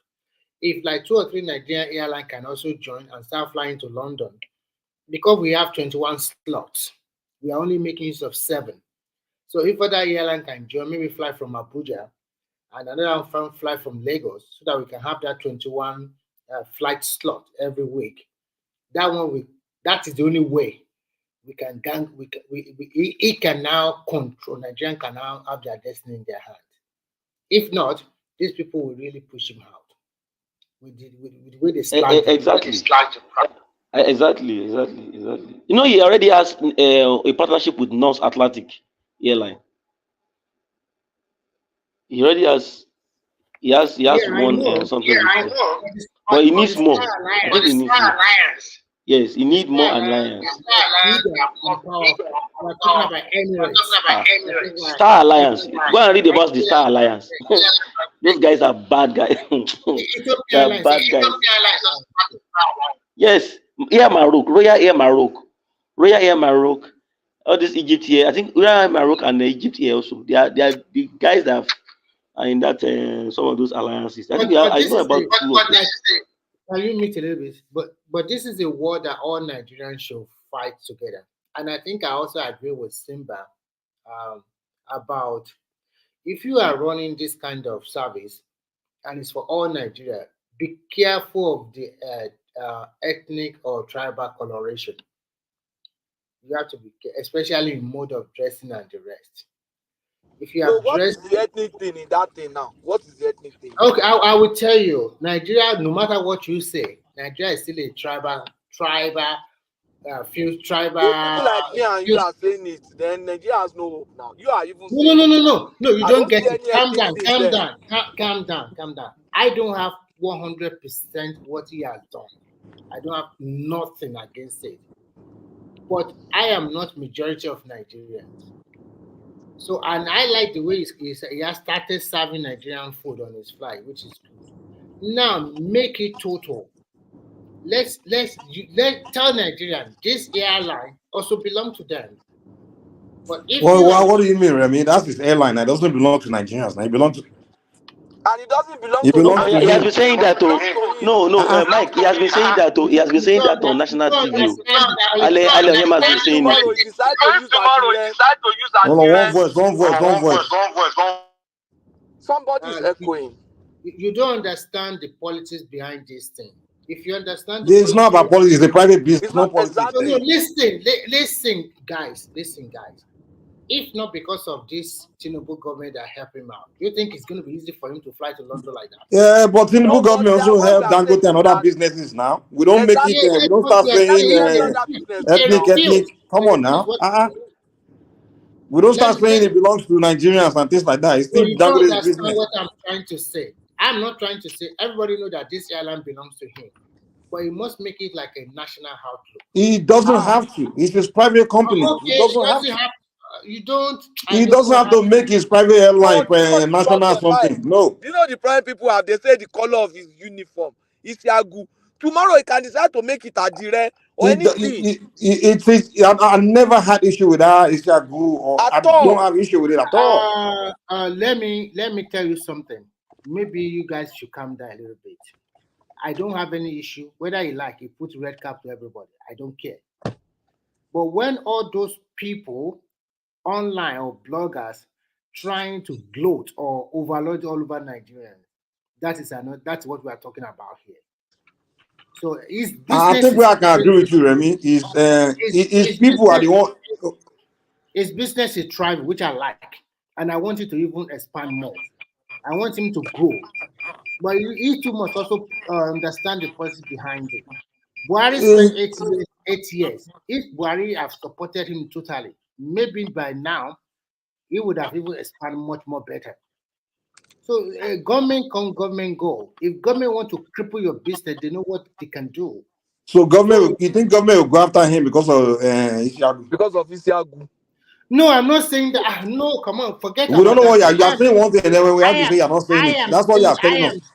Listen. We don't need to fight over Let me tell you where I agree with you, though. The only part I agree with you is people are the one drawing so much attention what to. I'm trying to say. Yeah, that's where I can say I agree. Because to me, hold on. Let me say this. Let me say. No, Mike. Listen, Okay, go ahead. I don't. You're making a bunch of points at the same time, but go ahead, sir. No, I'm not making a bunch of points. Because you're shifting goalposts now. The moment we ask about it, you move to something else. Let me finish. Give us chance to come in too now. But go ahead, sir. First and foremost, I'm not against what the kind of clothes they are wearing. But what I'm trying to say is that everybody in the airline belongs to him. And now Nigeria being a kind of country with different tribes, I was even wishing him, why can he not fly from Kano directly to London? At least we have international airport there. Port Harcourt we also have international airport there. So if you want to fly from Kano, Remy, what is your point? You are saying one thing, but you are saying you are not saying it. My point is very simple. What is your point? Then so you relax. You don't need to jump on me. I'm not jumping now. I'm trying to understand your point. That's all. So my point is very simple. He himself, so that the government can help him as they are helping him now, he must also consider or whittle down some of these tribal something in his airline. Why is he doing that? How? Oh, wait. Patoski, hold on. Which tribal thing did Oyema do? Tell us. For example, that is median flight to London. That kind of clothing, you shouldn't have come to be at all. Which clothing? Wait. Which particular clothing? The Ishagu? Yes. The reason why I said hold on. Patoski, calm down. Remy. Okay, go ahead. Finish. Okay, you can go ahead. If you guys. Because that's what I keep accusing you. Remy, allow us to talk to now. Come on, calm down. The thing is, you're telling us you don't have issue with it. Now, you also said you shouldn't have done it. So you have issue with it. so let's just be straightforward rather than. The problem is the clothes. It's not a problem. I don't think so. Anyone that want to fly airline, no one will care. In fact, to me, I don't even, if I liked it, if it's indigenous, any intelligent or anybody will not care. The only when it became an issue is when his people started going online, making big deal out of it. Oh, see, oh, they are killing, they are just pouring fire on Instagram.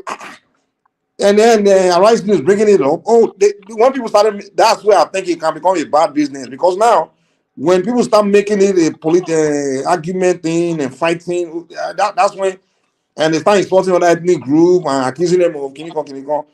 Like there's one Igbo girl, the girl is just annoying, man. She's just like making unnecessary comment, like, oh, they are jealous of Igbo man. Okay, that's when now it become problem.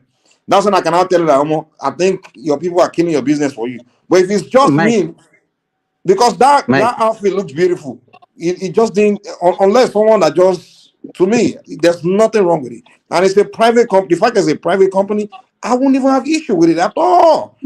Now, if you're saying it's a government-owned, hold on, let me say it. If you're saying it's a government-owned airline and he's the minister of or the manager and start making this a tribal outfit, and then we can say, yo, okay, why are you doing that? But it's a private company. You as a Yoruba man, you own your own airline, whatever outfit you like, you use. Go ahead. I agree with you totally. But if he's a good businessman, astute businessman, he should understand the terrain where he's doing his business. You understand? You know, whatever, well, you know, they said the evil that man does will always follow them. You know, when they started with issue of Dangote, Dangote, government that is supporting Dangote, and that's why Dangote can do. Now, their man needed the Nigerian government to also support him for him to succeed. What are they going to say about that? If I'm Enyama, I will not actually put that attire. If I mean, because you know the terrain, you know the mentality of the people that you are dealing with. You understand? Me, I will. Is that cloth a Biafran cloth or a Nigerian cloth? Why are you just being economical with the word? No, that cloth is a Nigerian cloth. It's just forget about it. Nigeria doesn't have a cloth. Nigeria doesn't have a cloth. We know, Patrick. Okay, if you see that somebody dressed like that, let me ask you: if you see somebody dressed like that, and they ask you that, okay, these people, where do you think they are from? Southeastern outfit. It's an Igbo outfit. Why are you pretending? You know, anyone that if I thought they wear Ishagu to this, people they will say, "Are you Igbo?" They ask the first question. And if you're not Igbo people then take it off. Why are you pretending as if you don't know? They will tell you you're wearing our clothes. I didn't hear that question. No, he's asking. No, why are you saying it's a Nigerian cloth? I agree it's a Nigerian cloth, but it belongs to a group of people in Nigeria. It's not a Nigerian, it's not a universal thing. Eh? But what's wrong what with do you that? say? But it's still part of Nigeria. I'm not saying, let me tell you, Patrick. Let me ask you a question. If the man decides to make a direct clothes for them, will you say be saying the same thing? You don't want. There's a way it can customize that cloth that will have universal. Wait, now let me talk. There's a way it can customize it that will have a universal acceptance. But you have not if I'm the one, if you decide to put a direct tomorrow, you use a direct to so skirt and you blouse. Cannot be changing it now. It's not something that you change. It's like a symbol of your hairline. If you decide to do that, will you? If you are done that, I will not even accept. Don't forget about. Don't use that one to push me to one side. Here's the question I have though. Here's the question I have. Like, what makes him using Ishagu like offensive? What makes it offensive? It's not offensive. You don't understand. It's not about him. You understand? But whatever you want to do, you look at what connotation is people. How will people look at it? How will people respond to this thing that I'm doing? Okay, that's the way you look at it. Okay. No, how do you think people are supposed to respond to him like not using the Ishagu like how someone's supposed to respond? Yeah, we have seen the reaction now already. We have seen the reaction. Honestly, the only reaction I've been seeing is from his people. Honestly, I've been searching for a northerner or southwesterner that just you see somebody even in the comment section. Only Mike, people. Somebody in the comment section was saying that he should not even put it in Lagos. He should go and put it in Anambra. But that's his people now. It's his people saying it. That is what I'm saying. But okay, are you saying hold on. Wait, one at a time. Wait, give me a second. Just let us learn one particular argument before we move to another one. So I'm trying to get to the bottom of this. Okay, so Simba, are you saying that the reaction that's causing problems is the reaction from his own people or reaction from other people? No, let me tell you, the reaction from his own people will not lead to the reaction from other people. Okay, I can agree with that, because to be honest with you, a typical non-Igbo person, or even a northerner, or particularly southwesterner, or even southern person, will not be finding offensive or be crying at. I mean, like, they just wouldn't have issue with. Okay, it's an Igbo man, he owns his airline, he wants to use an outfit, and he used that one, which is nice. It's not offensive to anybody. But unfortunately, to me, I started hearing that, some people are offended. Then I started looking for who's offended. And the only people I see that are talking about it were his own people. Can I come in, Mike? You should try. I think someone else wanted to come in. I don't know. But you can. Who was that? I was the one. Mike, you are correct. You are 100% correct. I think our brothers from the East, I serve in the East, so I understand few things. They are the ones that need to just tone down these things. They need to just tone down these things. Look at, as that one is going on. There was a time we had issues. There was a post on Nord Motors. They were also putting it like, anytime anything happens in that country as regards business, they want to make it about their tribe. They make it about themselves. They make it like, Igbo Amaka, this. And the Yorubas too, how we are. We don't actually normally react like that. It was just one person that actually reacted, which is normal. One person can react. But when the kinsmen blew it off, just like you said, they blew it off the roof. And our people, they know they carry last. They will reply you. But I can tell you today, they right now, even the Southwesterners, they carry this thing for their head. More right now. They carry it even for their head. From the comments, I know how much comment I've made on on Facebook, and I know how many of our people that liked it, and also his people. We should just make ourselves one on this issue. Honestly speaking, we should not. The Northerners might not have much problem, but we ourselves, the Easterners as the Westerners, we are the ones that should check ourselves. And he himself has even come to several times to say this thing is a Nigerian project. A Nigerian. I watched him now. Day for yesterday, he was saying that it's a Nigerian project. Please, you need to help me fight this war. So let us just take it that way and fight. It's just for the optics. I understand what Remy was saying, that he needs to find a way to tone down this narrative by changing the way. I know the original way of it's not Isiagu. Have you seen the comment that the Freeze made on this issue? I think it's trending. This issue is trending, and let me tell you, the mentality of an average Nigeria is the same mentality that the politicians have. Let me put this to you. If he needed Nigeria government support, and maybe they need to debate it at the level of maybe National Assembly, that is when you know what you are talking about. That's when you see fierce opposition to the. Nobody will see it as a Nigeria project when it gets to the national level. They will not see it as a Nigerian project, because these same people, they were the one against other people that have been benefiting from the Nigerian government, and they have been casting aspersion about it. Exactly. So people who want to pay them back politically, they need to be very careful. The optics is what you are speaking to. The optics. Dorothy, can you fix your echo thing? It's really boring because we can hear the. Yeah, the only time he has to mute. That's the thing. I don't think it's Dorothy. I think it's Dorothy. No. The Echo, I think. Is it Patoski? Was it Patoski or there was one of them? It's Dorothy. It's Dorothy. Okay. It's not me. It's not me. It's not me. It's not me. I've already Mute muted yourself since. first. Mute yourself now. It's you, Dorothy. It's you. When Okay, you speak, yeah. fix your audio, something like that. Maybe you're using Bluetooth or something. Because when you speak, we can hear it comes back. And go ahead. Sorry, Simba. Mike. Sorry. Yeah, I think you were saying something, though, right? No, what I was saying is that you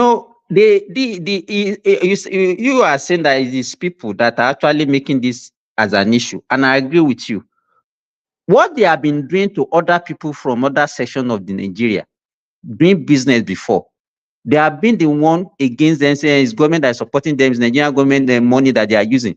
Now, their kinsman now needed Nigeria. If the Nigerian government does not support this one, let me give it 3 or 4 months. This thing is going to collapse. Everything is going to collapse. It doesn't have the financial wherewithal. And if the Nigerian government does not support him, all these foreign airliners, they will kill him. You understand? But what I'm saying now is that this is not the payback time. And some people are already there. The politicians are already there. They are ready to kill this ambition of care is not taken. That's what I'm saying, that we should be treading cautiously, whatever You we are are doing right, in this especially country. from north. Especially from north. Do you know how many Dangote truck they burn down in Southeast? You know, and those people they are waiting for their turn too now. They need You are right, too. You are right, too. All this alubosa truck yeah. and Anything cement about truck. Dangote, they burn it down more than 2-3 years ago when they are fighting Buhari. Do you all forget?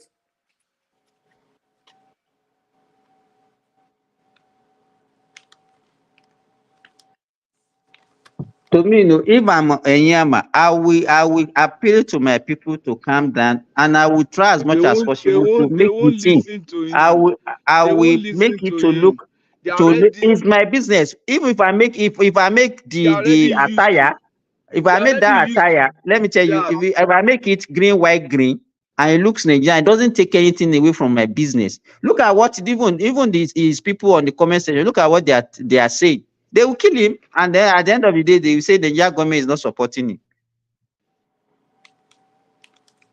So basically, Simba, they can't have it both ways. You can't. No. Yeah, you can't say no. But if they want to wear, if you want to wear the Igbo attire, it's fine. There's nothing wrong with that. The only issue I have is when people try to look at that landmark thing, how they turn it into a tribal issue.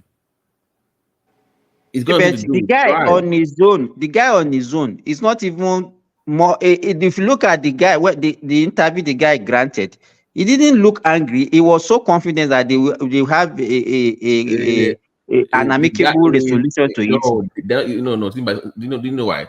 Because he could not answer the question. They asked him, "You're supposed to be 150 meters away from the ocean line. Why did you?" That's another question.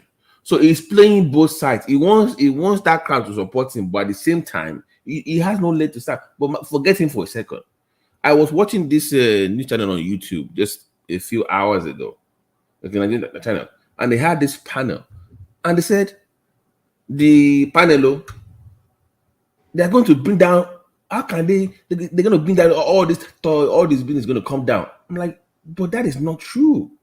They're not destroying his building. The land he bought is still going to be there. Next thing the guy said, it's because it's Igbo.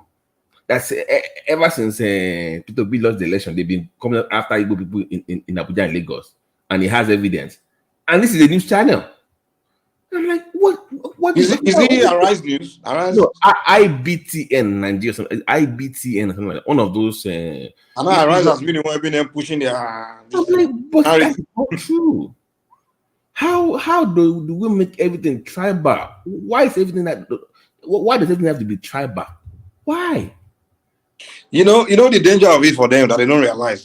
BT, there's a saying that if you constantly looking for a demon, you will find that demon. You know, he's gonna get to a point where people will be like, you know what, this is what you're looking for. Okay, let's currently be doing this for you.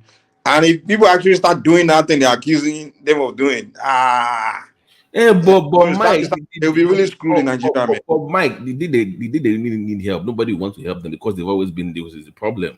If you're always complaining, the way that thing they are doing, if they continue, it's going to get to a point where it's not going to end well. It's not going to go, because when people begin to say because all they're doing is just irritating people and pushing people. They're just pushing people's buttons, and it's going to get to a point where all that ethnic group that they've been attacking, they will just say, okay, you know what? Let's really, since these people already believe, and this is the accusation, let's come and be doing it to them. And people start discriminating against them in their territory, start deliberately going after them like with policies or just going against them. But Mike, they will suffer, man, because they heavily depend on other region, man. They heavily depend. If you look, is it north? Is it southwest? Is it even south? Like, they heavily depend on other region. Yeah, but look at the Naira thing, for instance. It was going up. It's going down. Because we should have been this and that. Blah, blah, blah. It's because it's not. They bully you about that time. It's coming down now. Have you heard anything? It's coming down now. Did you hear anything? No. It's going to. Why do you wish that bad things? Because your man lost election. So therefore, the whole thing should just burn down. Who does that for the country? I mean, the political party, they are just playing politics against Tinubu or things like that. At least that one I can understand that one. Like, okay, opposition kind of rhetoric. But when you start doing propaganda about they are targeting you, they are tearing down your stuff, they are going after Igbo man property, anything that happen. They going after. Are you kidding me? And then you make it about a tribe. You say this tribe is coming after your tribe. If you want to accuse the president or something, I'm gonna say this president is coming after me, and then maybe the president can respond. But you start saying these people, and these like the way they are just attacking the Yoruba, attacking the Northerners. I'm like, come on, this is not going to go well, man. I mean, if they continue, it's a matter of time where the pushback is not going to be good at all. Mike, you have to understand one thing. All throughout 8 years of Buhari, they bash the man. It's because the Northern people, they bash his ethnic group. It's not they bash his tribe more than even bash him. They bash Fulani more than they turn the Fulani name to one of the worst tribes in Africa, to the point where and the sick thing about it is that the non-Nigerians, they don't know what's going on. They think what they are consuming from these people is actually true. Because someone like Jude now. When Jude come here, the guy has been consuming so many things Southeast I've been saying, and that's why I come here to repeat it. And it just sounds so ridiculous. And I see some Africans, even this Nigerian, they start talking about Nigeria. They be saying things they consume from Southeast and thinking that's some factual things they know about it. But they don't know that it's propaganda. But we Nigerians are the ones that know that it's just propaganda. But non-Nigerians, that's all they are learning about Nigeria. They think what they are consuming is true. It's crazy, man. So you see the narrative here. But when we, the Yoruba, push back, they don't like it because we are not from the people from the north. So what we are saying here is very simple. Now, like Airpace, Lagos is not the only place that can fly to London directly, as I'm trying to talk. Kano, a lot of the northern people, they also go to London. They like to go to London. They like to go to Jeddah. Why not have a direct flight from Kano to Jeddah too? Why not have a direct flight from Port Harcourt International Airport? Yes, he's flying from Kano to Jeddah. Yes. He's flying from Kano. He's flying from Kano to Jeddah. Dorothy, the question is this. Let him go to Kano and where he shall go on his flight to Jeddah. You're right. Seriously. Actually, but Dorothy, this is what people are missing now. The approval for Airpace to fly into the UK was not granted to Airpace. It was granted to Nigerian government that gave it to him. So exactly. They don't grant private companies right. You give the government Basa, through Basa. Yeah, they will now grant it. That means we should start seeing other Nigerian companies flying that same rights. not just earpiece only.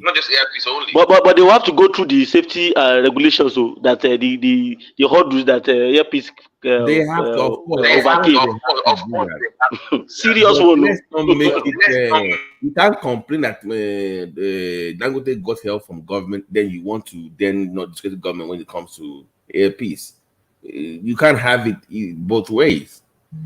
They're going to open it up. There's going to be competition amongst Nigerian companies. Hopefully, they do that. But you know, it gets tiring sometimes. Mike, sometimes when you go with, I'm like, you know what, I can't do this today. I just, because if you keep doing this every day, you have people that they are the same way. That is ODB virus in Mike is everywhere. Even the one with PhD that should know better is no different. Even they are the leader, I'm like, even you two, you are joining them. You should know better now. You know, it's one thing that it's just a bunch of followers or individuals, regular people doing something. When you have your ethnic leader doing the same thing, I'm like, oh wow. That's the only thing. That's the only narrative that we use. But do you agree? Do you all agree? Do you all agree that Onyema is much more Nigerianistic in his approach? Yeah. I think that's one of the things that is still working for him a bit. You know, at the time he was flying Super Eagles up and down and a whole lot of things like that. You know, during our qualifiers. Onyema is not ethnic. And I don't think his intention with that interview was to go ethnic, to be honest. It's just the way his people have make their region look is what makes it look like that. Mark, assuming Yoruba man do something like that, do you know how the internet will be now? No. Honestly, I don't think anyone would have reacted if it was any other tribe person, because other tribes are not known to go tribal. You understand? The thing is, the reason why he started looking at that is because that's what they've been going tribal about everything. So when he did that, people just assume, oh, it's another iPod, that kind of thing. Either way you look at it, let me tell you, this one, nobody was saying anything against it until when they started saying, no, these are our people, these are that. So either way you do, if a Yoruba person do something like the same thing, they will be the ones. They will start it and say, no, they are ethnic by God. They will say it collects 50 anyhow you do it. No, they would have been the only one talking. No other Nigerian would have said anything now. Like if it was a Yoruba person now or a Northerner, he did that. No, they really the only people that would go be saying is the Southeasterners. I don't think any other ethnic person will be saying anything. Nobody has the time. It's only them. It's only them that have time for these things. No one else. That thing is always annoying. They want to stop. Mike, somebody was saying that Southwest should fly they should float their own airline. I think. First of all, do you know the first person to own private airline Nigeria was MK Abiola, Concorde Airline. So we've done it before. We never went ethnic. This is not the first, you know. And there are even other airlines in Nigeria now. Don't we have Ibom Airlines? I mean, so. With Yoruba, there's nothing they've done that Yoruba. There's nothing in Nigeria that Yoruba people didn't start to do first. But we just never go ethnic and all this. We don't. When someone is doing something, we just see it as Nigeria. Even look at most of the what of Okada? What of Okada? There was another one. There's been airlines in Nigeria before. Concorde Airline. Exactly. No one ever say, "Oh, Yoruba people are." We don't. No one make noise. No one even saw it as a Yoruba person owning. No one even talked about it. There's an individual that owning, and we all praise that individual. That's it. At some point, okay, the one that I did recently, Arik. Who knows where Arik comes from? The owner of Arik. Nobody knows. Nobody cares. You know. You understand? When Bellevue also did it, nobody asked where the owner comes from. Even World Airline, if you remember, they used to fly from Lagos to New York. It's called World Airline. It was owned by I don't even know who owned it. They used to fly in early 2000s. It's called, if you look at World Airlines, but they went down because of the same issue this guy is having now. They were doing Lagos to New York direct flight, 13 hours. Yeah, so let's stop this. You know the cheapest. You know that the cheapest airline right now in Nigeria is owned by a young guy of 30-something years. Oh, that guy from Ibadan. Green Africa. You know you can fly from Ibadan to Lagos with 6,500. Yeah, 6,500 from Ibadan to Lagos.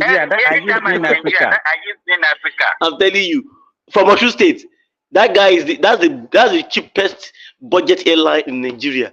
And the guy, I think the guy was living in the United States. He moved down and was able to couple some things together with his ATR 700. He does that Abuja, Port Harcourt, Abuja, and Lagos. So.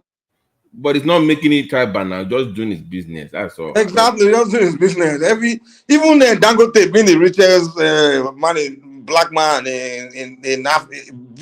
richest black man in the world. There are still Fulani people come and brag and be making it about Fulani things, or even Northerners. No, brag. The second richest Nigerian, and even the third, second and third is Yoruba people now. But we don't see no. Who cares about their Adenuga's money? What you concern about Adenuga? Go and check Dangote refinery. They are the most working in that refinery. It's Igbo. Igbo is the most ethnic people that are working in that refinery. You know, they're just, I don't know. After abusing him for a year, after abusing him, they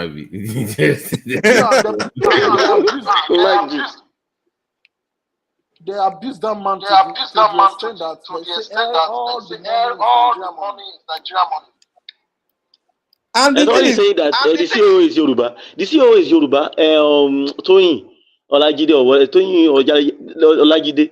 Of course, you know we don't have any problem with I have been saying it. I said I patronize him, my family and my friends. As in, no, you know, Dorothy, but you are not saying that the guy is not having any problem. Hold on. What is just a confused guy. This Godfrey Wow or whatever is just citing rubbish. We don't have any problem. I don't have any problem with him. I will continue. The response of your people that we are discussing. I will continue to patronize APs, no matter what. Forget it. I know what I'm talking about. If you see the way Nigerians were proud, Yoruba, Hausa, everybody at Gatwick, just 2 days ago, I saw it. It was all, let me stop you. It was a friend of mine. He's a pediatric surgeon. Okay, it's from Enugu. I think I've studied before. From Enugu, that was showing me the news. That told me, yeah, it is Igbo. We are wearing this. I said, bro, why did you bring that up? This is in Nigeria. He said, no. Don't make it Nigeria, no. This is our own. It is as anyone. I'm like, this guy is a surgeon. You should. I mean, come on. You are a educated man. Yeah, like, but when it comes to that tribal thing, whatever happens, the brain just turns off and it just goes back to that default mode for no reason. Babati, do you know that Ruben Abati was begging Keyamo to beg him to appeal to all that ministers to come to their station? They are no more interested, because when they go to your station, you malign them, you treat them unfairly. So those guys, they don't want to go to your station anymore. And who owns the Arise TV? Because yes, from Arise TV. Who owns Obayagbuna? South. I don't know what is wrong with them. Those guys they pander to the that one is just making money now because there's a huge market. Not because he believes in what they're saying, but there's money to be made in that space. That's what he's doing. They keep interviewing one year. The guy is saying all this stuff. They didn't even challenge his rubbish. Like they help and they will help them promote all these things. Even the Isiago case, it was only a right with and they push. Some people are attacking the outfit. Who's attacking? Tell us who is attacking outfits other than his own people. I mean, I'm like, why is the right thing even helping them to push this kind of rubbish? You know, the Southwesterners right now. In fact, today alone, I can see about 5 to 7 Southwesterners on their page pushing earpiece. That earpiece has come to stay. We must support him. We must do this. I was looking at the page. This one is not Igbo something or Igbo name or Igbo. No. These are Yoruba guys. And you can see when I commented, a lot of people were liking my word. I said, I don't have any problem with that. Anything that makes Africa great, that will make Nigeria great. That's what I'm aiming for. If you know the kind of today now, Gaswick announced earpiece in what you know it was Kayamo that had to call them that come. What's the reason why you guys not announce this guy? According to the tradition, when a new aircraft comes in, a new route is opened by a new airline, you have to announce it. You didn't announce it so for how many days? Since 30th of May. Now today they did that, and all the news in Nigeria, all the news papers carried it, which is the normal thing. This thing should just be Nigerian problem. Let me talk you. Maybe you didn't know what's going on here. 1 week before they announced the airpiece that they give them approval. Who runs Gatwick? Ogunlesi, right? Right? Ogunlesi, I think he has sold some of Who his was in stuff. Abuja? No. Who was in Abuja 2 weeks ago? Ogunlesi. Ogunlesi, yeah, it was. So he was there to talk to Tinubu, like, open this up for this guy now. Come on there. I didn't hear that. Yeah, that escaped my Wow, I didn't get that. So when your mic is affecting a lot of things. Yeah. So basically, Dodge, my point to you is that when non-Southeasterners are the one opening doors for you to make it easier for you to get access, you cannot then repay them back by doing you know what I mean? You can't do that. It does not say well of you as a people to then go out and say that when the person that opened, because Tinubu met with him to say, guys, help this guy out here. You run this thing. You have connections. That was the deal. I'm telling you now. It was in Abuja now. You can look it up. You see him there. The picture is online now. So I saw it. So it was a Nigerian effort, is my point, Simba. It was a Nigerian effort to make it happen. So everybody shares in that glory, not just you.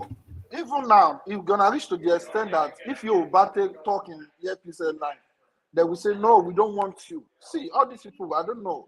The way they carry everything is very extreme, you know. Everything is about ethnic.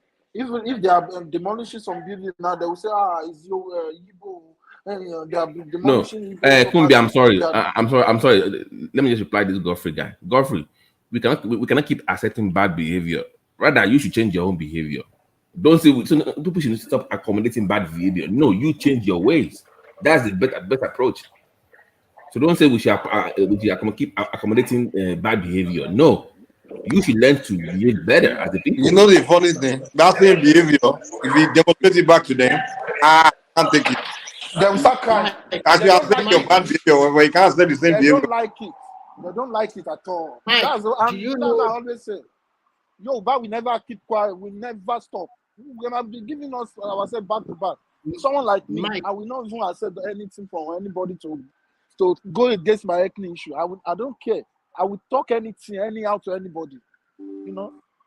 Yeah, Mike, do you know that the other day, maybe yesterday or the day before yesterday, they are talking about investment in Southeast.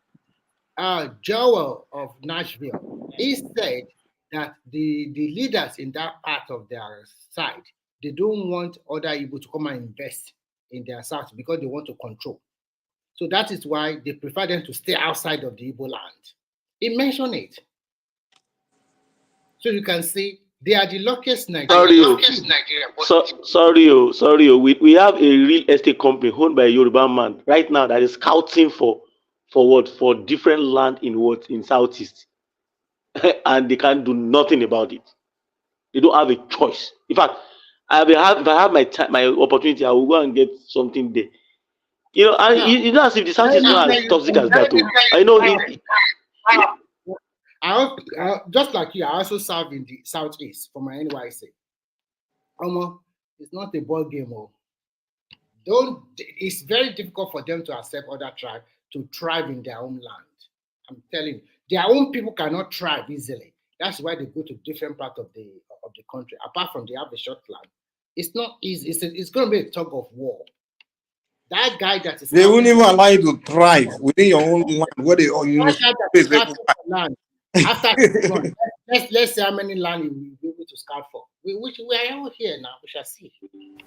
Mike, But let me tell you, he will get it too. Don't worry. I will come back and tell you, he will get it. Just trust me. You see, one thing is that it's not as if the South is. I'm telling you, it's one of the best time of my life. I'm telling you, I enjoy the place, even though people there's a lot of stereotype against them, but I actually enjoy the space. But I know there are some issues, some of these old wounds, that have not healed fully. To I'm be telling you, fair, that's just the that is the to be fair, stuff. I also enjoyed the place very well. I enjoyed the place. It was a very, No, very no, good. nobody's saying talking about the. If you meet an Igbo man one on one, they're nice people.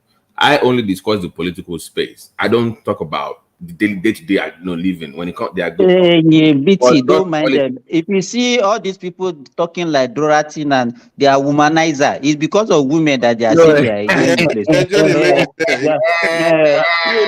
I'm not even manager. No, I'm not even manager. When it comes to that one, I hope your wife is not Igbo. What do you mean? Yeah, my wife is not Igbo. Why are you saying that? I'm not even manager. I'm a Christian. Correct one. I'm not a Christian does not as you cannot have a woman as a Christian. What do you mean? No. You know what? When it comes to that space, leave that one, Joe. Leave that one. Don't say that one here, Joe. I'm saying, you're saying, like, can't I marry Igbo? No, I have guys. One of my cousins married from Southeast. I have people that around me that married from that area, so I don't have any problem. Yeah, I have people that are married. My cousins that are married from. Because the way you are talking, you are just like flexing with them and you just be appealing with them. I don't know. I don't understand you again. No, it's not like that too. You can't beg them. You can't be begging them to accept you now. Leave everybody. Let everybody do whatever. You know what, Simba? You know what? I have somebody like maybe a distant friend. He's not a friend actually. My themselves and my children, they go to the same school. So what am I trying to say? The person went to Nigeria with that mindset also that Nigeria has spoiled. It has happened. Oh, we are going no more for something. That was January. They spent 3 months there. Do you know what? When they came back 2 weeks ago or 3 weeks ago, so I met with the woman. Said, so what happened in Nigeria? She said, we went there with money that probably they will collect bribe from us at the airport. And she said, everything. He said she has never enjoyed that kind of hospitality I mean, like, they said it was a very nice environment. The new airport now. Said all these things that people are saying is lies, propaganda. I asked her, what about the security issues? He said, forget about that one. They're not Nigerian. It's just pocket of issues that we have in certain places in Nigeria. That she said, if I have my way, I will not even come back. That people are doing businesses and they are making big money there. That all this nonsense that people are just talking about is propaganda. Said propaganda. She's not the first Igbo I'll be hearing that from. I've heard that from different people. I traveled home. I came back without any problem. That Indian lady that reports news on YouTube, very popular, very huge. Mike, do you know that lady? One Indian woman. I know her now. If you notice, she has changed her station now. I think she was sacked from the previous station. If you notice, she's been doing reports on Nigeria lately because they've been feeding her stories from the They've been feeding her now. That's why she's doing more Nigerian stories. A bad. I'm like, this is not you. You never do it before. So you go out there to go and damage your own country, the image of your own country. Then this is just repeating what's from Nigerians. Oh, are you talking about Weon? Are you talking about Weon? Weon. Yes. She's turned to biggets now. They've bombarded her space. Let me tell you. Let me tell you. You know that person I said came from the UK the other time. You know when the person got to Nigeria airport, we saw Gatwick because she did a full vlog. She did a full blog. I saw it on Legit. So and I followed the TikTok handle to her TikTok page. When she got to Nigeria, you know what she said? She said, I never knew Nigeria could have this kind of airport. She said that airport is one of the best right now in Africa. If anybody did not know. So, people were like, so we can have this kind of beautiful airports that we well arranged. And it's going to 2 years now. That airport is going to about 2 years now. Do you know that the ego will start operating in all the airports in Nigeria? So you don't need to even meet any immigration or custom of immigration anymore. Just slide in your Yes. I follow that space. When it comes to that level, everything will be fast.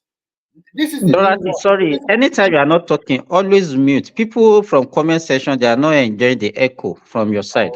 Oh, you can go and come back now because the echo is too much. I think Mike will put him back in. So that is the beauty. So and before you know it now, that e-gate will be very good for Nigeria. And I think that that Murtala Mugabe airport, and I also hope that Lagos State should have enough money or source for funds so that they can start building their Lekki International Airport. But that new terminal is too small. It's too small. Yeah, it's too small. The layout is not good at all. The layout is not good at all. They need to. You see, when you have somebody that is not futuristic, how can you engage in that kind of project at this 21st century, for God's sake? How can you build a airport, a terminal like as if you are building a local terminal? 200 million population. That's not good. It's not fair at all. And that is even the traffic that airport can take is one of those things that work against having an international airline. Want to go because they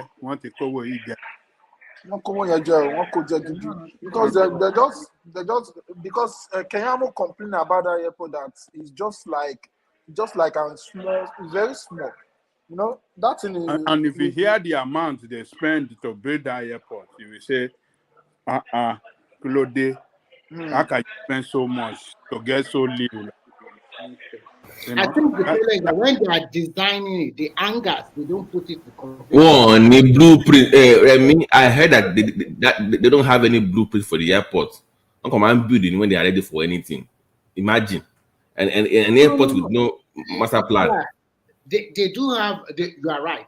But no, I was listening to this guy now. What's his name? Keyamo. He said that Lagos airport, there's no, you're supposed to have to say 10 years. So this is for supposed to be. Oh, Niyembe. You just build anything that when you are ready to build. That's what they do over there. Do you know what the guy said? Do you know what the guy said that even shocked me? He said to fix a simple airport, everybody, because of bureaucracy, everybody will put this much money on top. I want to eat from it. In fact, they just need to take it away from public servants. All those civil servants in Nigeria, sometimes I don't know what. Only one look Benny now. Look at that. No, Remy. If you go to Nigeria now and you land at Lagos, look at that. You like, how did this one even get the job? They don't look qualified. They don't act qualified. They don't even know what they are doing. At all. Welcome to Nigeria. You see a lot of communication officers. What are they doing there? For God's sake, everybody will be hanging all around. I don't know. So backward. We have been to several airports in the world. You never see a lot of immigration officers like well organized. You don't see the people just standing everywhere asking for money. Well organized. Yes. But your own will just be saying, you know, Nigeria. Just if they can solve that disorganization problem, that just doing things the right way, just basically, honestly, half of the problem is solved in our country. To be honest, like professionalism, all those things. Let me ask Mike now, because this is it. Mike, let me ask you: are we ready to give up the quota system in Nigeria then? Because that is it. You must give it up. It must be the best person for the job. Why is the quota system as the problem? There's causing it. No, because you are forced to hire people that might not necessarily be qualified for positions to fill in space. The quota is just saying you must get people from this part and that part and that. Yeah, this percentage of people from this part of the part. I'm saying no. The way it is run, where even if from Ogun now, give me 10 people there. But you saying they can't find the more quality 10 people from Ogun? Well, you don't even do that. There are quality people all over the place now. But But Nakabe is causing the come now. Kabe is causing them. So it's not quota system. It's party system, and you have to go against. Not quota system. I don't And know if also, anybody. and sometimes it's not even that who they pick. It's just that they don't train them and they don't teach them professionalism. They don't go to orientation.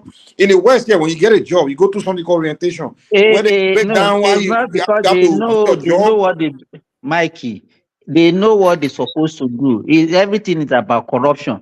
Let me tell you what they used to do. All these airport officials, they have people that are not even staff that they employ that do racketeering within that airport. You know, when you enter the airport, you carry your luggage. Some people will come and approach you and tell you, do you have excess luggage? Yes, now If you not tell them, who are you? Why are you asking me all these questions? Okay, it's because let me And tell it's not you, only one person that will ask you the question. About 10 people ask you the same question.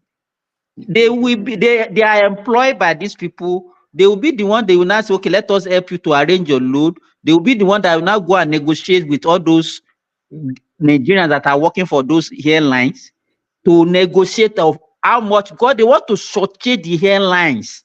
You understand? But sometimes if you are not careful, you pay more than what you were supposed to pay if you want to do the right thing. But Nigerians, being the kind of people we are, we always like to They are shortchange. impatient. Not even impatient. We want to do color, all this Shortcut, man. color. Shortcut now. Shortcut.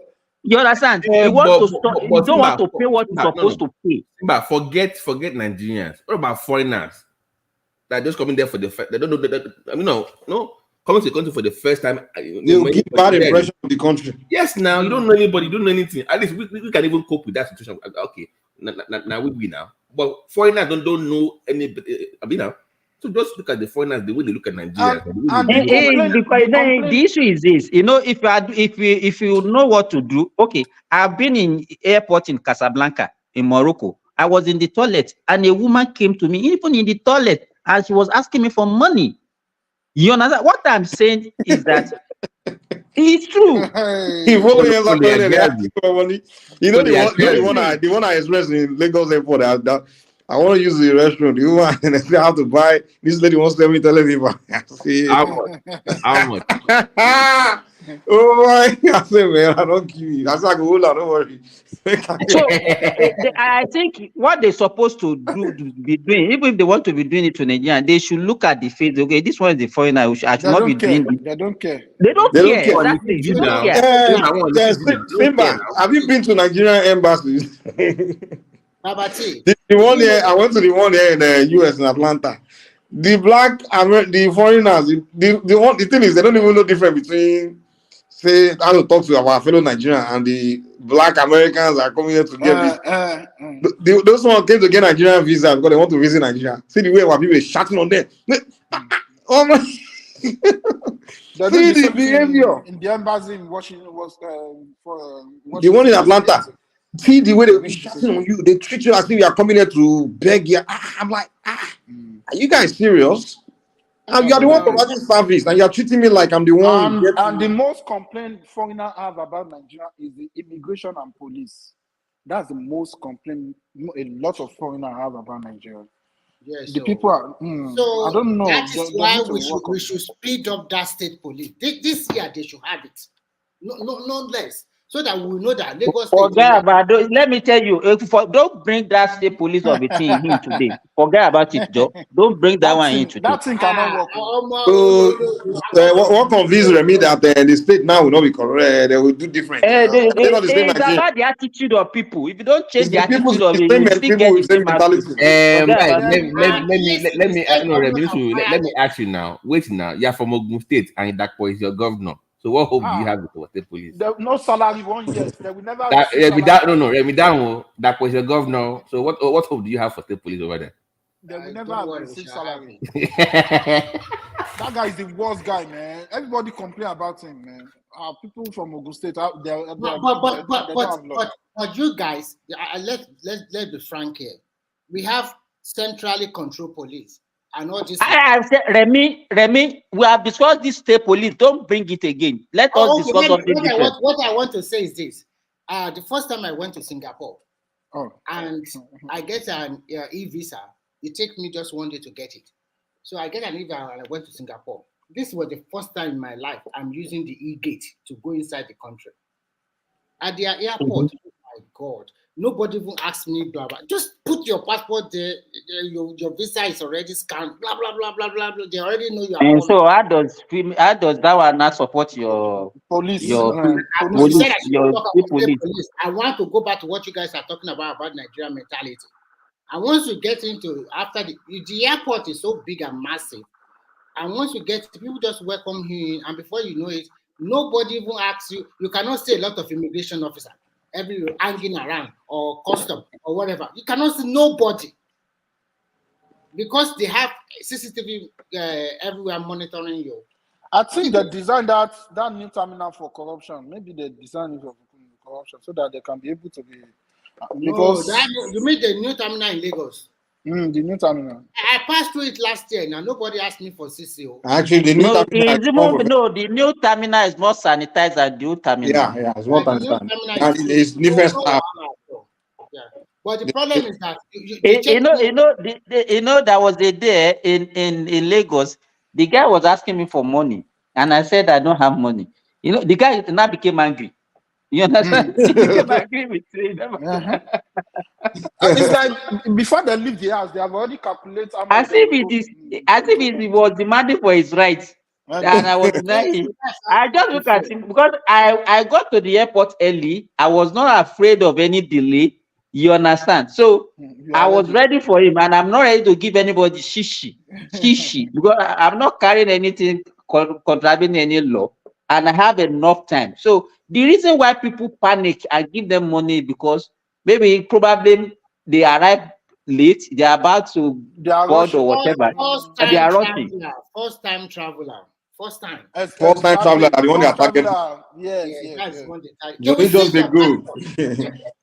The first time I'm departing Nigeria, that guy deliberately seized my passport in his hand and said, "This is the first time." And I said, what can I say? You have to give us something. You know? And in my pocket, I only have 200 naira left. All the naira, I already put it down at home. They always collect dollar. They don't like naira. No, that time it was a long time. I gave him the 200 naira. And then he's not the one that going to stamp my passport self.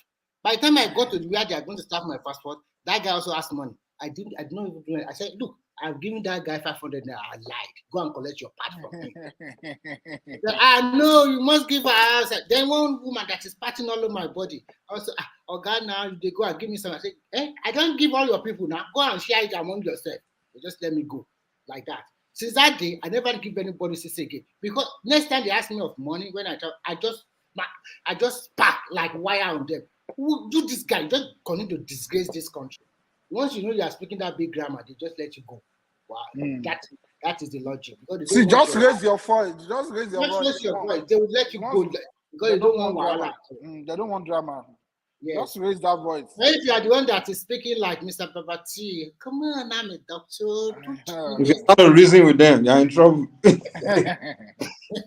pay with the phone, you. I pay with the phone. Mike, somebody care 31 or necessarily friendly. Don't smile, don't beat them back. Well, it's not how are you? You're welcome. Where are you going? Don't be nice to them. If you are nice, they will exploit you. Anything to say, but I ain't beautiful. So that madness will just descend on you once you land in Nigeria. Just become mad. That's only no, go say don't go out of your own sense. Just when I say we're not like when I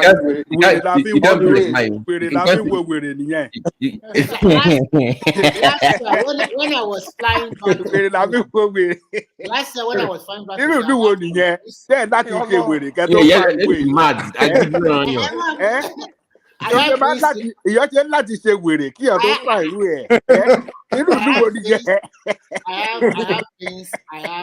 have beans, but I did not do it at checking luggage. It was in my backpack.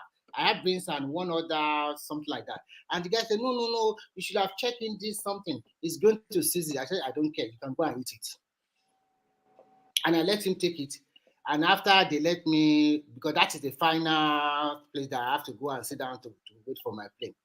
I did not even care. I did not even blink and hide. He collected it and collected the other food stuff. It's in my backpack. Go and eat it. I don't care. You can just do whatever you like. because I just talked to him shabbily. And then I went and after that, he came back to me. Oh, God, so you know they do like that now. Okay, I have to give you can go and take it. I took it back and I did not give him any 60 because I don't care anymore. Because if you care too much, they'll continue to exploit you every now and then. So that is just it. How much is the beans? The beans is already in a package form with the manufacturer already written on it, everything. So why, even in abroad, nobody cares to check that kind of thing. So sometimes the way we do in our country, sometimes I don't get it.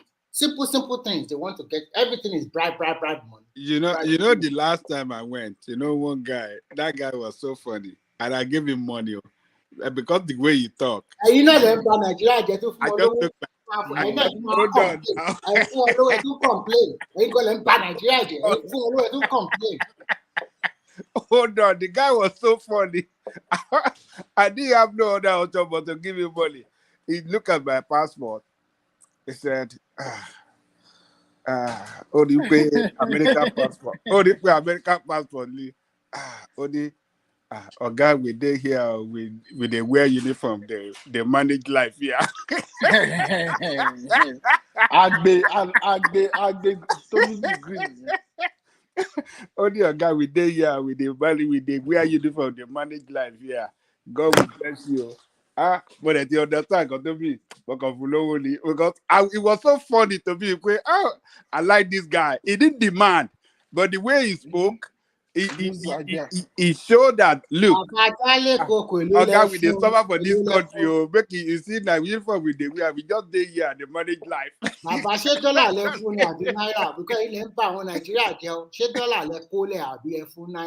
No, naira before. I got to be honest, Ajale Koko ní fún dọ́là bàbá tó mọ iye shift tó ṣe l'Amẹ́ríkà ló máa kó dọ́là fún Nàìjíríà.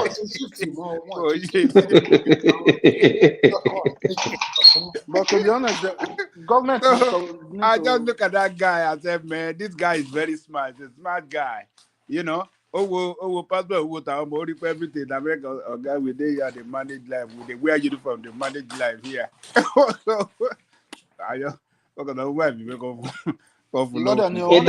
Ètò ń pè ní fine bara nìyẹn, fine bara ló ń ṣe yẹn. Fine bara, you get the money. At least he didn't demand directly, but if you fine bara, if you demand, that bank, I just you know what, you see Nigerian people, you see us. I want to those immigration officers, and including us too, all of us Nigeria, we are all very nice people. Nigerians are very, very appreciative of every good thing that you do to them. Look, for mere doing their job the right way and not even demanding, Nigerians, for what we are, very, how do I describe it? We are givers. We easily give out. Appreciate that, this guy is doing a good job and it's not good. Nigeria can willingly just put some folks and just say, take this, buy something. You don't need to. Majale Koko, those guys, they can actually get a lot from us if they actually. That is what I'm saying. If they were not actually doing style and all those crooked, trying to deceive you or being mean, if they can actually say, you're welcome. You're welcome. If you want to give tip, you can tip up. Just be nice. And just be nice. Out of sympathy, we give them, because what they're asking for is not like we don't have it. But it's just that the crooked thing is just what irritates us. The crooked way they're trying to get it, and some of them, the attitude is just what irritates us. But if you come, we know you guys are not doing well. What is $5? It's a big money to them now. Mike, you are right, because I have a friend that works in. I can even donate $1,000 that day to all of them. All of you will be ready to give them. Yeah, I have a friend that works in take this $20, take this BWI airport in Baltimore. Each time the guy went to work, when he coming back, he come back with a lot of tips. Maybe he helps some people. People give money, and I support that idea. Once you're nice to people at the airport, people will give you money. You don't need to be demanding. Yeah, you don't need to be demanding. Let me tell you this. I know in my own city, the people, you see these people that carry people on the wheelchair, you know, immediately they know that you are on wheelchair, you need help. Yeah. Mostly Arab, Ethiopian. Those guys make money A lot. because people give them. Because the moment you are coming out from the plane and they are there to help you to your terminal or to wherever, they give them money. They make a lot of money. They give They get $100 tip, $50 tip. yes. Some white people will give them $100. They make hundreds of dollars every day for just you just look at them that, oh, this one is pushing what do you call it? Wheelchair. He's making a hell of money every day. You know, but you say that crooked way, like you said, It's making non-taxable money. Not taxable, easy money, free cash, money. And those airports is a busy airport that you can help like 100 people in a day. Particularly if you are in Atlanta, that is the most busiest airport in the whole in the United States. If you see those guys moving up and down with that wheelchair, you see that they look happy. They have energy to do the job because of the money. They don't demand, but people will give them. They don't demand. And white people give a very good tip. They give very good tip. Well, I hope they can change in Nigeria. If they can treat people well, I mean, Nigerians being what they are, Nigerians are very easy. That is why I'm saying our leaders, they are very wicked people. If they are put in place the basic things that make the society work, if they have done it, Nigeria are the most easiest people. They are not saying you should not eat. It's not you not chop your own, but do things right that will make things work in the world. And Baba, just sit down, Ogun State Governor. Go and check all the comment section online. You will see how people are crying about road. No, that guy is the most. You will see how people are crying about road. Everybody, Dapo, come and help us fix this place. And that man, you will be seeing following Tinubu up and down. In New York City today, you will see him there. In India tomorrow, you will see him there. Why? That's Babati's brother right there. And Babati will come here and be blowing grammar. And his brother is not doing anything. He's that guy is not doing anything. I don't know.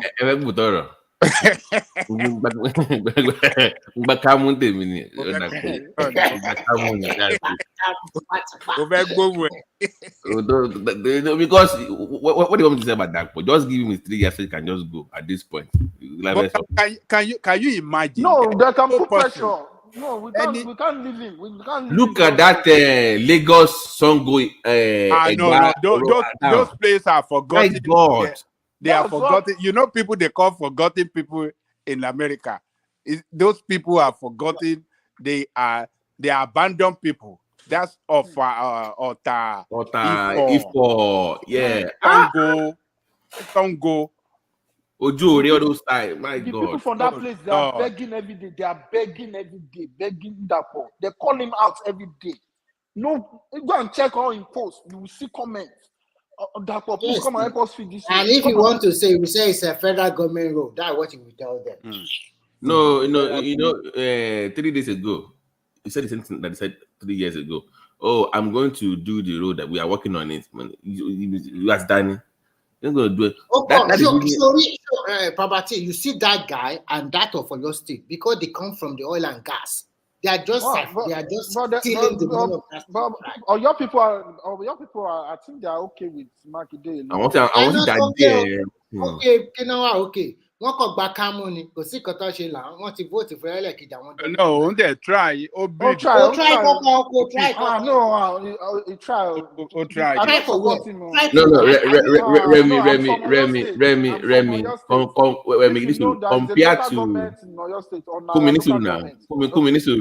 Compared to that boy, it can.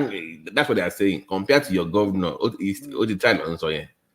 Compared to your own. But I also live in Ibadan as well now. And I always go home and I can see what is going on in your state. The people there, they already reserved. That's okay.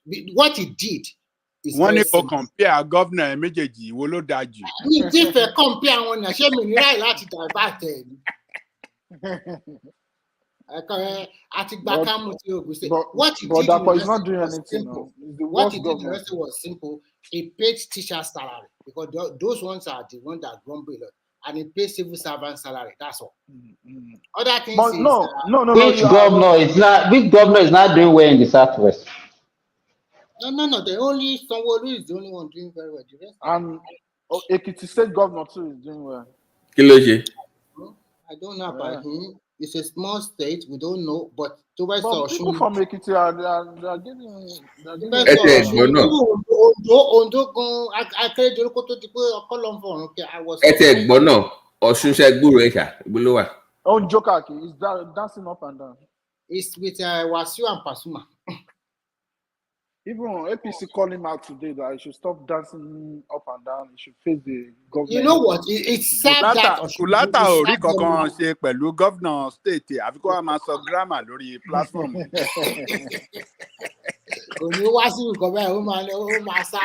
Even if we talking English, you'll be speaking English. Grammar ló You máa know what? sọ. It served them right. It's eternal voting. No man they just vote on eternal. I can't believe they don't vote for Tinubu in Osun State. I can't even believe.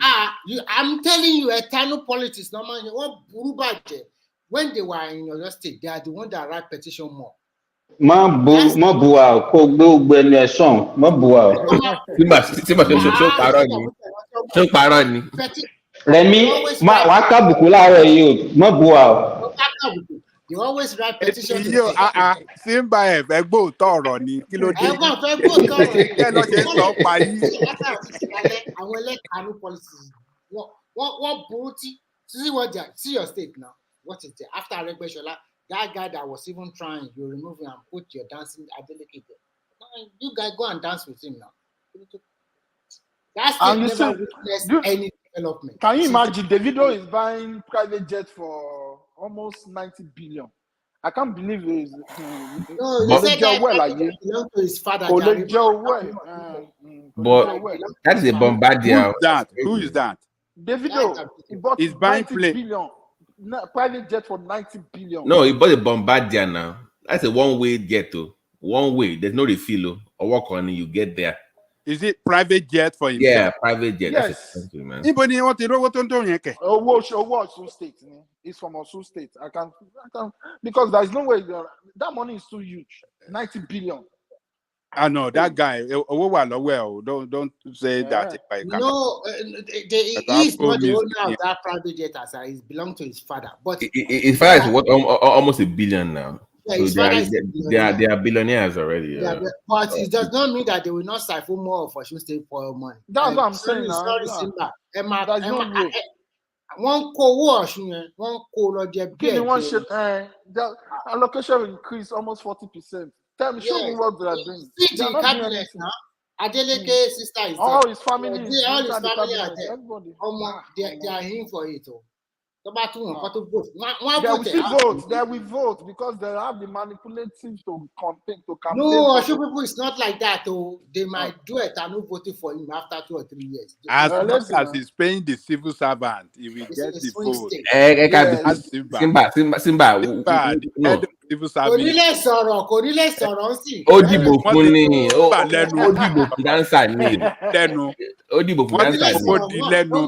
Mi ò lọ bí kẹ́kẹ́ mo gbọ́n tẹ́ ń sọ. Mi ò lọ bí owó dísínbà lẹ́nu kò lè sọ̀rọ̀ against the governor yẹn. Irọ́ Kúnmi ìsọkúsọ ni Kúnmi ń sọ lẹ́nu. Owó Ọ̀ṣun kọ́ ni Davido fi ra Bombardier. Let us wait for EFCC man. Ṣẹ̀rí tó ti ń defender David àti sọ pé wọ́n ti fowó di lẹ́nu.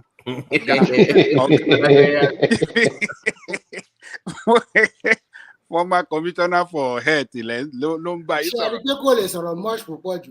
Wọ́n ti di lẹ́nu. Ó ti gbowó àbẹ̀tẹ́lẹ̀. It's the worst state in the southwest. No worse. I'm a stakeholder in Osun State government, so I cannot be Hey, talking. Remy, I don't think Oshun is worse though. ṣẹ̀rí kó ti láwùn Take ṣẹ̀rí kó ti that. láwùn ó ti Hey, láwùn. Remy, Oshun is not as bad as Oyo and Ogun. I won't lie to you. What are you Also, telling me? I read Zero, Besola did a lot of To be work. honest, I'm it's not telling bad. you. zero IGR, nothing at all. It's zero. Yeah? No, They maybe that. We talk about infrastructure wise, like they did a lot of work, man. Yeah, Aregbesola did a lot of road. I agree. In fact, Oshun is looking better than That was Aregbesola time. He did wonderfully well. Although even the Oyetola Besola continued the he work. also Like tried. But this they one, were doing a lot of projects, man. A lot. They almost They every have a good road. Also State they has a have good good road network, man. We need to go there. I know that Aregbesola did a wonderful job, but unfortunately for them, their eternal policies will not let them grow. But what about you just talking about it? And what about Aregbesola himself? Nonsense, you know. Aregbesola And too it's have the his same own thing problem now. too. It's the same. So that is why Simba also play eternal politics in this platform. You attack him, you attack him 3 times. So it's like that now. You often attack. When you attack him, you attack him 3 times. It's eternal politics they are playing. You can see them in Osun people. They are like that. Okay. ṣé ká ṣe ìjorúkọ Simba sí ẹ̀tanú politics ni. No. Ẹ pè ní stakeholder ní ìsìn ó ní stakeholder ló ń báyìí. Yeah, stakeholder. Stakeholder ni. Àṣírí ti tú stakeholder àjẹmọ́ máa pariwo pé Nàìjíríà ò dáa ilẹ̀ ń kówó Nàìjíríà jẹ. Why do you think he flies to Nigeria every 3 months? Why do you think he flies every 3 months? He's not really working in Saudi Arabia now. He's not really working here. Edu, ṣé mi ni topic láàárọ̀ yìí ni? They want to drag you.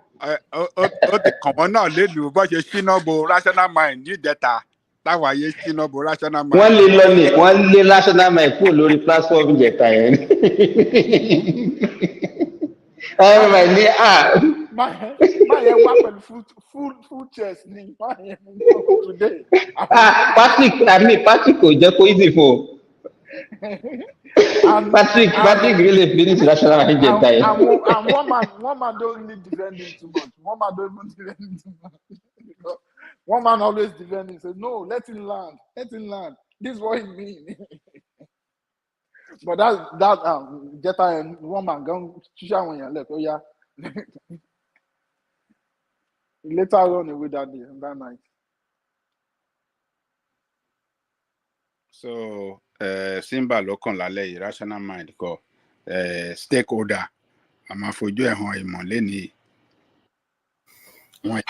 But Southwest has been declining for a while. Though. Yes, so let's I think we only enjoyed this. I want Bia Osoba and maybe Benga Daniel there.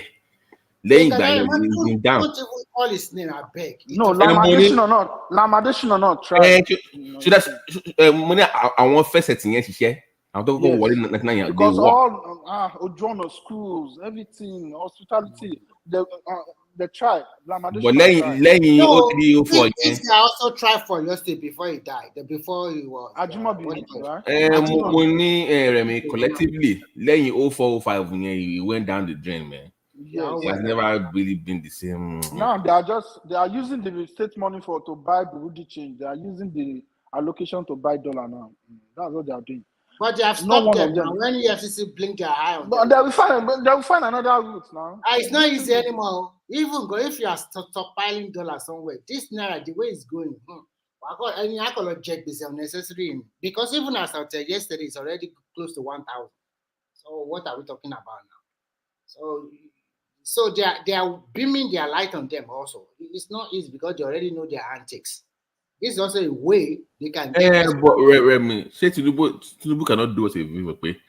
That Pomalo live, it don't calculate it to following up and I'm down. telling you, if can't he do that for us? He need to do that. Serious, for real. Anywhere is always there. Like I'm like, what? Where is your office? Babati, do you know what even pained me most? You know when that Niger State governor was launching, he was there, Travi. He was there. I was like, are you kidding yourself? Look at this state governor. That guy also put on an overall work jacket with a hat. We're going to do fine. And you, this big governor with your barbaric and the rest, you are there watching. Why can't you just replicate Oh, Kilo embarrassed me. I was embarrassed for him was when they were opening that red line, and he was there. It was there, and that is the our own station. ni ori red line yẹn, the only project, the only train station tí wọ́n parí is the one in Ogun State. And do you know and that you are there to celebrate with someone them? who mentioned, Lojuti. And you are there with them to cut it. Someone who mentioned it at that point that I'm waiting for the governor to write his check. Someone who mentioned it. I was expecting, if it's an active governor, pick it up from that place and launch it towards your own state. You can't even take any advantage from Lagos. You just did there, and a lot of company in Ogun State. Just take it and just launch it. If it's 3 or more 4 stations to your own state, at least and I don't get it. Ogun State, they need a pure accounting governor. They need someone that can generate revenue, and that state have a lot of potential. I don't know why. It does. It have a lot of potential. It's top 5 states. When they get their own man, when they get the Benga Daniel, no, they don't do anything. But Amusu are not sure about. You saw what they did now. Amusu tried. I was in Ogun State during Amusu. Amusu put to road. No, he tried. But you know what? You know what, Kumi? They're going to put Ogun West now. So I want Songo because it's going to be Ayi. Yes. Nígbà tí bàbá tí ń sọ wípé bàbá tí ń sọ wípé lọ́ba gbẹ fáwọn Ìjẹ̀bú wọn ṣe mélòó lọ ti gbẹ fáwọn Ìjẹ̀bú. Ìtọ́ gbé fún wọn ṣe ń bẹ̀ tó gbé fún wọn náà. Nígbà wo lẹ gbé fún Jẹ̀bú? Gbẹ̀ngà Daniel nǹkan. Ṣé Gbẹ̀ngà Daniel yìí nìkan lẹ fẹ́ fi mẹ́jọ ẹ̀ ni? Àti ilé Dàpọ̀ nǹkan. Dàpọ̀ Gbẹ̀ngà Daniel ọdún one term kan ló lò. No. 2 term ló lò 8 years. One term. No, 2 ló lò. No, 2. Tẹ́bá remember, Oshoba only did 1 term. He lost the second time bid. Yes, Daniel. Because OBJ deceived them that to do alliance. Yeah, Benga did 8 years. Amosu did 4 years. And Amosu is going to do it 8 years now. So they've been there for what? Almost 12 years. 8 years. Benga Daniel 8 years. And one 8 years. So they don't seem better. So hopefully they can give the eye. I want to some gutter finally because it's going to be from there. So you can read that place up. I saw it. And do you know that is a huge road, Nabi? That Congo road. Ibẹ̀ industrial base Ogun. Industrial base Ogun State. So what will surprise you if you are from Ogun State or your state that immediately you leave organized Lagos and then you just step on the toll gate of Ibadan or Shagamu towards Ogun State. Everything will change. You will just ask yourself, are they in the same place? I was expecting your state to be like 50% or even worse, 25% of power with Lagos. And your state with Mikra, everywhere full of Mikra. Mikra and Okada in your state is that thing is annoying. Make that state dirty. Why, for God's sake? You'll be driving, everybody's Okada around you. Everybody's just. Let me. I see sent home some money to buy somebody a new Okada. Because some go road near Oba Okada again. Uncle, what thing booking for you couldn't get my machine last. They have to buy another one again. So, they blame on not. You say that. Position now. No job. They can't blame people now. They got to provide. But state governor to work proactive, to construct tomorrow. I to buy one as road construction worker. But it does not do nothing now. Okay.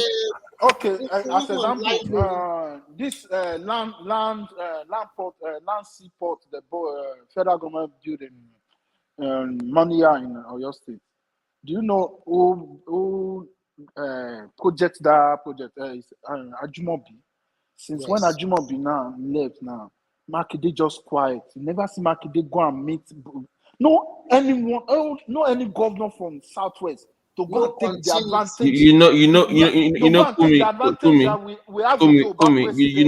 We have one in They don't lay any project. Now, He- state governor can generate power now. You don't see any one of them talking about it. They're just quiet. Look at that, your state governor. I did not send any memorandum. Oh. I don't need to send any memorandum. Oh. The national, I just look at his mouth. They're just quiet. They don't need to take any advantage. See that me. Niger So, but we pay even Ogun State. We're supposed to have a dry port in Kajola. Yes, on that red line. And a rolling stock also there. It's supposed to, that was supposed to have a dry port there. Can you imagine? No, I think it's building one in Shagamu. No. Dry port to connect more. What do you red line here? Oh, okay. They have one in Ibadan. They have one. It's supposed to be in Ogun State. Yeah, that one is in the money in Ibadan. Corny. They deliberately they will not do it, but when you will see them going to London to go and do one birthday party to your so-called governor. That's what they are using. For real, our governor they are very lazy. They are lazy. All of them, except only Lagos State, they think very well. The other ones are lazy. They are very lazy. They are not ready to develop that country. I am also disappointed. I hope Akele will rest in peace. I'm totally disappointed in him. I was expecting to at least turn that state around a little bit. It's all politics. That man, highly educated, very sophisticated, very enlightened, very modern, not like dancing at delicate. So, in fact, and what do you say at the end of the day? Nothing to show. Nothing.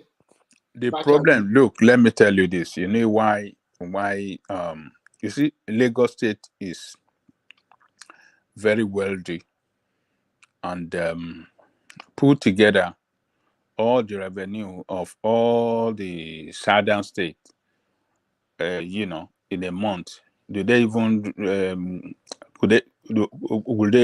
can they even match that of Lagos State? I'm talking of the entire. Okay. L State in Tennessee does not have the same money New York has, but it's still well run now. Do you know why? That's my point. It's how you manage what you have. Baba, compare that Ajumobi one is the governor and Lagos State governor that time. Come to Oyo State, come and see how everywhere is well organized. Everybody are behaving normal. Go Oyo State now.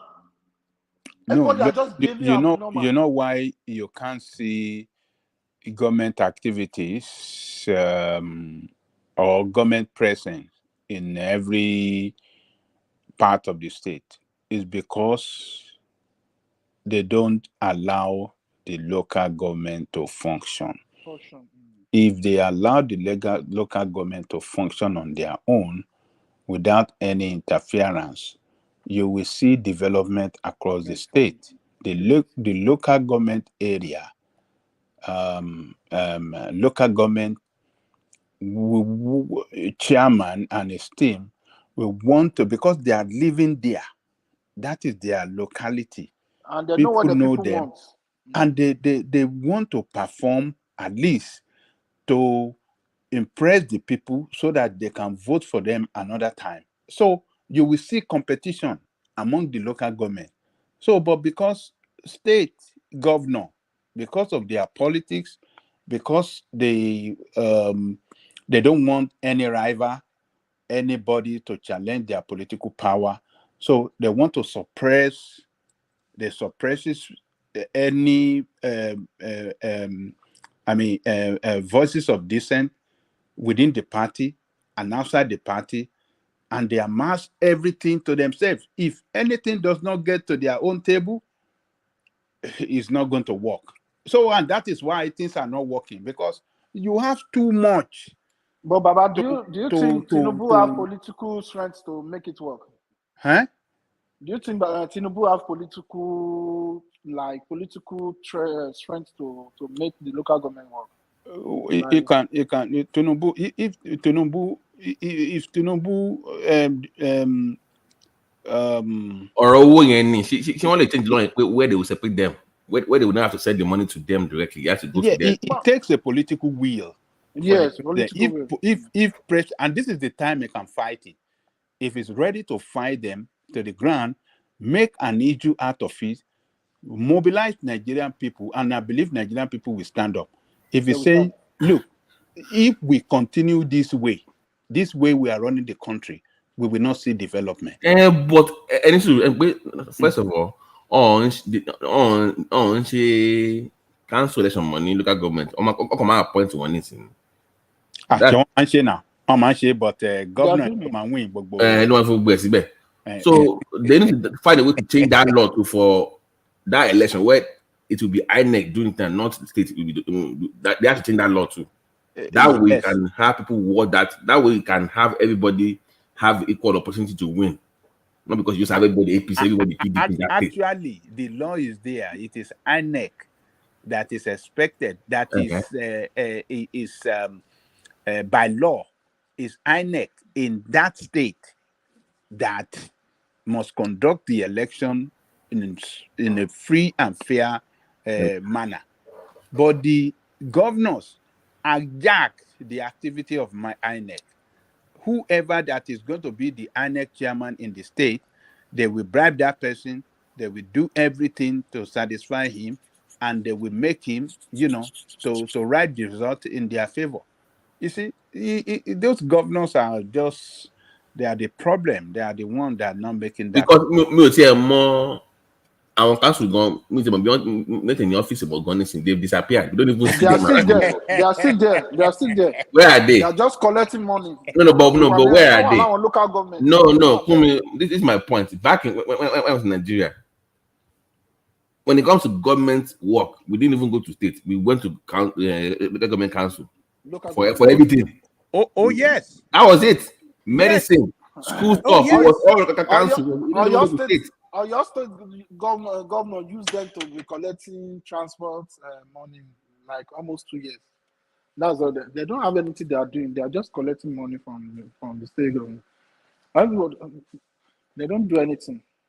The governor doesn't want them to do anything. He just appointed them to be there so that their name can be there. That we have, and that is why you see they can be fired anytime and appointed anytime.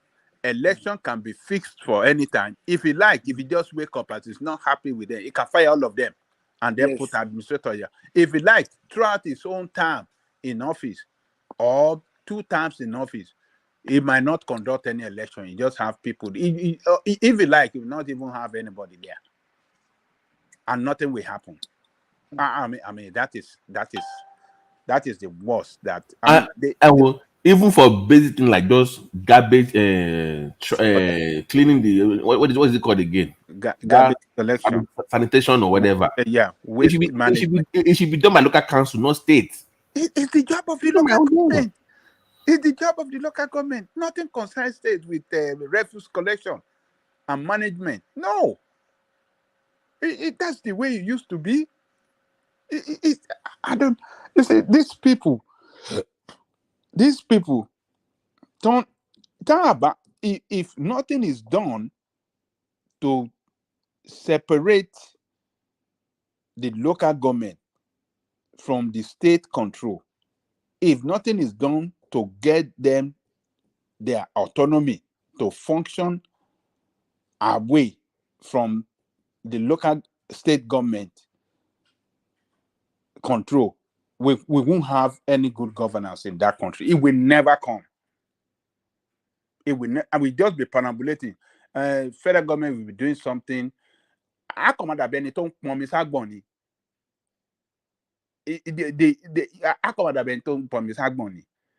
Federal government will be doing its best. We'll be seeing it on paper. Oh, they are making revenue. Oh, Naira is doing this. Oh, Naira is, they are bringing investment.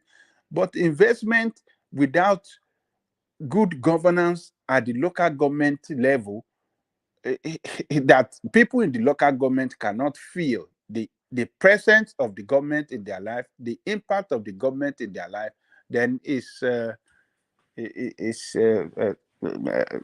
total failure. No more results. So, and that is what we are going through. The governors, they don't want it to work, because if it works, if they allow local government to work, people are going to see some local government that are performing wonders.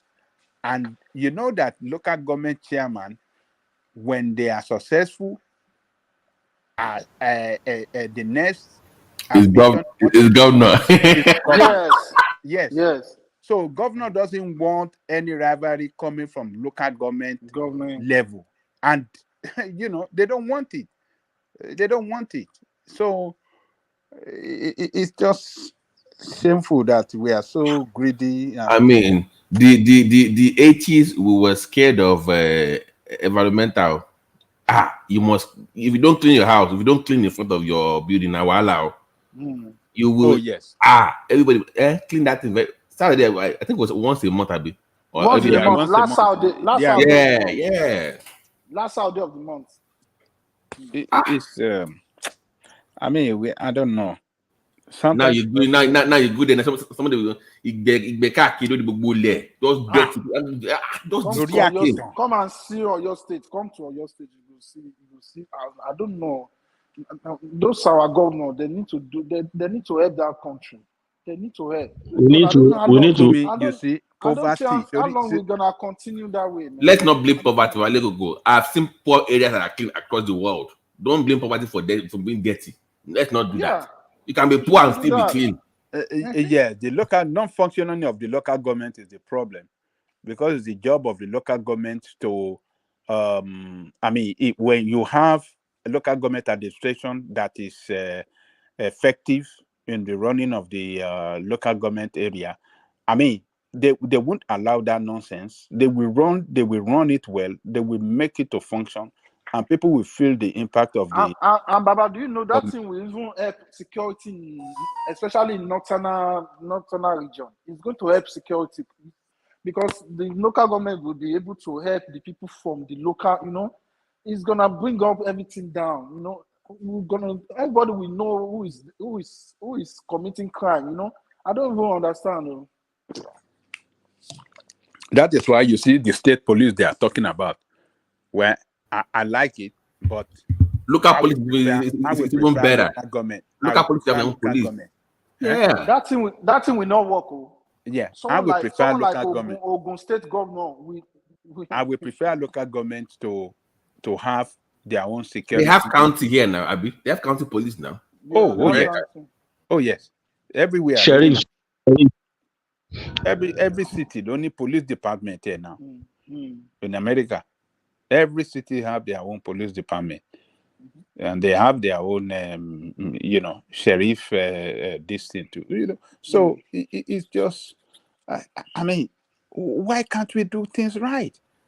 You not say, governor, I'm opening a community clinic. That is not your job. It's local government council now. Every case, local government council, not you. It's the job of the local government community clinic.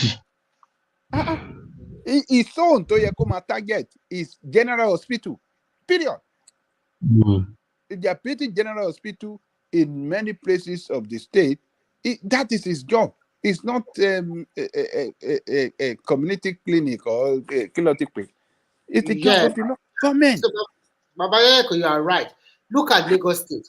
They are building hospital in all of these big local government all around the state. Look at our own in your state. Even the one of Nigeria, they cannot manage it. They can't manage it.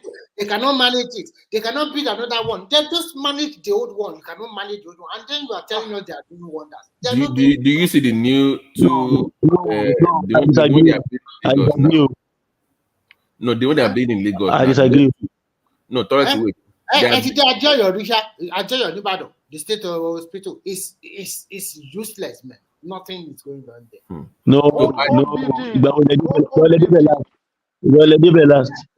20, let me tell you something. I will tell you a story. Before my mother passed away last year.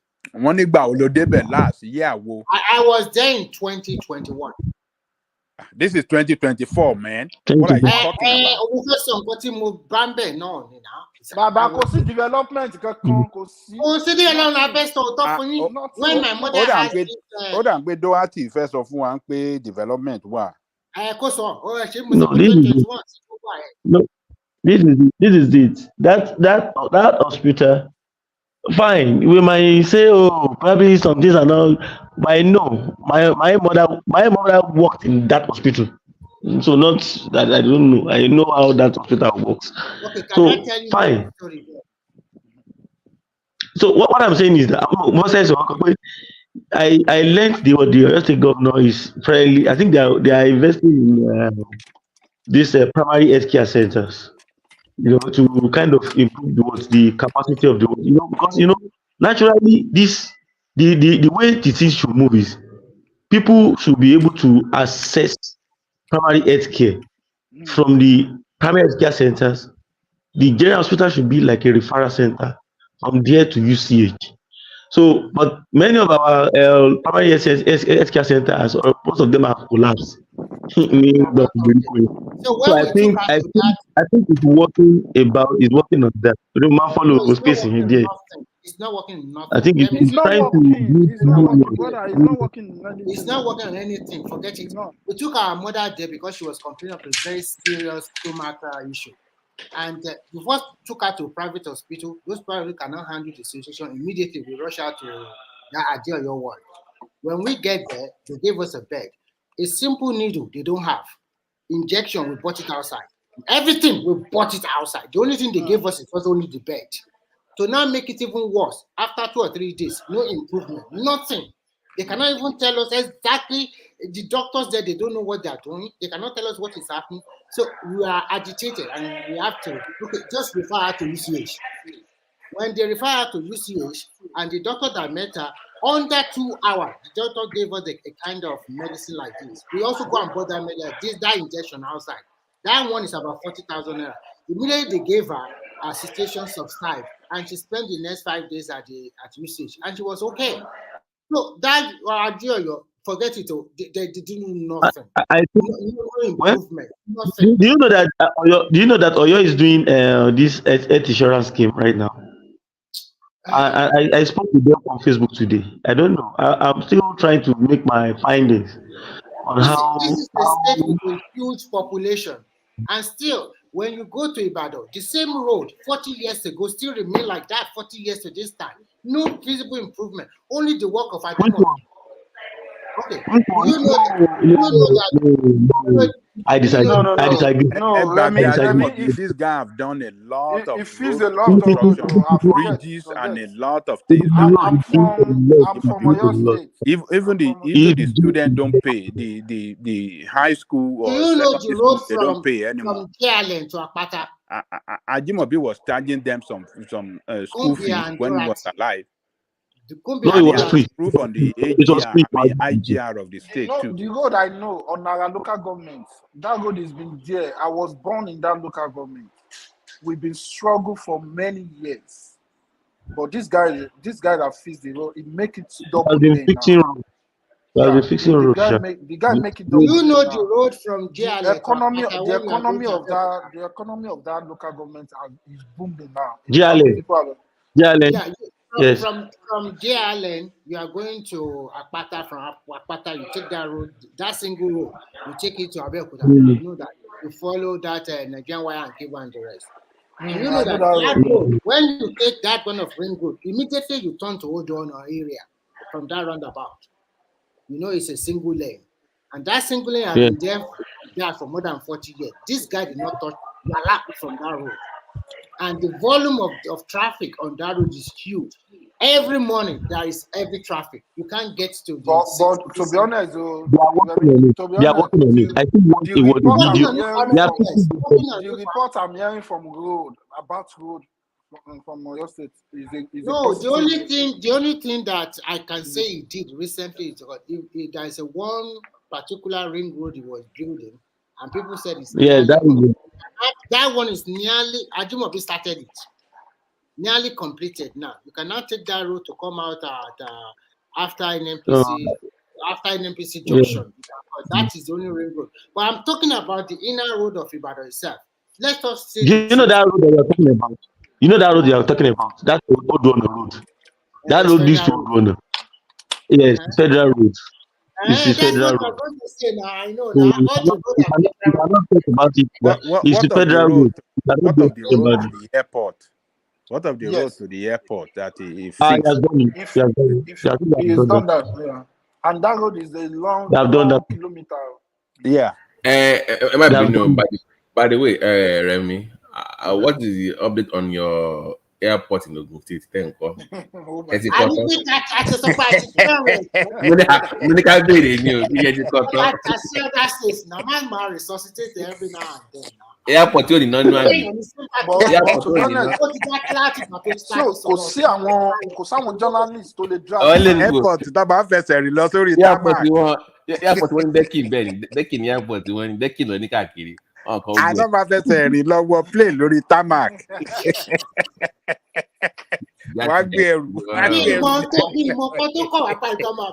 Come build the airport for God's sake. Ogun State, someone State. We don't need it. Èkìtì gan ní airport ń kọ́ lọ́wọ́ báyìí rẹ̀ mi. Èkìtì náà ń kọ́ They are airport. just using those things to. Èkìtì náà ní airport.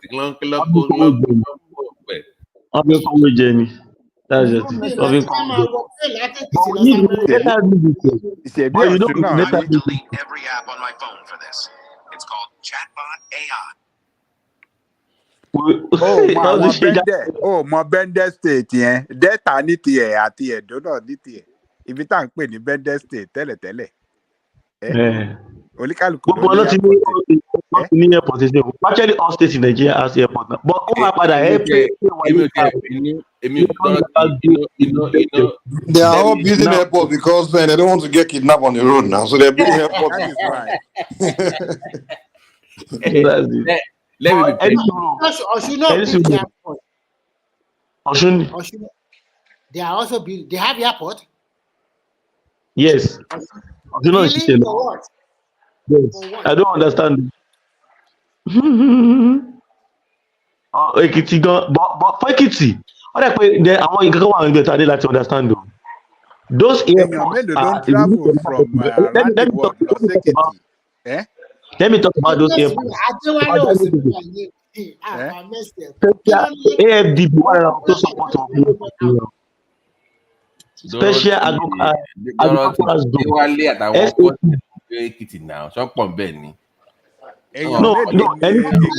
Don't travel out. Débi pé èèyàn fẹ́ máa fly lọ síbẹ̀ àbí wọ́n fly látẹ̀kọ́ lọ síbẹ̀. Rárá, Babaja, there's something you need to know about the airport too. SAPZ ni wọ́n o, Special Agro Processing Zones. African Development Bank will fund most of those projects. Títí Ọ̀yọ́ Ogun State yẹn. Wọ́n ṣe ṣe nǹkan tó fẹ́ ṣe ń bẹ̀ actually is a very good thing. Kí ni agricultural produce wọ́n ń bẹ̀? Don't fẹ́ máa export láti bẹ̀. Wọ́n máa export láti bẹ̀ ni kò ń ṣe fún. It's not more of they can use it. It's a dual airport, but it's more of cargo. Láti move nǹkan bẹ̀ you can produce this just like they do in other countries. Ní Marrakesh at King Abdullah V. What do they produce there? What's the agricultural produce that comes out that companies can come over there? Lekki Deep Sea Port. We have about 120 companies working in Lekki Deep Sea Port. Lekki Free Trade Area. Now, Lekki Free Trade Area, seaport all supply deep free trade area.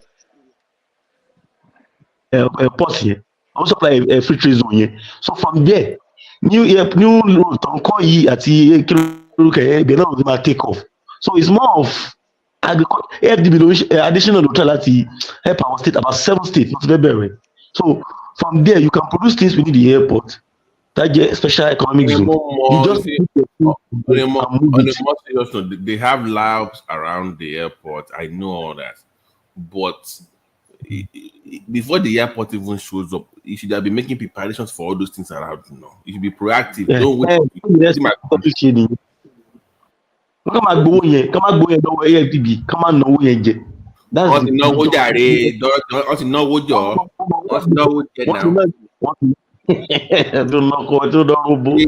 because airport supposed to have testing labs. Ostrich eggs are the largest to test for, before you export. Yeah. Where's the money from that? We didn't use it. We didn't use it very well. Our governor was the problem one country. Our governor was our issue. The airport supposed to be in Wasimio. I like that. You move it to Sagamo. It was supposed to be now. It was supposed to be in Wasimi now. Ben. Níbo ti airport Ogun State wà? Ṣàgámù ló wà. Ìyẹn dà bẹ́ẹ̀, ìyẹn dà. Kí ni is good. Àkọ́ṣe ṣé kì í ṣe Yeah, it's good. wà nìyẹn ni. Ìyẹn náà dà, ó dà. Tó máa develop ẹ̀ náà ni. Ibi kíní ló wà. Ṣé mọ̀ pé ẹ̀rú ló fi gbé capital lọ sí Abẹ́òkúta náà tẹ́lẹ̀. Ẹ̀wò sílẹ̀ ẹ̀dẹ́ nìyẹn ẹ fi yẹn lẹ̀. Ẹ̀ka mú bọ̀. Èrú ló fi gbé lọ́nà. Ọbásanjọ́ ló jagbà kò ń ṣe ibi tí kí lorúkọ panel tí wọ́n set up state gbà yẹn. Kò ń ṣe Ṣàgámù ló mú now as the capital of Ogun State. It was the damn minutes when Obasanjo was announcing it that it just that Baba táwọn Yorùbá máa ń bú àtàwọn ìgbà yẹn. He just announced a different capital, Abeokuta. I think it was Irekefe panel, if I can remember. It was Irekefe. We have two capitals. We have official and unofficial. Like Ṣàgámù is still so if they have their airport, they can, because Ṣàgámù is at the center. So right. The what do you call it? The Irekefe panel choose Ṣàgámù as the capital of Ogun State, but Obasanjo announced Abeokuta on the day he was announcing all those pronouncing the state newly created state to the nation. And that was only Ṣàgámù is in the middle of Ogun State. He said it. Yeah. That's the reason they chose that place for the airport. Yeah, and because anybody that is traveling from Lagos to any part of Nigeria, they passes through Ṣàgámù, Yes. So, and that's why they choose Ṣàgámù. But okay, this is where, the center of Ogun State. If you are going to Oyo State, if you are going to even Abeokuta, you can connect from Ṣàgámù straight down to Abeokuta. So, and to Ijebu-Ode, you can even go to Ijebu-Ode. So, it is the center point. So, they pick it, but Obasanjo changed it because they believe. I mean, let's be honest. The man made the right choice. He made the right choice. If not for him, Abeokuta will still be very, very backward. He was back then. Abeokuta, Akiton ma pọ̀ púpọ̀. In the 70s, you see Akiton everywhere. Àti àwọn òbúkọ tó ń jẹ ewé káàkiri. Bàbá tí ó dà mọ̀ ṣe tó dàgbà sí nìyẹn náà. Ẹja move on. Kí ni gbélé ìbátò yẹn náà? Abeokuta just need that interconnectivity. That's one thing I like about Abeokuta. Yeah, we have a golf course. Yeah. Right? We need golf. But we have that interconnectivity. Ogun has too many benefits. We should not be this way anymore. So we should be enjoying a lot. We are proactive too. Then that song got that one neglecting àwọn party Ogun State tó board Lagos. Kilo make it worse. Once you are going to that Abule by going to Sango, there should be this gateway hotel there. Near Belkin. Once they close the Bemba, ni Bubensi Wale. Bubu Wale beside the end. Or close the gateway hotel down Bubu Bena. They have a there should be a gateway or gate hotel. Once that thing went down like this, Bubu Benko, pardon. Infrastructure has been suffering some setback. So all those things contributed to the failure, and the government, it was 100% government owned. So instead of them to, give it up to private sector to, own it or sell a greater share to the private sector to handle that place. They were fully controlling it and embezzling money too.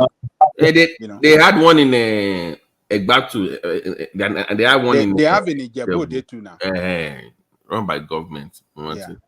All of them were run by government. At the initial stage, they were functioning well, though. those Gateway Hotel. That was the top man. that was the top destination that was the God. that it was a place fantastic it was in front of the stadium and the Kuto Center for cinema. This you have it. So that was the way it was. That Kuto roundabout here. Lower. That was bubbly. They had clubs there. They had and you see the people that started this for Sonobanjo. It was during the UPN that they started this Ogun State Hotel and all the rest, and the Ogun State Radio, Ogun State TV. Ogun Radio, yeah. Oh man, those people work hard, man.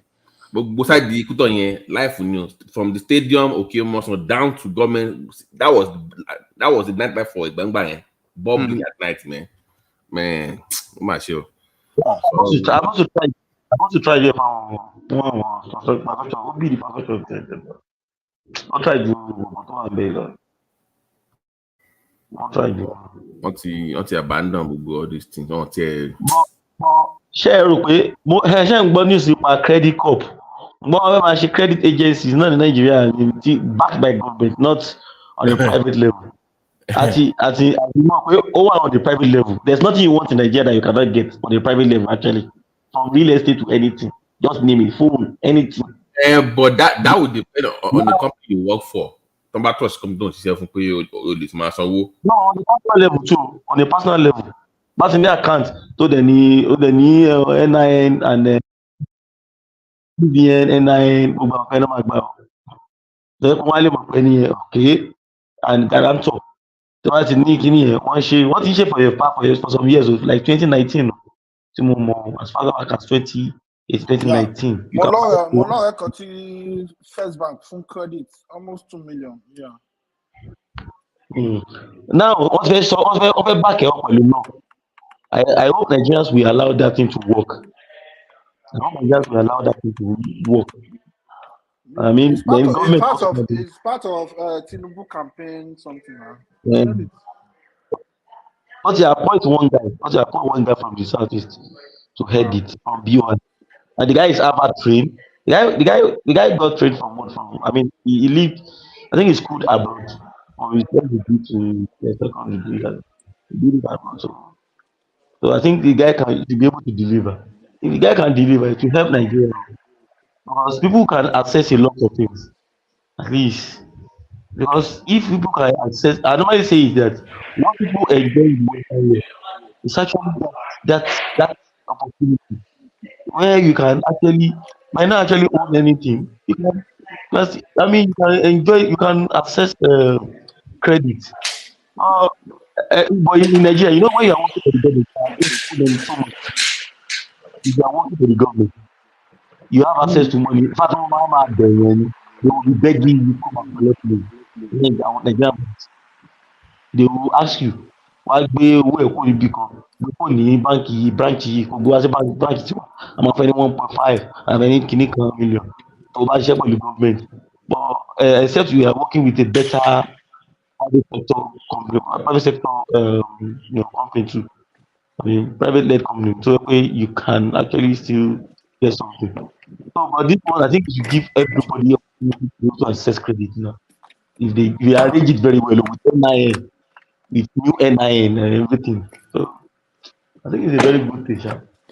And that NIS stuff, I think that thing is making sense though, because that thing, one of my friends said once they get your NIN, it's gonna bring up all your information out.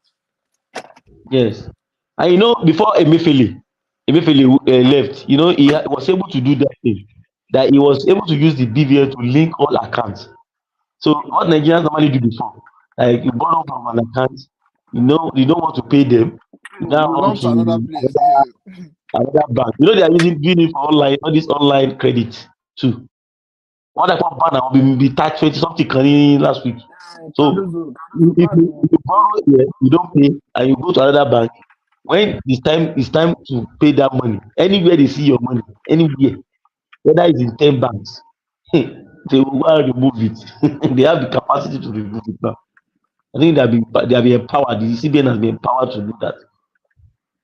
So I think that's also At least if we have that, even crime will reduce. And also, I think what they need also is you can do like a mortgage system in that country. That one is very important. That is what they you have need. to do so because all those estate property owners, the way they will ask you to come out, That way you will eliminate, you will get rid of all Down. the fake estate that they are developing Wahala. every day. Or you are That goes building away house. now. You are building house on the wrong place. All these things will reduce. That will go away because the bank. and even that from Babati, the most thing that I find very funny is that they will build a duplex, 120 million, and they want you to pay in 2 years. I just laugh it off. You want to keep people, you are just encouraging Yahoo and corruption. Because I don't think any hardworking person will just put on them. And do you know what that does? That one is not mortgage now. They are just selling house. We know, Simba, we know. But we said that what happens is that kind of system we tend to overvalue properties because because you want to pay quickly and the cash is always there, so they will keep jacking up the value. You know what they even do? They value those houses in dollars. They don't even value them in naira. They've not been doing naira conversion for you. They are overvalued. They are overvalued because of that. Simba, they are overvalued, way overvalued. Look at all this 10 million out. I'm like, really? This one is 10 million. Somebody is paying. Somebody is giving them that money. No, it's the politicians that are stealing money that are sponsoring all those estates now. And they're not using it for business. Some young guys.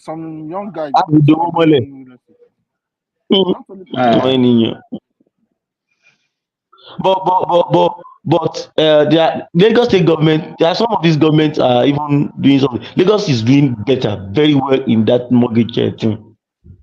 But the federal government, federal government, she news in the last week. The one that touched London Buhari, through fashion lag. They said those houses are there, they are not giving them out. A wicked Nilu. A wicked man, wicked. Wickedness in government in everywhere. Every delay. Under fashion lag. They build the houses and they are not giving them out. I saw it on Daily Trust.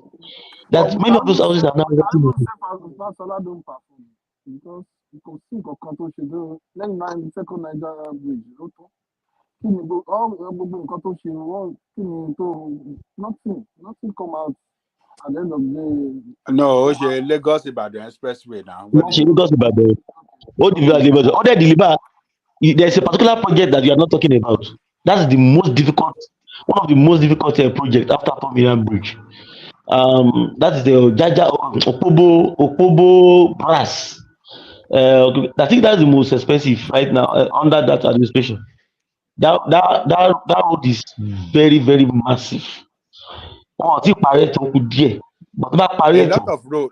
of road that he did in the north. No, she always shown Abuja Kaduna no Abuja Kaduna.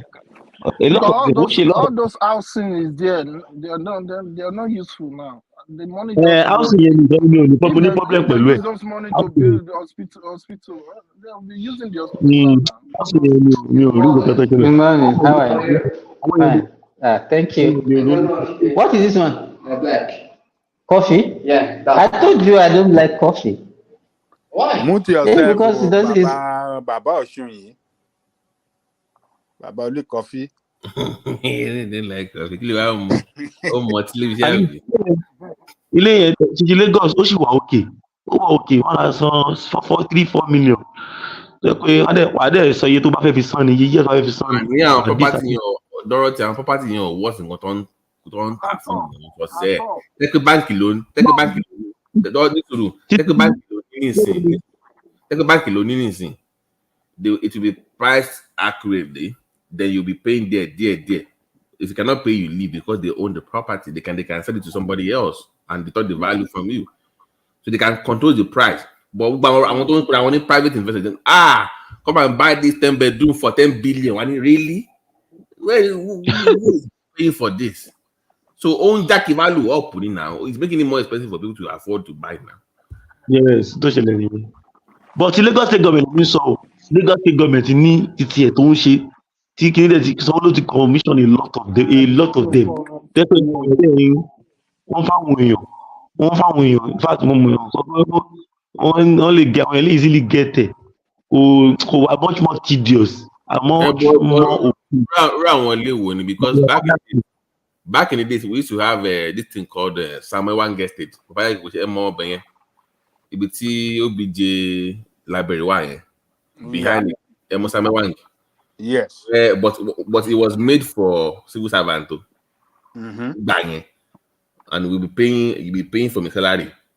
And people are paying. Because I mean, civil servant, even in Lagos and many parts of Nigeria, you see the civil servant, houses, they take it from the soil, just little money, maybe 200, how much from their salary,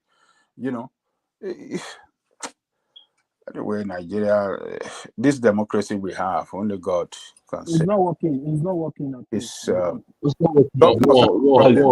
one plan for pensioner will take us 100 years. I want to, man. What do you ṣe mọ̀ pé ọmọ yẹn sọ pé Lagos ń ṣe nǹkan kan fáwọn èèyàn tiẹ̀ mi pé in terms of ní governance ní government level Lagos that's not true. The country in the larger state you are missing our point. Listen to me, America here. Once you get to an age, you start getting discount on almost everything. Okay, you start getting things for lower. To buy disability, to buy elderly, you start getting benefit of that age. To buy sick, to buy what you get something. Nigeria, you don't have anything for that. You're on your own. Even pensioners get it, but what they pay one able go think disabled complain. But like Lagos and Oyo, àwọn èèyàn jẹ́wọ́ monthly salary. In fact, my pension won't lọ 24. When I say 24/7. But one thing bọ̀bọ̀ marketing tó fi ń kó wọn jẹ díẹ̀ lọ́yọ̀ náà nìyẹn. When it comes to pension. they know immediately those people get the money, they will come to market, they will buy things, That thing is helping them. But what about the other states? Our states will continue making our states will continue pension. Increase almost 40%. No, there's no difference. Nothing different. Nothing. Oshun ọjà wọn pension bọ̀bọ̀ tẹ̀sán kó máa ń jò yẹn. Wọ́n dẹ̀ kókò jẹun náà, wọ́n dẹ̀ pọ̀ náà ti sanwó. But your state, you know that pensioners are collecting 15,000 every month. That's ìgbà tí kíni yẹn ti bẹ̀rẹ̀, kíni subsidy yẹn ti bẹ̀rẹ̀.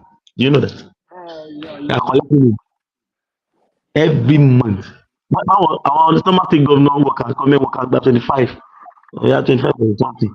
On pension there, wọ́n gba normal salary mo tó get pápá ni. Mo ṣe ń bá yín bẹ́ẹ̀. You know the weight point. Hold on. So yeah, ó ń gbé wọn mọ́ àdáadáa. Tó bá ti ṣe àwọn workers of your state, ní problem. Tó bá ti ṣe wọn, máa fi mú ẹ̀dán rí o. Politically. Àwọn Ọ̀ṣun state yẹn burú gan-an. Àwọn ló lé Oyètọ́lá yẹn lọ nítorí owó pension tó jẹ wọ́n àti owó arrears. But Baba and Ghana are not charismatic now. Ó look dull, like I don't know what it is.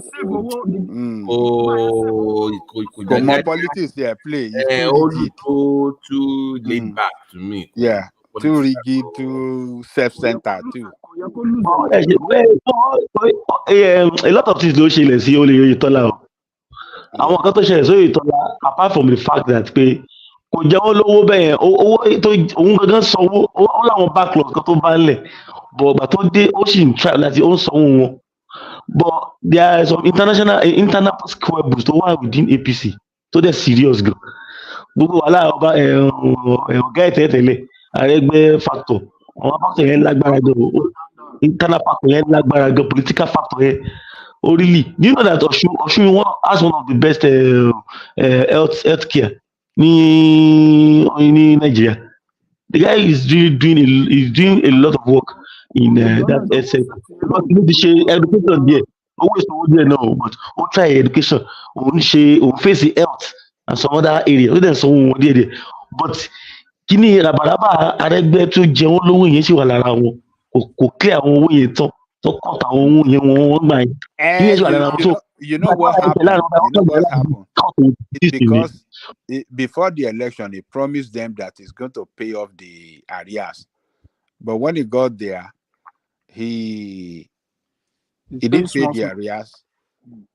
And he started paying them on monthly basis, without owing them. So these people continue for 4 years asking for, you promised us you're going to pay the backlog of this, pay us our arrears now. It's what I tell you. It's what I say. Bam state, I was even what's okay. But actually,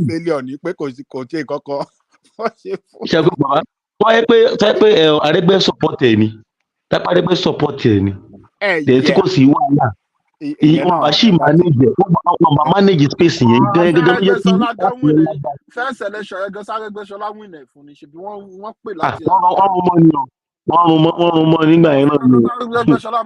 The people don't want them anymore. That's the thing. So but the guy doesn't know how to play his politics well. He shouldn't have allowed Aregbesola to go. He should have settled everything with Aregbesola. Maybe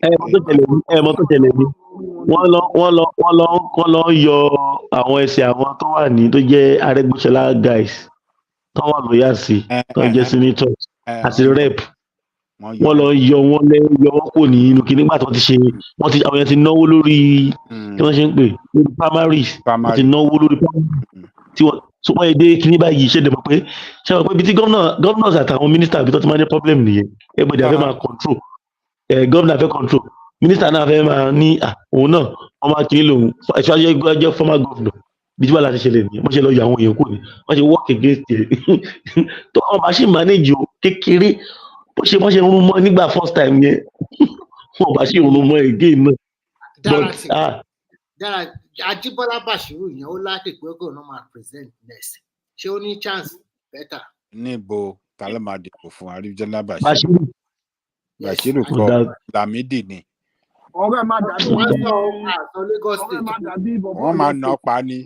Bàṣírù kọ́ Lámídì ni. Ọ̀rẹ́ máa dàbí bọ̀bọ̀ Sẹ́nitọ̀ Fọlárìn bẹ́ẹ̀ lọ́rẹ́ ti máa jẹ́. Òyìnbó ńláńlá ló mọ̀ sọ wọn ò ní dìbò fún. A máa kó dàtọ̀. Àmọ́ oníjó máa nà padà nù, á nà pa. Kọ́ máa lọ present. Bàbá oníjó náà wà ní ṣe much náà. Àwọn ẹ̀ka ti sọ́nà pé bàbá oníjó fún kẹfà náwó ń tiẹ̀ ní. Bàbá oníjó máa mú ìnà kejì o because ó ń sanwó dáadáa fáwọn civil servant o. Ó ti san àríyá àsìyàn o. Bá ti sàríyá àsìyàn ó ti tán. Ó ti sàríyá. Ìyá mọ̀ nǹkan. Nígbà tó ẹ̀ tó bá ti tọ́ ní ìṣù. Tó bá ti dí pẹ̀lú àwọn tó bá ti ní. Bàbá Adékòkò, ṣé ẹ mọ̀ pé he's still paying it to be, he pays it regularly. You see? Èmi gan gbà bí mo ṣe wà ẹ́. He's a brilliant, he's a smart politician. The guy is a smart politician. Simba, how are you getting money from Osun State? He's a pensioner now. Ṣé ọmọ ìgbà tó ti bẹ̀rẹ̀ sí ní hó owó yẹn ni owó tó ti ń hó láti 2015. Wọ́n ti pẹ́ gan.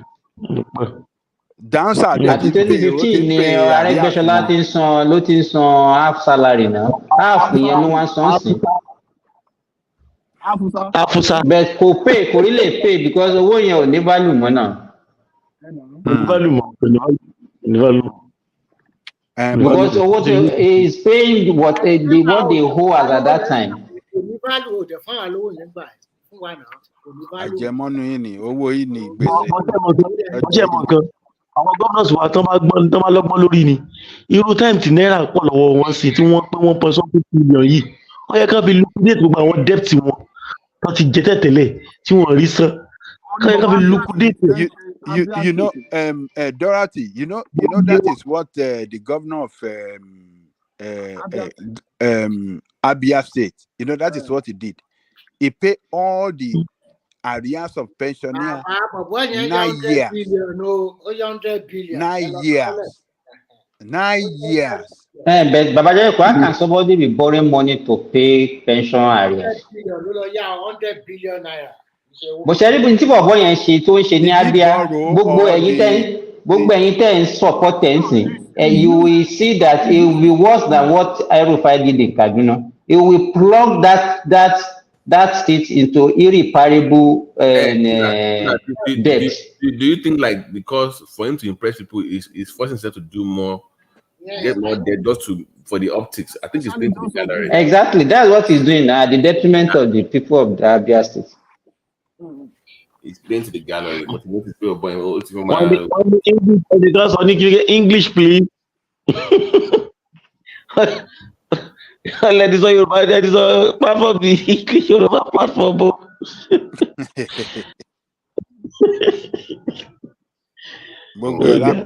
Progressive, I mean. For the moment, but at least the main thing, at least we are able to express ourselves like that. But I hope the governors will allow that country to work. So, the major Nigeria problem now. The Nigeria's problem now. The problem. So that is the model that I supported that state police and other thing about restriction gradually, not totally, gradually. Let them control it. Let's see what they can do. All right, poor man, Lala, say police, you know me. Lala, say police. At least. Off with money, off with money, look you running. Don't find me. Off with No. What I mean, it's not about state police alone. Let that government if you body over salos. No. What I'm trying to say is when they control their resources now, we know which state is performing or not. But where everybody runs to Abuja to collect everyday monthly money, they are lazy. But if they can control their resources to some certain percentage, they can't generate more revenue. Nothing. No, they are not creative. Nothing. They are just dumb here. No. Kumi. Sorry, I get your point. Creative, but I want to allow you for any that opportunity not to even do that much to even raise that money. Case in point, Ogun State. Ogun doesn't have to do that much to generate money. I swear. They already have what it takes. It's already there. So, if you wish, not really. Recently, that patient in Simba, we don't want to hear about diagnosis. Meet your mic, Simba.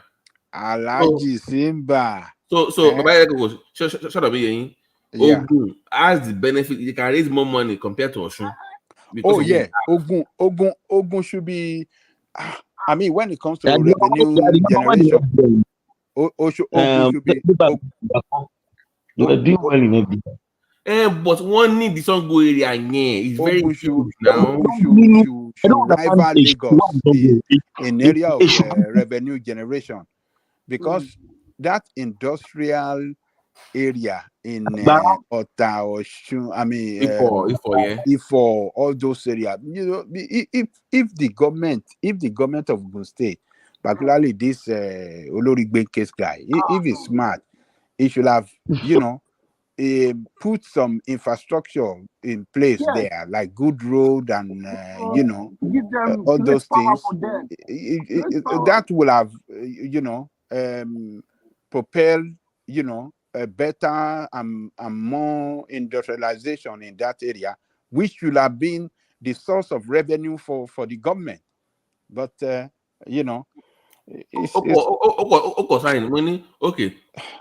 the MOU professional extend the railing from Abulegba into Ifo. But you must fix those. Ó ti ṣẹ̀wọ̀n ní Florida rí náà. Ẹlẹ́wọ̀n ni náà. Ó ti ṣẹ̀wọ̀n, ó ti lọ sí jail rí ní Florida náà. Ẹlẹ́wọ̀n ni náà. Ó ti ṣẹ̀wọ̀n ní Florida rí náà. Ó ti ṣẹ̀wọ̀n ní Florida rí. Ó lo fake name ní Nàìjíríà ni náà. Go online, you will see if I dare now. It's online now. Ẹlẹ́wọ̀n ni ní Florida. So I'm not surprised pẹ̀lú gbogbo nǹkan tó ń ṣẹlẹ̀ ní Ogun State yìí pé it's an ẹlẹ́wọ̀n we have as governor, so he will continue to act like ẹlẹ́wọ̀n. Very lazy. They can't do anything. They just sit down in that office. So the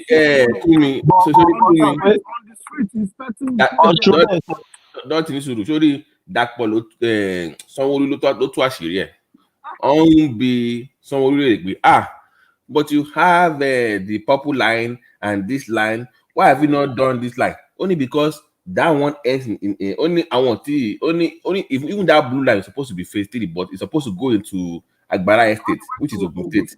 But because that body not like only purple only supposed to go to the end of Redeem, which is Ogun State. This sign you know. Only red only supposed to go to Sango Ifo. But no. He even said it in the front of that governor that he's waiting for the governor check so that they can complete those projects. He's waiting for the governor. The guy is not ready to do anything. Just forget about him. He can't do anything. Oh no, I want to go state go around go. One match they will send him out of Ogun State. Just wait. Let him complete his terms in second term. I'll be so happy if they can do that. Because the next governor is coming from Ogun West. Okay. That person will not have time for Yewa.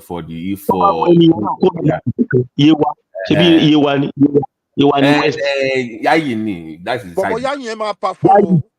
That's Ọlọ́run only next governor. See anything téèyàn ò bá change o ọwọ́ tó ń gbé lọ yìí ó máa perform. Tí ò bá change. But ó dẹ̀ pọ̀ ní chairman la population ní senate. The guy is so good. Ó ti ń to ọ̀nà ẹ̀, ó ti ń ṣe ọmọ ìbò díẹ̀ ní pé ó ń bọ̀. Ó ti mọ̀ pé so tó bá ń bọ̀. Okay, look at it this way, Dorothy. Àwọn èèyàn they've been ignoring them for so long. So he had the number. So he had the number already. When he's ready to run, nobody will say no. Tiwari for the first time. Said by you wow.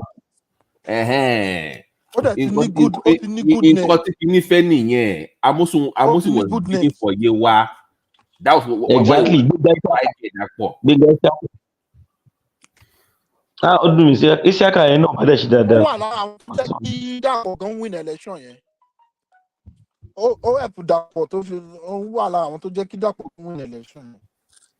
Àwọn ará ìjẹ̀bú Kayewa is different from us. To them, they are all like bad people. There's no difference. Is that guy from the head of appropriation in Senate? Is he from Yewa? Is the senator that is the chairman of appropriation? Is he from Yewa? Our parents they are from Yewa side. So is it the one in the chairman of appropriation? Yeah, the big guy, the chubby guy. The big guy. Oh, yeah. It's a senator for Ogun West now. You know, but at least he will do something. No, so say at least he will do something. You can't have somebody from Tongo and come anything now. You will do something. He has the biggest connection. Connect. Cross the teeth. Dot the height here. But Lagos bank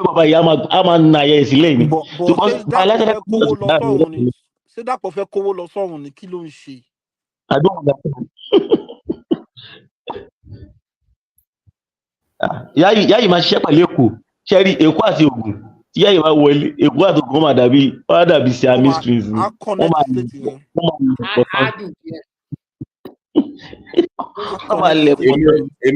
Emi ò mind though. I don't mind if that happens. It's okay by me. That's good now. Lagos State, just let us beg Lagos State to help us. I know very associate to Lagos State. We just have to beg them. But Kumi, in back to that, but when they sit down with some, so we'll look at discussing. Kulumba discussing, but do you know that question? Yeah? Nothing. Abati, nígbà tí during that time, President Tinubu commissioned that tractor and whatever in Niger State. Tinubu looked back and asked Sanwo-Olu, why don't you talk to other governors so that they can also cooperate among themselves? You have the land now. You have the land. Middle belt, the agricultural hub of Nigeria. He also talked to Kwara. Tinubu said, Kwara governor, join this initiative. Benue, join this initiative. He called their name. When he was making speech that day, I was watching it live. He called their name and even called what do you call it? Asongolu, what you are doing in Lagos? Why don't you just form alliance with that state and do something better? And Sanwo-Olu just said, he's trying his best now. And that our stupid governor, Domi, she was there as usual. How can you fly all the way from to what do you call it? Simba, or Niger Simba, State? Simba, please. Do you remember what Tinubu said something at that on that occasion? He said, Niger State Governor, I will support you with anything you need. I will support you. See, this man just want he just want the governor to just bring idea. I will approve money for you. That's the language. But all our governors, they are not. No one of them have ever visited Tinubu. Oh, we want something in your state. We want something in Osun state. See, the Ade dancer. Have you ever seen Ade dancer go and meet in private talk or anything? No, that is not the way they shall give money to state to. When they get their federal allocation, that is what the federal government own them. The only thing that can happen, the federal government can do to them outside that is if they are, if the federal executive committee, if they if they approve some project, and they allocate some of these projects in some state, maybe a state could benefit from those projects, federal projects that they approve in the country. So it's not that federal government will go, governor will go, oh, I want this money, or this is what I want to do. No, it doesn't happen easily like that. Exactly. That's how it rolls. That's how it rolls. You We know benefit from that what Tinubu is project, trying to IFBP. do that day is very simple. If you have a good project or proposal or plan, I will if you come support to you. the presidency, I will support you. It can help you to secure loan easy. That's my It can understanding. help you to give leeway to some of those. That makes more sense to them. Like this, we know you are serious before Yeah, we that's invest my in you. understanding of what he What said about that day. our Yeah. are they doing like Niger State governor? See, the guy walked the talk. He Yeah. walked the talk. He even put on the I'm ready to farm. Because let me tell you this. Let me tell you leadership. this. If the government, if state government take a proposal to the government, to the federal government, and federal government approve it, you will see other governors will bombard the presidency that, oh, they need so. You think they cannot write things on the paper? You think Nigeria is not good at, writing things on paper? At least let's even see first. Let's see what you have to say first. Abi? Let's see what that will Ẹ jẹ́ write. àṣẹ kọ́kọ́ rí iná. Abi, Let's let's even see what it is. The president is not helping me. But you do not write nothing. See, when they said that some states, I am telling you the way it works. Federal government just don't look. They are independent. Hold on. The reason why they give them monthly allocation is to assist them financially to run the state in the best interest of the country. So within that money given to you, whatever plan you have, that money should be able to take care of you. That is the way it works.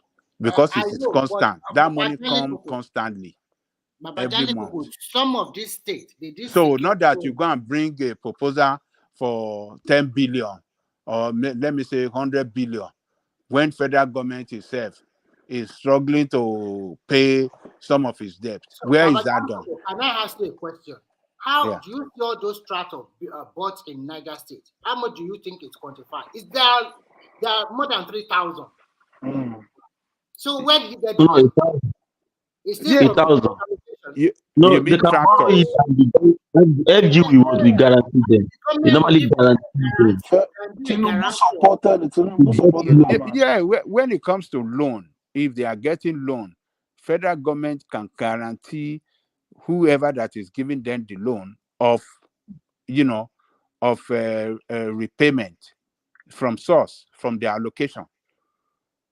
Federal government can stand as a guarantor that, okay, I'm standing as a guarantor for this loan, and I from the source, you will get the money. You will get this loan will be paid adequately from the source, and that source is their allocation, and that is why you see the governor of Kaduna State crying because from how much is it?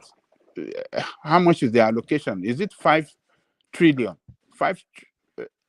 How much? I think is it Almost, I think almost 7 billion or so. 7 10 billion. billion. Yeah. 7 billion. And Almost out of $600 from million. that 7 billion, they've already taken like maybe 5 About billion. 9 billion every month, so not just for the whole year. The 9 billion man every cannot month. stand it 7 anymore. billion. He can't So, stand it $7 anymore. billion already gone so to pay debt. Can you clarify how much out of their money are they using to service the loan? You know this forex problem. That was where our problem started in 2015 too. No. Immediately, Dorothy needs to job. Why let go? Yeah. You know, we talking about how much of that money are they using to service debt? What is the how much? Hey, long You mean the state or the federal government? What? No, for any card, they are taking so much to service the loan. Oh yes, I think. Hold on, I think it's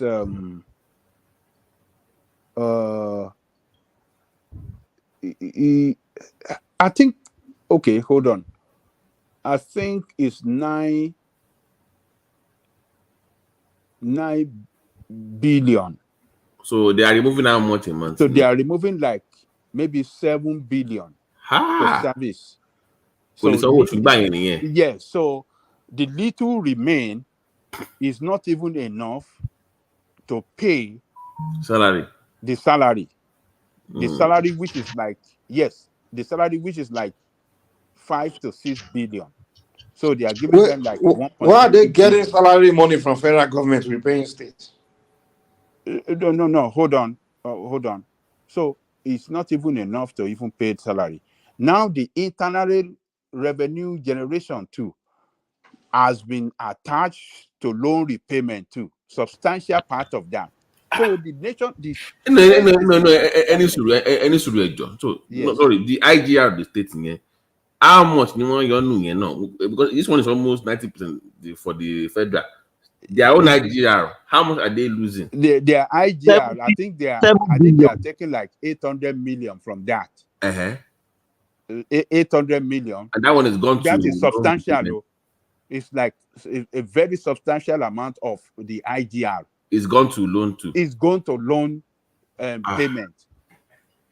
So the state governor is trapped with insufficient fund, and which is not even enough to pay the salary, talk less of other developmental project that they want to do in the country. They need to do what they do in America and tax the Wait, but salary should not be coming from the IGR because that's what the states work for.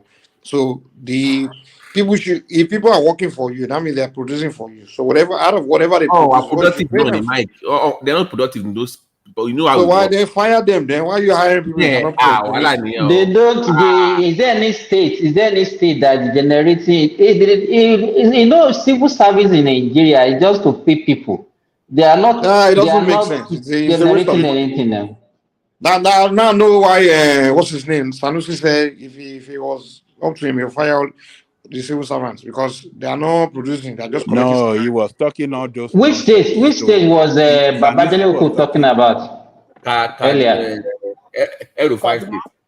You know, it's the same thing that happened to Aregbesola now. You know, during good luck time when they were having this windfall from good luck, when oil was selling at 140, that all of them are sharing the excess crude oil and all those things. That was when he embarked on all those projects, and he got a lot of loan. So by the time the oil revenue fell, and then they were not getting adequate allocation from the federal government. That was when he now had problem of. Just to interject, you mean when they are getting this huge allocation from Jonathan, they still kept on acquiring more loans, right? Oh yeah. No, you know what? He embarked on all those big projects that he was doing that time, thinking that money will continue. Let me ask you, Kinishe House of Assembly of that state. Oh. You know that there's no House of Assembly in any state now. Is there any state that has a House of Assembly? I want rubber stamp. But that is their job now to say, governor, no. I will okay. I mean, that's their job now. But you need to give it to this guy that came after Aregbe. He was the one that he's the one that brought in the Canadian guys that helped Osho State to generate money from gold. You know, $5 billion. Osho has about 5 million worth of gold. That Canadian firm that they brought was actually what helped Osho to be able to pay some salaries under the former governor. So, and in fact, that's what foreign Canadian Kemi Adesina was able to triple our IGI in Ogun State within 4 years. So in the mining sector, the mining sector, Osho had gold, but it was being illegally mined. So it was this guy. That was the reason why. If you know the reason why, there are six Dorothy. They are still doing the legal mining in Malaysia. Up to now, of course, some of them, yeah, there are some, but now Osun is getting when money you get to, if you see the Osun River now, it's like a mud. Wow. You can't. That water cannot be used for anything again. Wow. So that thing is causing a lot of environmental hazard, and the kind of deforestation that is going on in that axis. And we have governor. They have governor. God. It started during that.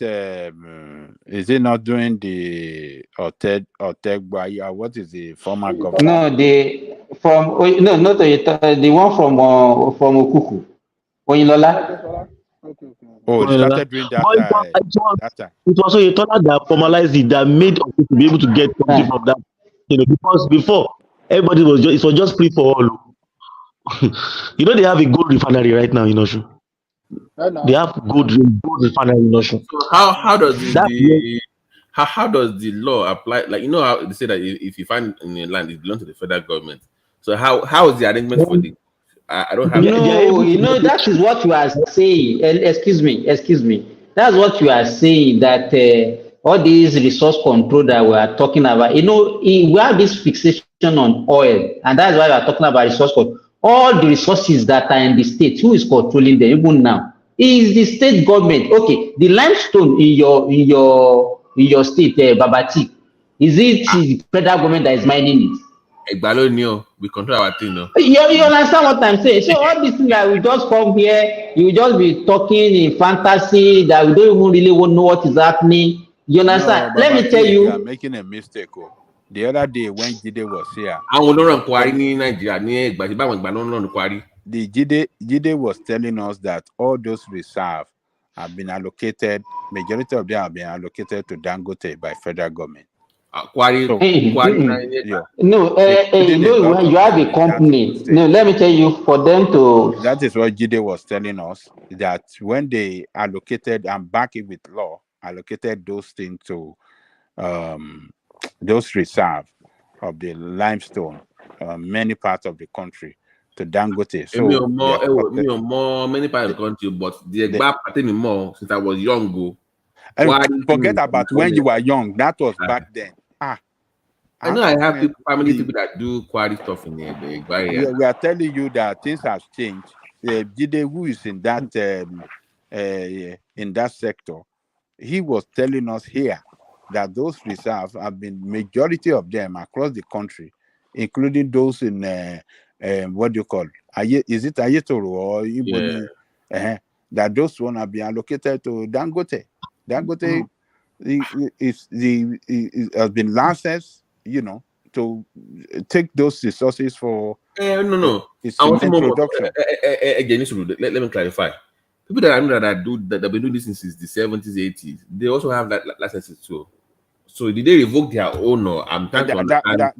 That I didn't know, but I didn't even know I whether. will make some calls then to find out. Yeah, when next he come, maybe we can ask him that question. Yeah, I will find out because Yes. we Uncle Shegun, Kwai Road now. They still do all. They still have their businesses there now. Offices. Yeah, that of Ogun State, say they allocated so substantial part of the reserve to Dangote. Kò Ogun Central anymore. So say, that one is a back controlled since time immemorial anymore. So I need to find out what's going on. You know that Elephant Cement was Ogun State district. Right.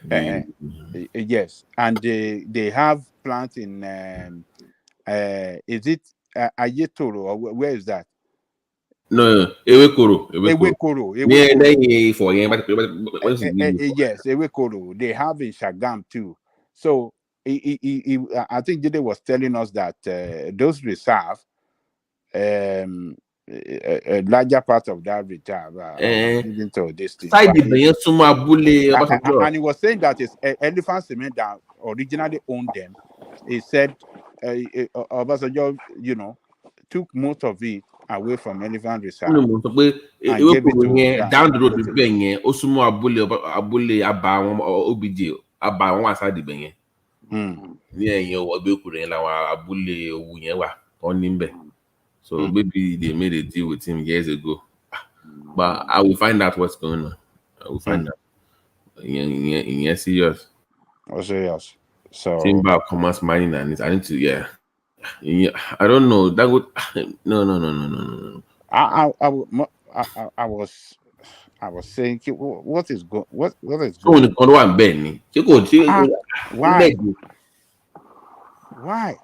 why can somebody so much favored that is taking over the entire resources that is responsible for production of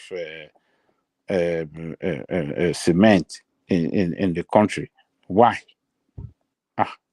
I think they were even fighting BUA sometimes. Baba, if you know what is going on in Zamfara State, Zamfara State, the gold they are mining in that state. In Zamfara State. Oh, Zamfara. Àjẹmọ́nú àwọn arábí ni àwọn máa ti. That one has been going on since the 70s, 80s now. That's nothing new. You just knew about it now. They knew Kumi. They've been doing that for a long time. But who knew now? Uncle Bomole knew on something. What they should depend now. But as in don't go more lower head. They were the value no value, nothing. And farm ni jele tún gbóúnjẹ lọ kàmẹ́yìn ni tún gbóúnjẹ lọ kí wàá la fẹ́ ṣe báyìí. Kúmi ẹ fún wọn ní bọ́ọ̀hù ẹlẹ́kọ́ bọ́ọ̀hù fún wọn bẹ́ẹ̀ ni. Ṣé ìtí ẹnjìnìà òbí gbé fún wọn. Mo ti Dr. Dike drag ẹ̀ pé no rubbish ló ń ṣe káàkiri. Dr. Dike drag ẹ̀ o, and I was shocked. I was shocked to see that. I was shocked to see that. But probably we should Google support Tinubu. As in, that one got me. Like, probably we should Google support Tinubu. If this is what we want to be building for us, he shouldn't have done that. Okay, but it's a good. At least he tried to giving somebody water because at least. Individual person like us, I can't even try to build something like that. No, that's bullshit. The optics here no need it's not even. It doesn't worth it. That was what PK was also talking about. That the optics it doesn't worth it, man. Oh, the kilo was Gumi. The man went there to go and cut tape. Oh my God. Kilo get tape kilo cut on get tape. Make the place look good. And if you look by that ball go, pit latrine local boreholes. It's very easy. They will just put something inside that tank, and that tank will damage between 2 days. Between 2 days, that's it, everything will just go. Bàbá tí ìbá ló ṣe mọ̀ pé ṣáláńgá wà lẹ́gbẹ̀ẹ́ bẹ̀. Arákùnrin ni arákùnrin. Ẹ ṣàfẹ́ bá tọ̀gbẹ́ni ẹ jẹ́ sá. But Baba Jare Koko, how can somebody that I can even me, I even meet me as poor as I am, I can provide something better than that. Better than that. Yeah. And then even the cost of flying to of the logistics of even organizing the commissioning of that thing is more than the cost of that thing. 2 ball for a whole community, 2 ball. 5 million for ball, 5 million. 5 million for ball.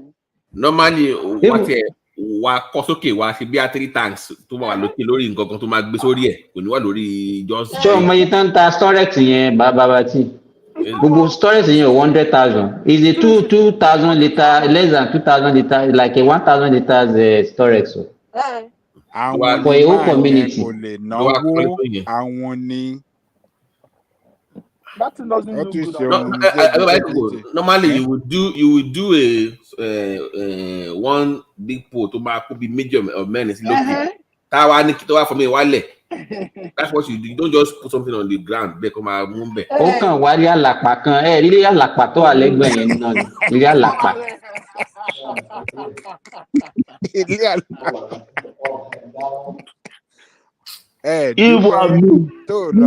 Dúpẹ́ tó lọ ṣe pò tó bá lọ ṣe pò tó lọ jábọ́ láwọn ọmọ ọlọ́mọ lórí kọ́ tó pa wọ́n síbẹ̀. Ìmájì kò jẹ́ Tinubu ló kọ́ nǹkan báyẹn.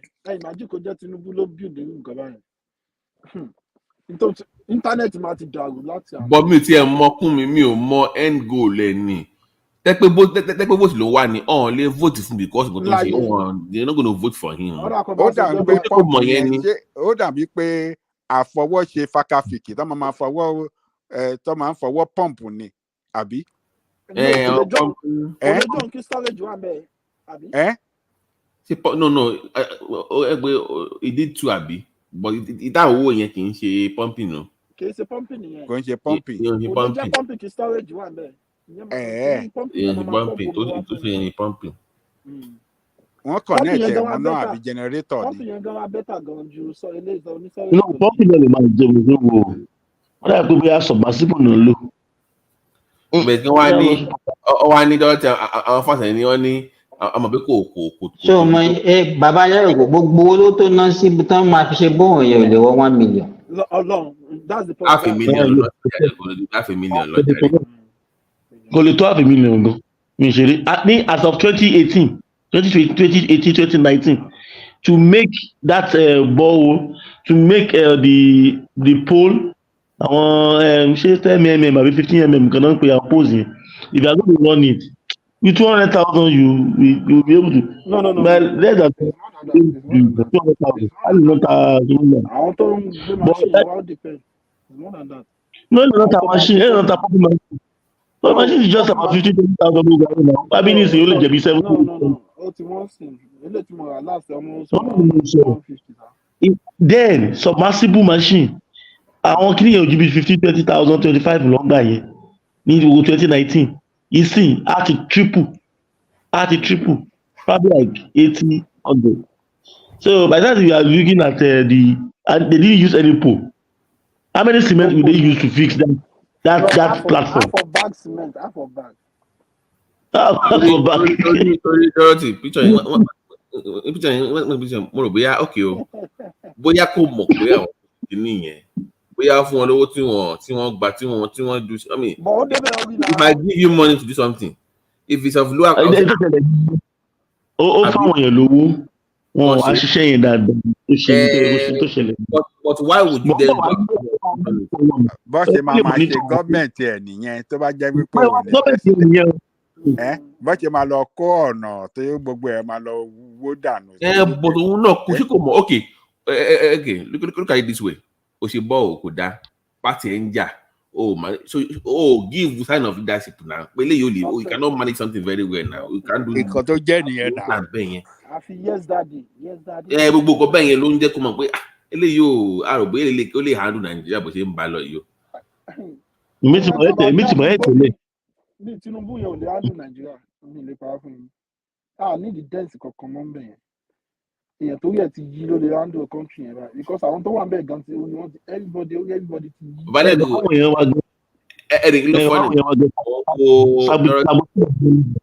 lọ́rọ̀ tí mo ń wo Labour Party nípa àwọn Labour Union they want their party back. Wọ́n náà wọ́n pé káwọn òbí náà pé káwọn máa lọ pa àwọn òfin wọn party wọn mọ́. They are fighting that battle. Wọ́n fight again. Pé gbogbo wèrè yẹn káwọn òfin wọn rọrọ. No, ní kí ni why? Wọ́n fẹ́ dé àwọn oníyanjú kúrò ní party wọn. Ẹni sùúrù ní kí ni why? Wọ́n ní kí ni wúlò yín? Join party ní party membership. So lẹ́nu ọ̀rọ̀ náà pé tòótọ́ lọ́sọ̀ náà register contribute. Oníyanjú ni wọ́n náà. Ẹ fẹ́ lò wá as like Ṣòwòrẹ́ said. Ṣòwòrẹ́ ní àwọn oníyanjú fẹ́ bà tiwọn jẹ́ lọ́kẹ́ lé wọn kíákíá. Ẹni sùúrù Ṣòwòrẹ́ ní wọ́n lo labour bíi Airbnb. Akọ̀lù yà fẹ́rẹ́ sí àtẹ̀gbálé. Labour ní àfẹ́yẹn mọ́. You must register as a party member. Tó bá ṣe àfẹ́yìn, you can't just we are here for Obi. We don't care about Labour Party. Ẹ máa lọ ń gbà yẹn. That's the issue. Máa kó party yẹn. Ó máa kó party yẹn.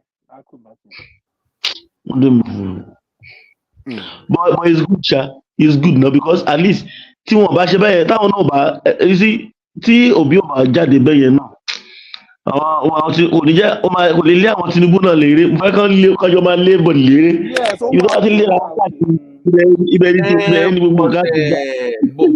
But Dorothy, okay, let me ask you. Ó wá sínú ẹgbẹ́ wa nísìn ó kó èrò wá àwọn tó kó wá they don't know how to play with the people that are already there. It is your duty. It is your duty to make them know pé ẹ wá o ẹran àbí báyìí o à ń ṣe party member original but we must find a way to work with these people. Àbí? Exactly. O débẹ̀, everybody at the leadership from your side.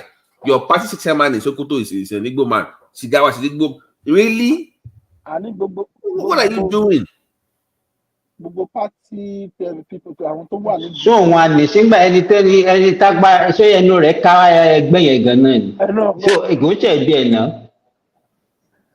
So why is it ẹni ọ̀kan kankan náà. So he is not in charge. Tí ẹnu ò bá káwọn tó ń follow, are you really a leader then? Yeah, you are not. Ṣùgbọ́n ẹ̀yin lẹ̀ rí òun wá ran yín ni. Ẹni tó bá rẹ̀ nípò tó rò tẹ́lẹ̀ kí lẹ fẹ́ kó ṣe. Ipò tó rò ń pòun lè dé ń pé òun náà wádìí ẹni tó ń gbé ń pé ẹ̀yà president kí lẹ fẹ́ kó ṣe. Buhari ló dẹ̀ fi space yẹn lẹ̀ fún Buhari ló fà. Buhari ni. Buhari ni. Olóyè popular àwọn èèyàn tó lọ. Buhari ni. To shut down Tinubu. At least it's good, sha. Because one thing one of these when politicians are fighting themselves, that is when we gain. Oh my help our youth.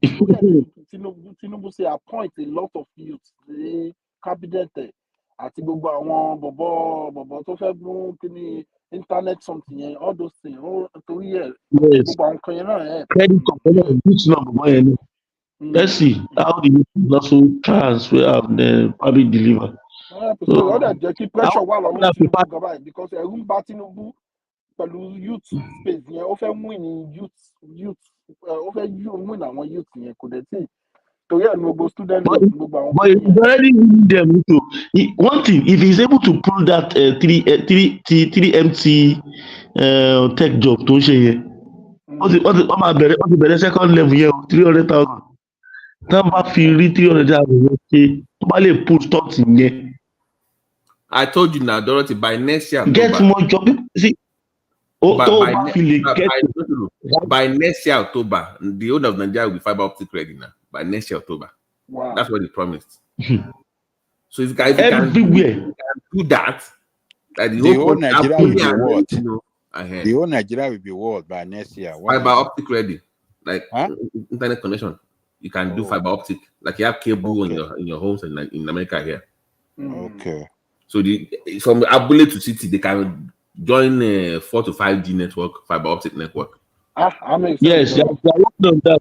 They are really working on that, on that. They've done about half, they half already. They are halfway to go for the But whole Lagos country. State, Ọ̀yọ́ State gbogbo nǹkan báyẹn Lagos State náà ni gbogbo nǹkan báyẹn máa ti function dáadáa. Lagos State náà ni. No, all nationwide don't show. No, it's all Nigeria. Can you say, but this is my question. Dorothy, this is my question. Monwo, àwọn obedient, they want P2B to leave Labour. Oh, they fẹ́ kúrò. But you guys said àwọn ló ń gbọ́ràn sí lẹ́nu, so what happens? Tó bá fi lè kú, ó máa lose 30% integrity straight away. Bó ti wà ẹ̀hún gangan mọ̀. Majority àwọn èèyàn kan ní interest mọ̀ pé no. Yes. Once he leaves, we lose some of them. Especially the people from the southwest. The southwest obedient, we might lose them. Really, but he has a lot of work to do too. If he's going to get them. No. The reason I asked that is any àwọn ló ń lead there. Àwọn kan they mo gba àwọn tí mo gbọ́ lé ní wọ́n ń ṣe regular obi àwọn top ọ̀gá obedient ni wọ́n bí wọ́n lérè. Wọ́n ní àwọn ń ṣe Labour Party pé àwọn tí ní kò bí kó lọ join bí ABGA or to go and form his own party. He's looking for right time to leave. So I'm like, you need to take that party and find a way to fix that problem. To buy the cook when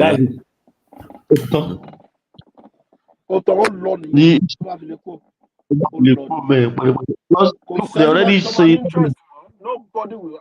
Àwọn tó máa ní interest àwọn ọmọ Igbo ẹgbẹ́ nìkan ló máa ní interest. Kò sí ẹni gbogbo àwọn south yẹn ò tẹ̀ ní interest mọ́. If we lose the southwest obedient, we lose the southwest obedient. And south and the south obedient too. So we will lose them if you lose. He should find a way to galvanize the party. That's the reason why. And take now it or leave it. wọ́n fẹ́ bá àwọn Labour àwọn original members ṣe ni wàhálà àwọn that's only now wọ́n máa fẹ́ control everything. They want to dominate everything. They don't understand. Emotional intelligence. Emotional intelligence played a very key role in politics. Know when to act, know how to romance your words. Even your enemy sometimes you have to romance. Look at Tinubu today. Will you think of grudges that Tinubu and Adebanjo used to have since? Will you think that he will wish? When I saw it on Ajuri, because I normally like Ajuri's page on Facebook. When I saw it, I said, "This man." Look at the Iftar team. Look at how maybe it's doing the corporate world. Do you hear today that Elumelu wants to set up a team in Nigeria? You see, the private sector, the private sector, they will rally around Tinubu. If there is going on with this trajectory. One each billionaire at one team. Oh no, Nigerian League, Nigerian League, boost it straight away. Mentoni, do you know who owns my favorite team in Nigeria now? The FC Lagos. Sorry, Sporting Lagos. The young boy, that guy. One young boy. Oh my God, 30 years old. No.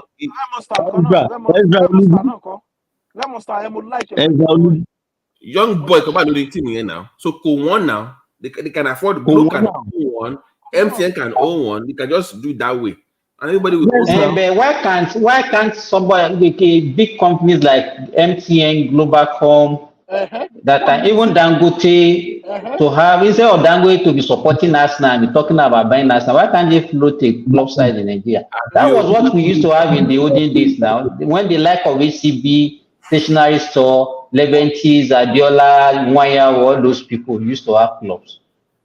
Well, you know, the problem we have is that people don't want to invest in something that will not bring money for them.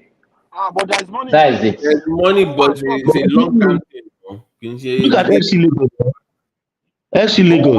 That boy, space tank. They have Remo Stars too now, owned by a young person too now. Remo Stars. you understand here, Emma won Division 2 Premiership.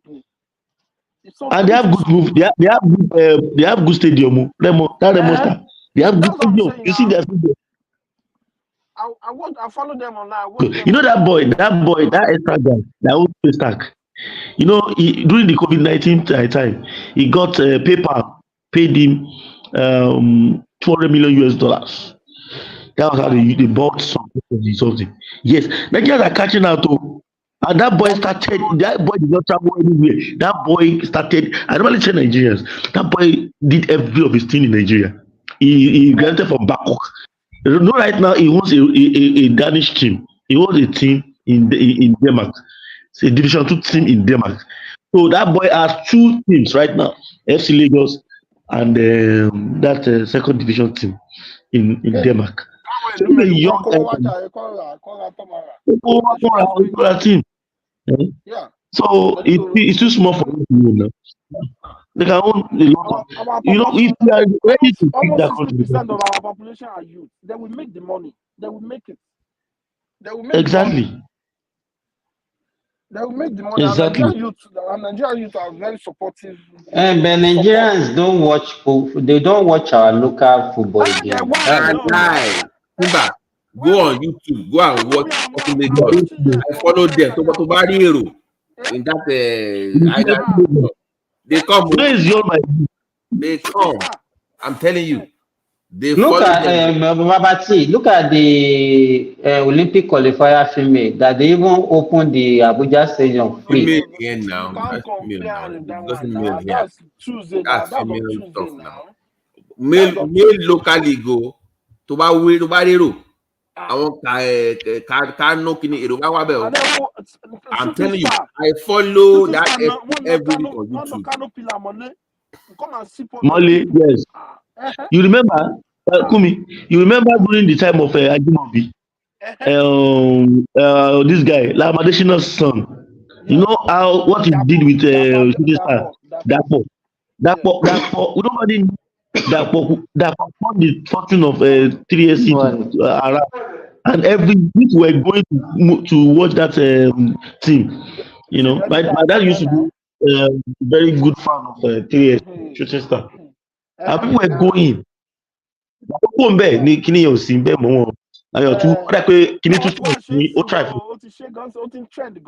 And now on the field, they are the best. Stadium every time. Stadium yes, I was shocked. The last one I watched, even my friend, most of my friends, they always go and watch all the live game. All. Oyo State is as a proof. You know that right now they do car racing too. Yeah, they do car racing. There is a lot of tourist spots right now in Oyo State too. I'm telling you, I go back. They need to create a facility that they should just all this thing is simple. We have the youth. We can do these things. We have the youth. You see this year, they are ready just make the environment better for them. Yes, conducive for them. Yeah, just make environment. They are good to go. You start making your money. Do you know, guys? Because you won't do it. You won't do it. Sorry, Lagos, don't call this in that Lagos Arena, don't call. Yeah. There's my God. There's a new sport coming to Nigeria very soon that will be making that UFC thing here. I'm telling you, that thing is going to make money. I'm telling you, UFC is going to make money. It's true. The facility content once you have that kind of stadium where you can have by, I think it's next year December. Yeah, you start seeing what I'm talking about. And you see the way Nigeria is trending all over the world now. I'm telling you, boxing, UFC, everywhere. Tell me which position. I don't know that. You know, before we were not doing well in boxing that the way we used to do well before. If you remember before in the Olympics, it's only Nigeria and Cuba that used to win more medals in boxing. But the last All African game, we did very well. No, I'm not talking about Africa. I'm talking about in the world. That time in fact, the Olympics those days, It's Nigeria and Cuba for boxing. No? Then United States occasionally they come in also. Wow. But I think maybe because I don't know, most of our sports facilities are already dilapidated, and our politicians are not actually investing in sports. But the last African game. And let me tell you, before we were talking about Greek, after agriculture, the next place where you can create employment is sports. Yes. Yes. Mm, Especially a yes. young population like Nigeria. A young population like Nigeria. Even our female watch, they are going to stadium watching football. Our female. For you to know, I don't know why all these governors, they are just losing a I'm lot telling of you. opportunities. Do you know what happened? There's a lady that won the 4x100 relay, and it got silver or 200. It's only this girl lady from the Gambia, Gina Bass, that won her in the 100 meters and 200 meters. They gave us scholarship straight away. The university. I saw it. For now, they gave us scholarship straight away. Right now, people are beginning to understand that the youth. I think that obedient thing also help the youth. It help the youth. He expose everything. So you just have to make sure the youth are carried along. That was the beginning. They need to bring back. They need to bring back the Nougat games. Nougat games. Is they didn't stop it. That was what no, to the big league, like the school I went in America here, the football program money, the kind of money they make from sport for universities. They make a lot of money. TV deals. Everybody come to stadium and watch game every weekend. Every 2 days. Every 3 days they come and watch game. All those things is a money, but our government are lazy. They don't want. They are very lazy. All these things. Even back then, we had secondary. In my hometown in the 80s, in my hometown back in the days, the biggest sporting event every year was a local derby between Lisa Grammar School and BBHS, Baptist Boys. That was the biggest sporting every year. The governor will come, everybody will come to watch the game, and it was high school. It was high school football. That was high school football was big. It was big. Ionian. Babati, it's like we have actually deteriorated to. In fact, I can't even know what happened to Nigerian sport.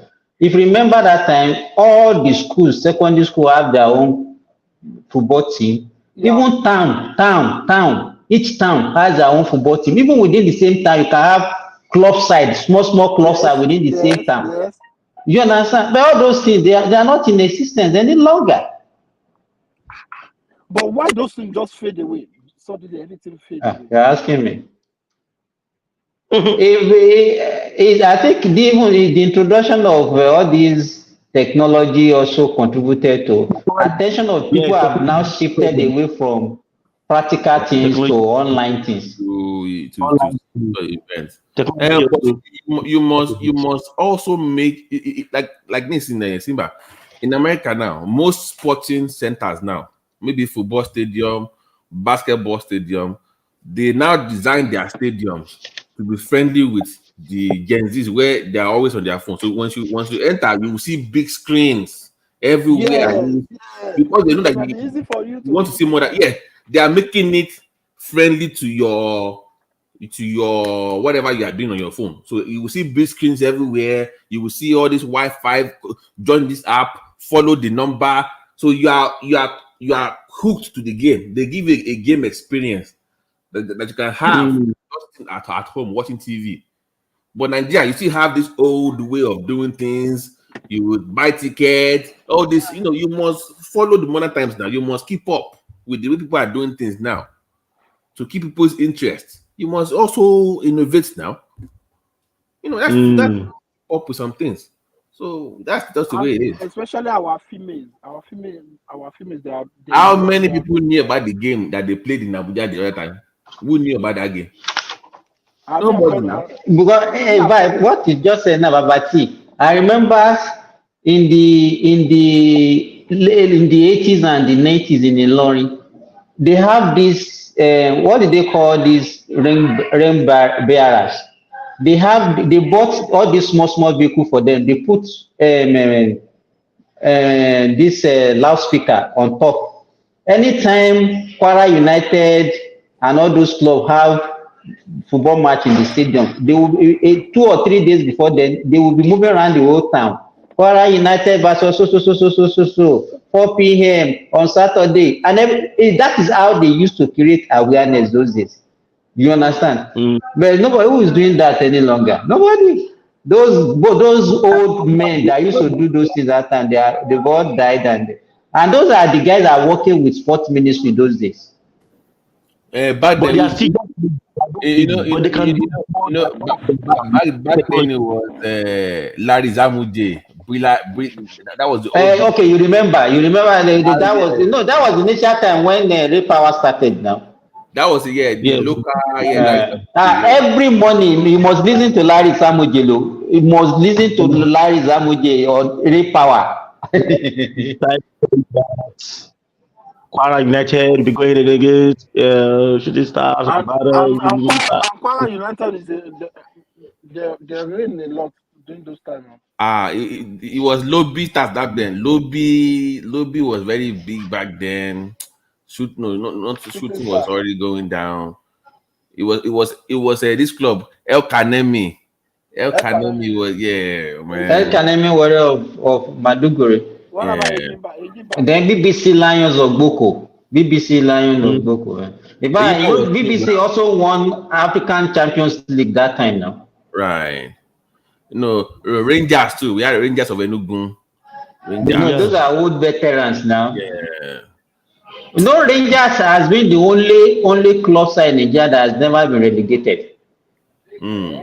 Rangers. Yes. I was in Enugu when I was serving. I watched their match at the Nnamdi Azikiwe Stadium.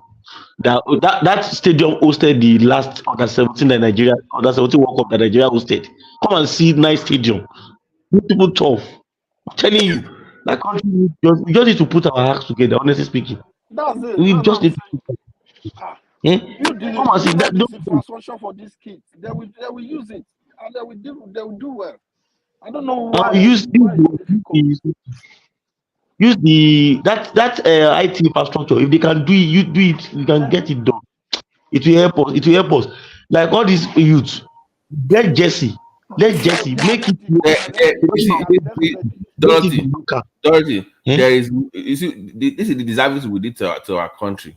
We made it so football central. We forgot that there are other sports that they can make money from. We are so focused on football. We forgot that we can make money from other things. And all the sport is money now. Yeah, all sport is money. Actually, but if you look at it critically, we didn't focus on only football that time. We were doing very well in athletics, if you remember. Yeah, long jump. We were winning in. We are doing well in field events. We are doing well in lawn tennis. If you remember those days, we are doing well in table tennis. This guy from Toriola, what is his name? Toriola, Akonda Musa, and all those guys. They were doing very well. There. Even if you look at weightlifting, we are doing very well in weightlifting. We are doing very well in boxing. We are doing very well even in wrestling. You remember in judo, we used to do judo. It was not only football. We were doing very well in so many sports. Everything I don't even know.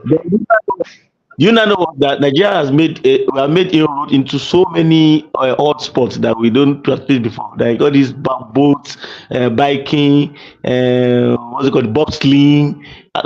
A lot of them now because of the Nigerian diaspora. There is one sport that from Nigeria they sponsor themselves to inside the snow. Yes, bobsleigh. That's bobsleigh. But those ones are like some of them want to run for Nigeria, play for Nigeria. But some of them only come because they could not qualify or play for that country. Do not see they want to go and play for their. No. But most of our females, they really want to play. I don't know about the men. They like the Nigerian. They like Nigerian vibe now. That white girl, that white man he just said it. I play for Nigeria. That defender. That white girl. He said a lot of Nigerian females that all of them want to come and no be apparent with Nigeria. Now grandfather be Nigeria no. Can you imagine? Grandfather, and she still qualified to play.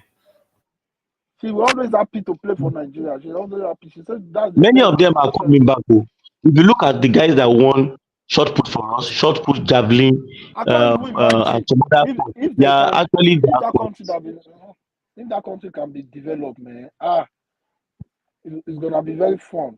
It's going to be very fun. No, Nigeria is supposed to be like United States. Nigeria is supposed to be like United States of Africa. I'm telling you, UK, you always pay me, man. Not even at You know what amazes me? If anytime you are watching Premiership, there's hardly a club in England now that does not have a Nigerian playing in it. Whether all these half Nigerian, like all your children, the children of you people in diaspora, you will see one Nigeria in one team. Watching this guy play Saka, I'm saying Saka look like a Yoruba boy from Abule. I'm sorry. No, Saka is from Kwara now. He's from Kwara now. He came to he has project in Kwara in Ilorin now. He came home last year now. He came last year. Look at Akanji. Look at Akanji that's playing for Man City. They are dying for Nigeria. All these disease, especially those outside Nigeria. I was watching Nottingham Forest, and I was counting like 5 Nigerians playing for Nottingham Forest. Yeah, Awoniyi,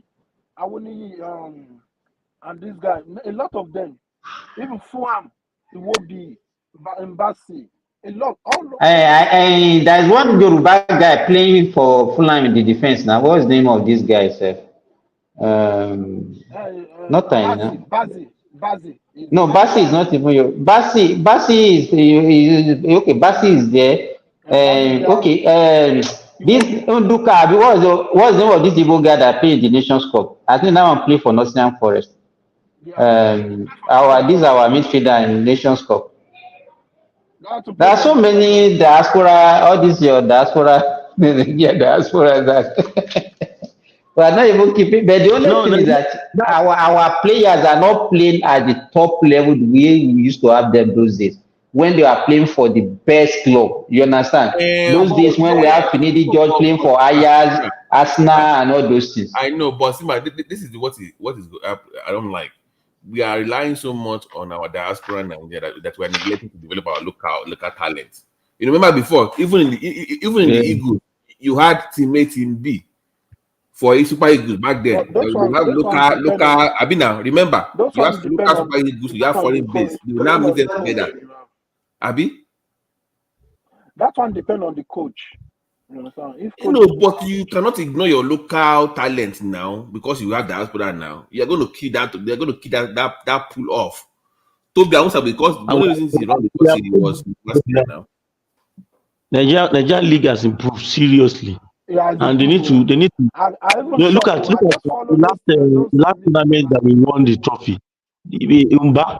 Umba was from the local league now, and it was one that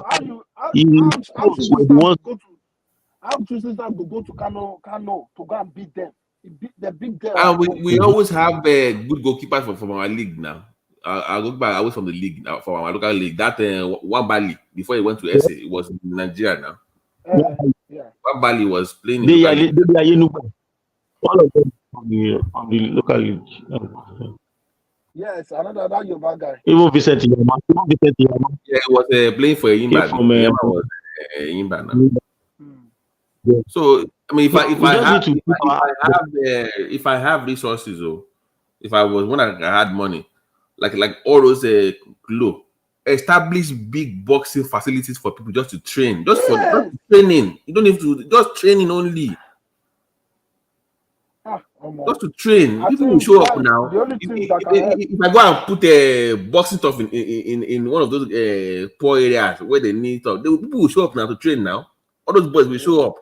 They will show up. They show up now. But they don't really have job to. They don't have any job now. They don't have any job. They will show up.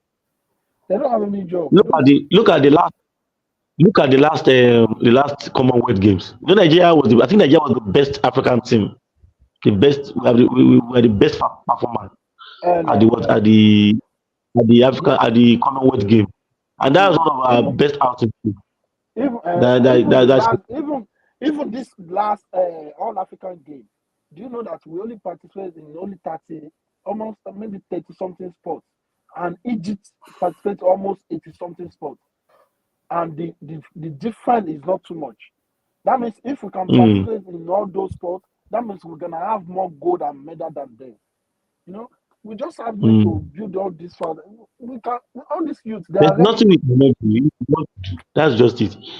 Look at the last Olympics. Do you know the last Olympics in the whole of Africa? You know, it is only Nigeria that has a an home based wear. That was our jersey, our sportswear was sewn in Nigeria by a Nigerian. Nigeria, yes. Let me ask you. Let me ask you. For some reason, our jersey always, when they do ranking for any competition, our jersey always rank. I don't know the design now. People from different countries just they create for Nigeria jersey. I don't know why. I don't know who designed our jersey. For some reason, you see that 2018 jersey till now, my guy, I don't know who designed that thing. He sold out. He sold out. We didn't even go to World Cup. We didn't even qualify because Ghana beat us or something like that. That jersey was the highest #1 in the world for that year. I wouldn't even go World Cup. Come and see line on the I see, man. Even our cycling jersey right now, our sport. You know, that's one thing Buhari did. That local content, we must give him that kudos. You know, the Sunday from the hospital said we are not going to use Puma. Puma brought everything. You remember very well that scandal. Puma brought everything. They brought everything. They said no, we are not going to use Puma. So we are going to use our own AFC or AFA or so. That's the name of that guy. And the guy is an Igbo, is from the southeast too. But nobody spoke about him. They just gave him that job. They gave him that job, and he did a very good job. He is in Lagos. The guy is in Lagos. He has been kitting the volleyball team and one other team before. So they just told Buhari about it. And Buhari said, give it to him. TB is a Nigerian. Just give it to him. And that was how you know, the EU really generated a lot of problems, a lot of boah on the net. Hey, this. But today, that's what we are using. Look at it. So we just have to believe in ourselves as Africans. And I'm only telling people, Nigeria can do if we don't believe we can do. There's nothing we cannot. We can do anything. We are the only one out of 54 countries. Nigeria is the only country in Africa that use its own jersey. They use a jersey made sold by a Nigerian. Always beautiful. Any jersey. I mean, all Nigerian jersey. So that's why I was saying that all this tribalistic stuff that we are pushing around. Do you know that the All African Games, when they were rounding it up, you know what the clothes they wear, it was Yoruba dress, almost Yoruba attire. So and nobody complained. We have a lot of Igbos there. Nobody complained about it. I don't understand why everything I've turned to this. I don't just know. They just need to put work together as a. You know what happened? The people that always push the narrative from all those is from all those people who believe in Biafra. You know what I mean? They love all those controversies. They love it. You know what I mean? They love it. That's why you see they just hide under the umbrella of bigotry, ethnicity. Those people that believe in Biafra. There's a lot of Igbo that they don't even care about all those things. They just do their own thing. They do their thing. Simple. If we're able to work together, we will do well as a country. I'm telling you. The whole of Africa, they may not, but they are looking up to us, honestly speaking. If we put our hands together, they are looking up to Nigeria. You will see now. It's only Nigeria and Zambia. It's only Nigeria and Zambia qualify for the female football for the next Olympic. You will see how all of them will focus on Nigeria. Now you will think it's only Nigeria. Now you will see when you let the tournament. Nigeria, We have which country? no, Zambia. Nigeria and Zambia. Zambia. Okay. Okay. Yeah, Okay. that's the only two countries qualified from Africa. And Nigeria normally do well in 4x100. 4x100 normally do. We normally give America and Jamaica for a run for their money. Wait, when was the last time we did well there? What are you talking about? You are talking about things that maybe about how many Olympic That ago. was We are not yeah. doing well That again. was We are, yeah. Come on now. Back to that was last I'm time. talking about the qualifier. I'm not talking about No. That was We are Olympics. talking No, that was Olympics in before Australia. That would beat the you USA. remember. You remember very well, Simba. You know that before you can do and those are the time we were talking about when we are doing well in athletics during the time of the Sinwa brothers, Adepade, Olapade, Adenekan, Sunday Bada, Sunday yeah. Bada. Those are the time we are talking about. Now, we have the new kid on the block, like the females now. You know, we have a very good anchor. We have a very good anchor in Ofili, in Amuso. Those are the guys, because before you can do well, if you look at the 4x100 stuff, the guys that are 100-meter champions and 200-meter champions, they normally play a big role. So if they are operating at that level, you start a chance of doing well in the 4x100 level. So that will help us. Right now with Toby and some other girls that are coming up. Okay. We have a chance now. But unlike before, you know, for some years, we have not been doing well in 100 meters. I don't understand that. 120. We are not doing well in that area. So, but this time, I think we have some guys that can do well for that. You know, because let me tell you, all these Kamako Queen, all these guys, they are the ones that you are going to see, that you are going to meet again. All these Anderson from Jamaica, from Richardson from US, and co. They are the ones you are going to face again. So if you have a good anchor, people that are working at that, that are moving at that, I read that Ophili is doing well now too at the collegiate games. So you're able to put those guys together. Then we start